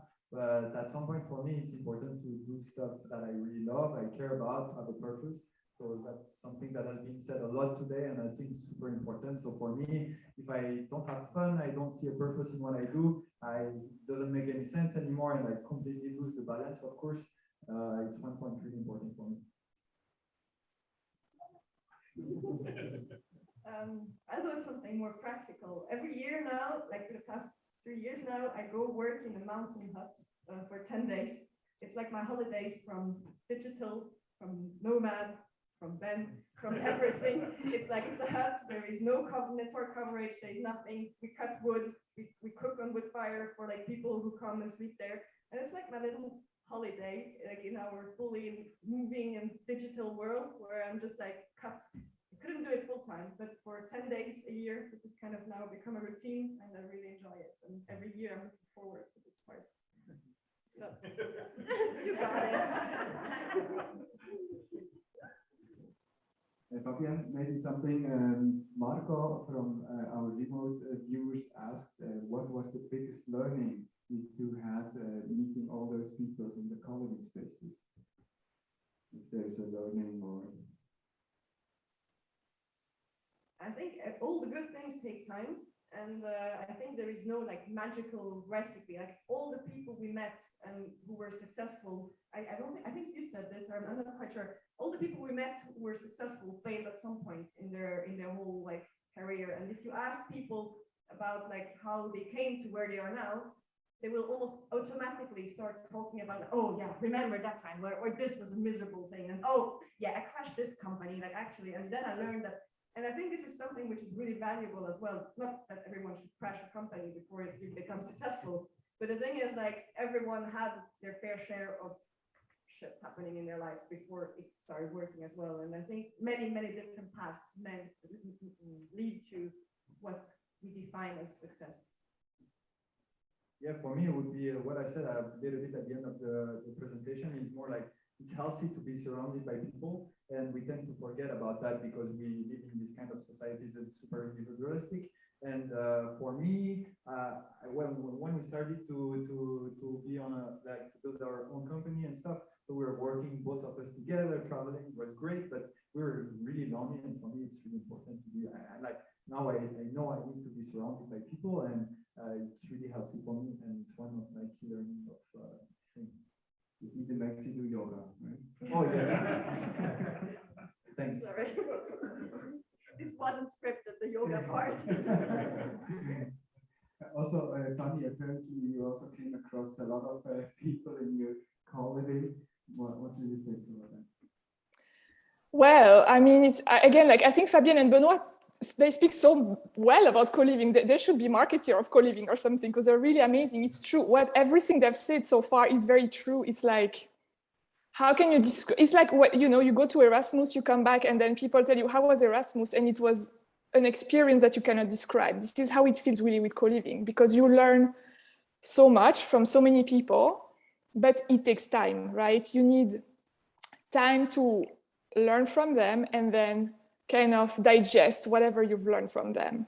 So, well, for me, the biggest thing that I learned, maybe if there's one thing I learned from co-living, is that your superpower is to surround yourself with the right people. So find around yourself, maybe 5 people, 3 to 5, you don't need so many, but 5 people that really, really make a difference, that when things go wrong, you can actually go and talk to them and have, someone who listens to you from a place of understanding and like they know what you're talking about. Not your mom. Your mom sometimes doesn't really understand the whole struggles, versus usually people in co-living, like entrepreneurs or these kind of people, they would understand exactly what you're talking about. And that's the number one lesson that I've learned for me. And that's the number one thing that I keep using. So similar to Fabienne and Benoit, I'm in co-living for half a year. And then the rest of the time is I need my apartment. So yeah. Okay, so do we have questions from you guys? It is Selina. One question. What do you think companies can do for digital nomads that are like freelancers or remote workers for those companies? Like, what can companies do for them to like that they appreciate? You mean you mean as a co-living? No, like in general, like if companies hire freelancers or remote workers that are digital nomads, what can those companies do for those people? Like, as an employer in that sense. Yes. I think it's trust your employees. Like this is something which is now with COVID, it's starting a bit because like you see more and more people like doing home office. In the companies in the beginning, some of the bosses were like, Jesus Christ, no one's gonna work. And then everyone was at home working, and they were like, well, actually the business is still standing, and oh, maybe he does work in his pajamas, and oh, maybe the work is still getting done. And I think trusting your employees is something which is really important, because it's not because you tell them like you have to be at your desk from 8 to 12 or from 1 to 5 that more job is going to be done. I mean, some professions require presence, because if you work in customer support, you have to be logged in when you're on office hours. But for some other jobs, I mean, if the guy wants to go surfing in the morning and he's super productive in the late morning and afternoon and works a bit later at night, if the job is done in the end as a business owner, you should be really grateful that you have actually a dedicated employee working for you and doing what he's supposed to do, no matter if he does it like from 8 to 12 or 1 to 5. Like, and maybe to show they trust them, they could maybe, for example, the company I was talking about before in the commute, for example, they finance part of the co-working fees or the co-living fees. So we met a guy, he was getting paid half of the co-living price by his home company, and it's a sign of trust to me. And I think that's what they should do, because they would spare some money on office spaces where within the big cities where they are, and they would let employee work from anywhere, and they would be more happy. Yeah, I also would like to pay attention that you still create like this cool culture. So it depends, of course, like what type of business it is. But like, for example, still sending like all your freelancers like some merchandise, or celebrate Christmas together like online, but that everyone has like some funny Christmas cup in their hand, things like this. And also perhaps like once a week to have like those breakout sessions on Zoom, for example, if you know about them, where really also the freelancers have space to interact with each other, not necessarily at a professional level, but more like chit-chatting, and to somehow get this informal vibe also in the online scene. Yeah, I can add something to that, what Stella is talking about, because I think it's very interesting. Like, it's not because you work remotely that you don't like people. You still want people. So you can actually do your job remotely, and then as a company, still organize company retreats. Like, this is something we organize super often at Swiss Escape, and we have this company coming with people coming from all over the world who still once a year or twice a year, whatever, they bring all their people together because you want to create connections, right? You want to build trust among your employees or your freelancers that are all spread across time zones and cultures. And one way of retreat, like the way retreats work, is just, you can work a little bit, but it's mostly for fun, for like just being a human being, right? And enjoying each other's company, so that when you go back to work behind your laptop, you know who's your colleague, like what does he like drinking, what does he eat for breakfast, all this kind of stuff that we tend to overlook, right? So for me, that would be a big deal also to not overlook the fact that it's not because you're digital and remote that you don't want to meet people anymore. You actually want to meet people, but yeah, organize this stuff. Okay, thanks so much.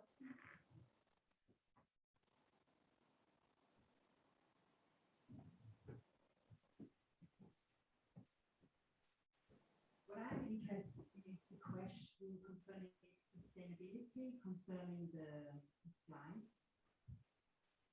How does the digital nomad world go with that? I think let's see, I have some ideas what we can do for this. Okay, we stop flying.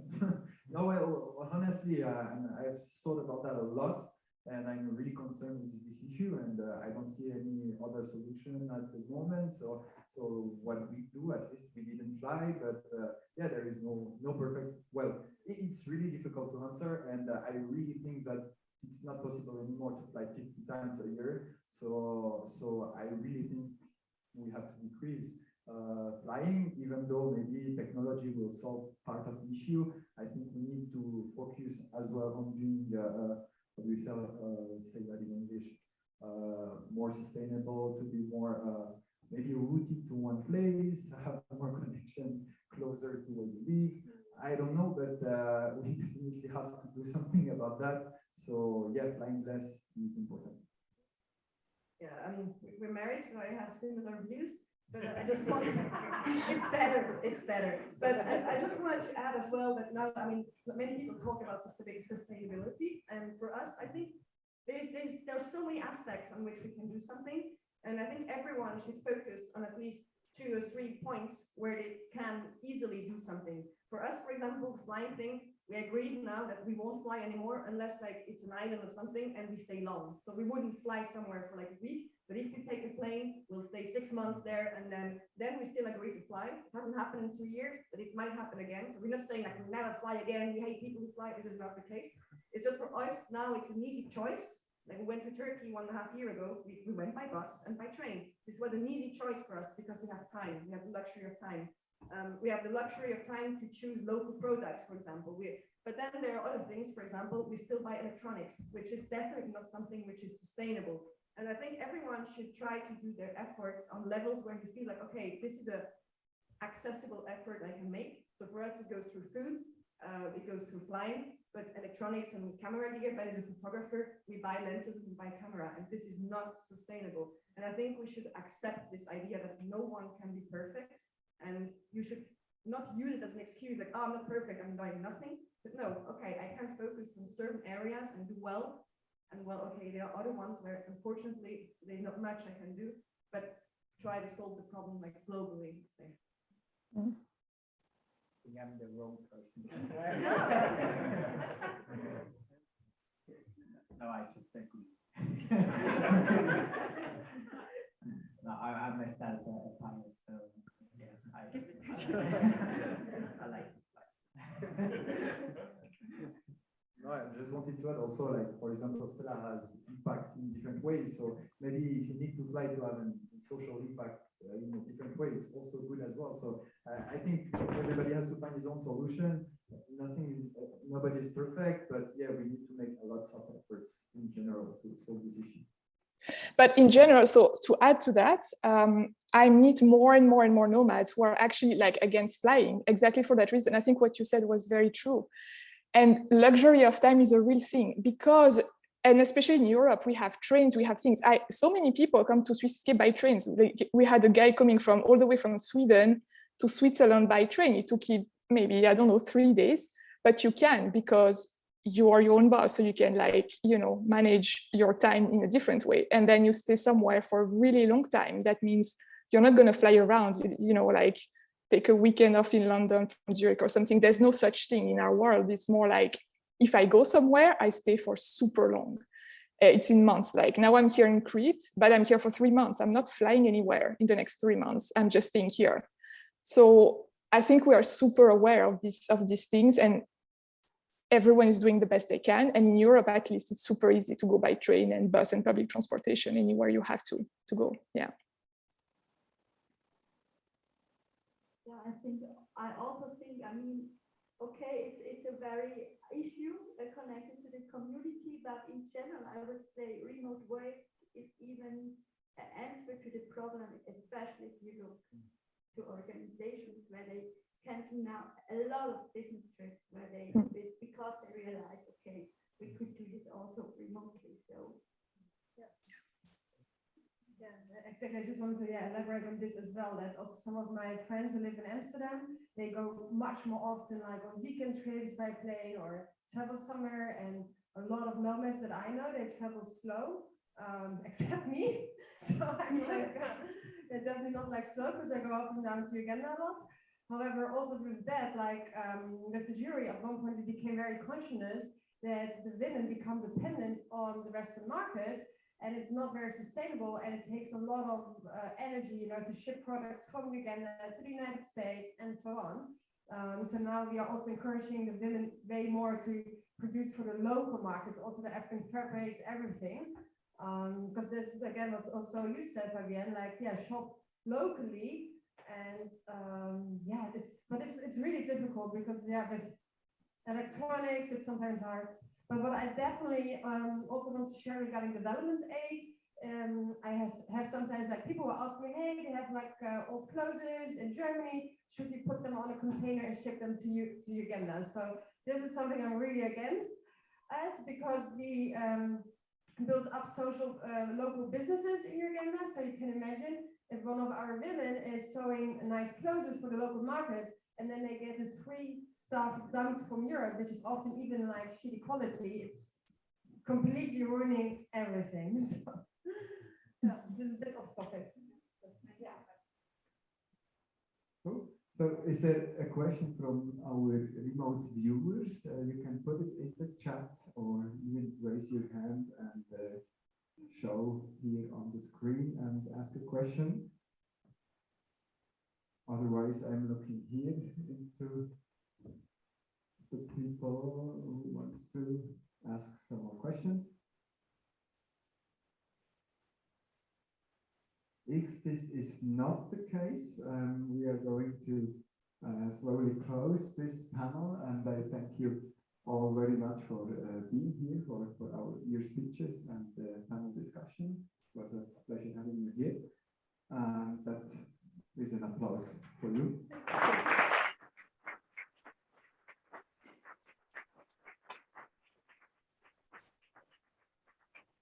And yeah, but before we coming to our closing words, I need to bother you again with a little bit of a table.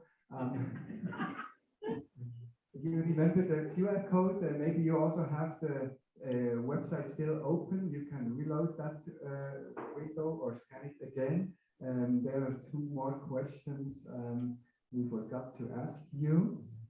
This also shows you how flexible this tool is, of course. So if you can please do that word again. It's only two questions. Okay. So everyone scanned it. 3, 2, 1. Then I can go to the results that are coming in here now. Yeah, most of the voters are on site. Huh? The people at home, they're not voting that much. I don't know why. It's hard to scan. Okay. Okay, of course, no problem at all. I'm gonna put that link in the chat and send it to everyone. Here we go. Yeah. Good, and we can see, we can do Kanban view, we can do filtering for the languages. So a lot of people, they say, okay, English is good, but also English-German mix. There's English-German, a lot. Mix of all, English, mix of German, a mix of all. Okay, so you can see the votings coming in here. And also if the on-site people, they mostly vote for English and yeah. So, okay, that's it from my side. Lorenz, do you have also something to add before the apero? Yeah, the closing words. Okay. Yeah, thank you very much. It was very interesting to have you here and have some closing words. Thanks to our keynote speakers. It was very interesting. It was nice to have you here on site. It was nice to have Fanny in Greece. It was nice to have Anita in Portugal. Thank you very much for watching us online in the Zoom. We had like 30 people on the Zoom. Hi. And it was cool to have a full room here in Bern at the Impact Hub Bern. Thanks a lot for coming to our 4th conference. I have to thank the OC team, Rolf, Anita, and Doro in the Zoom for the press release.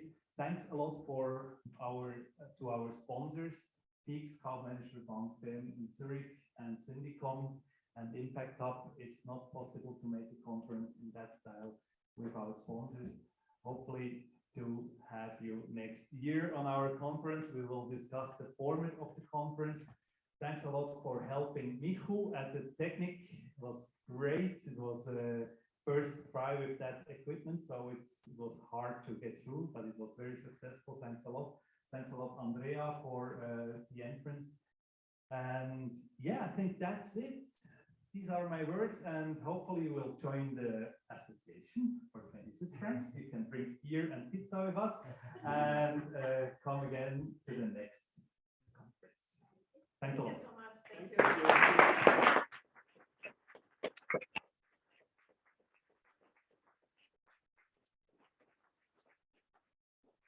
Okay, Apero is 2 floors down at the 3rd floor.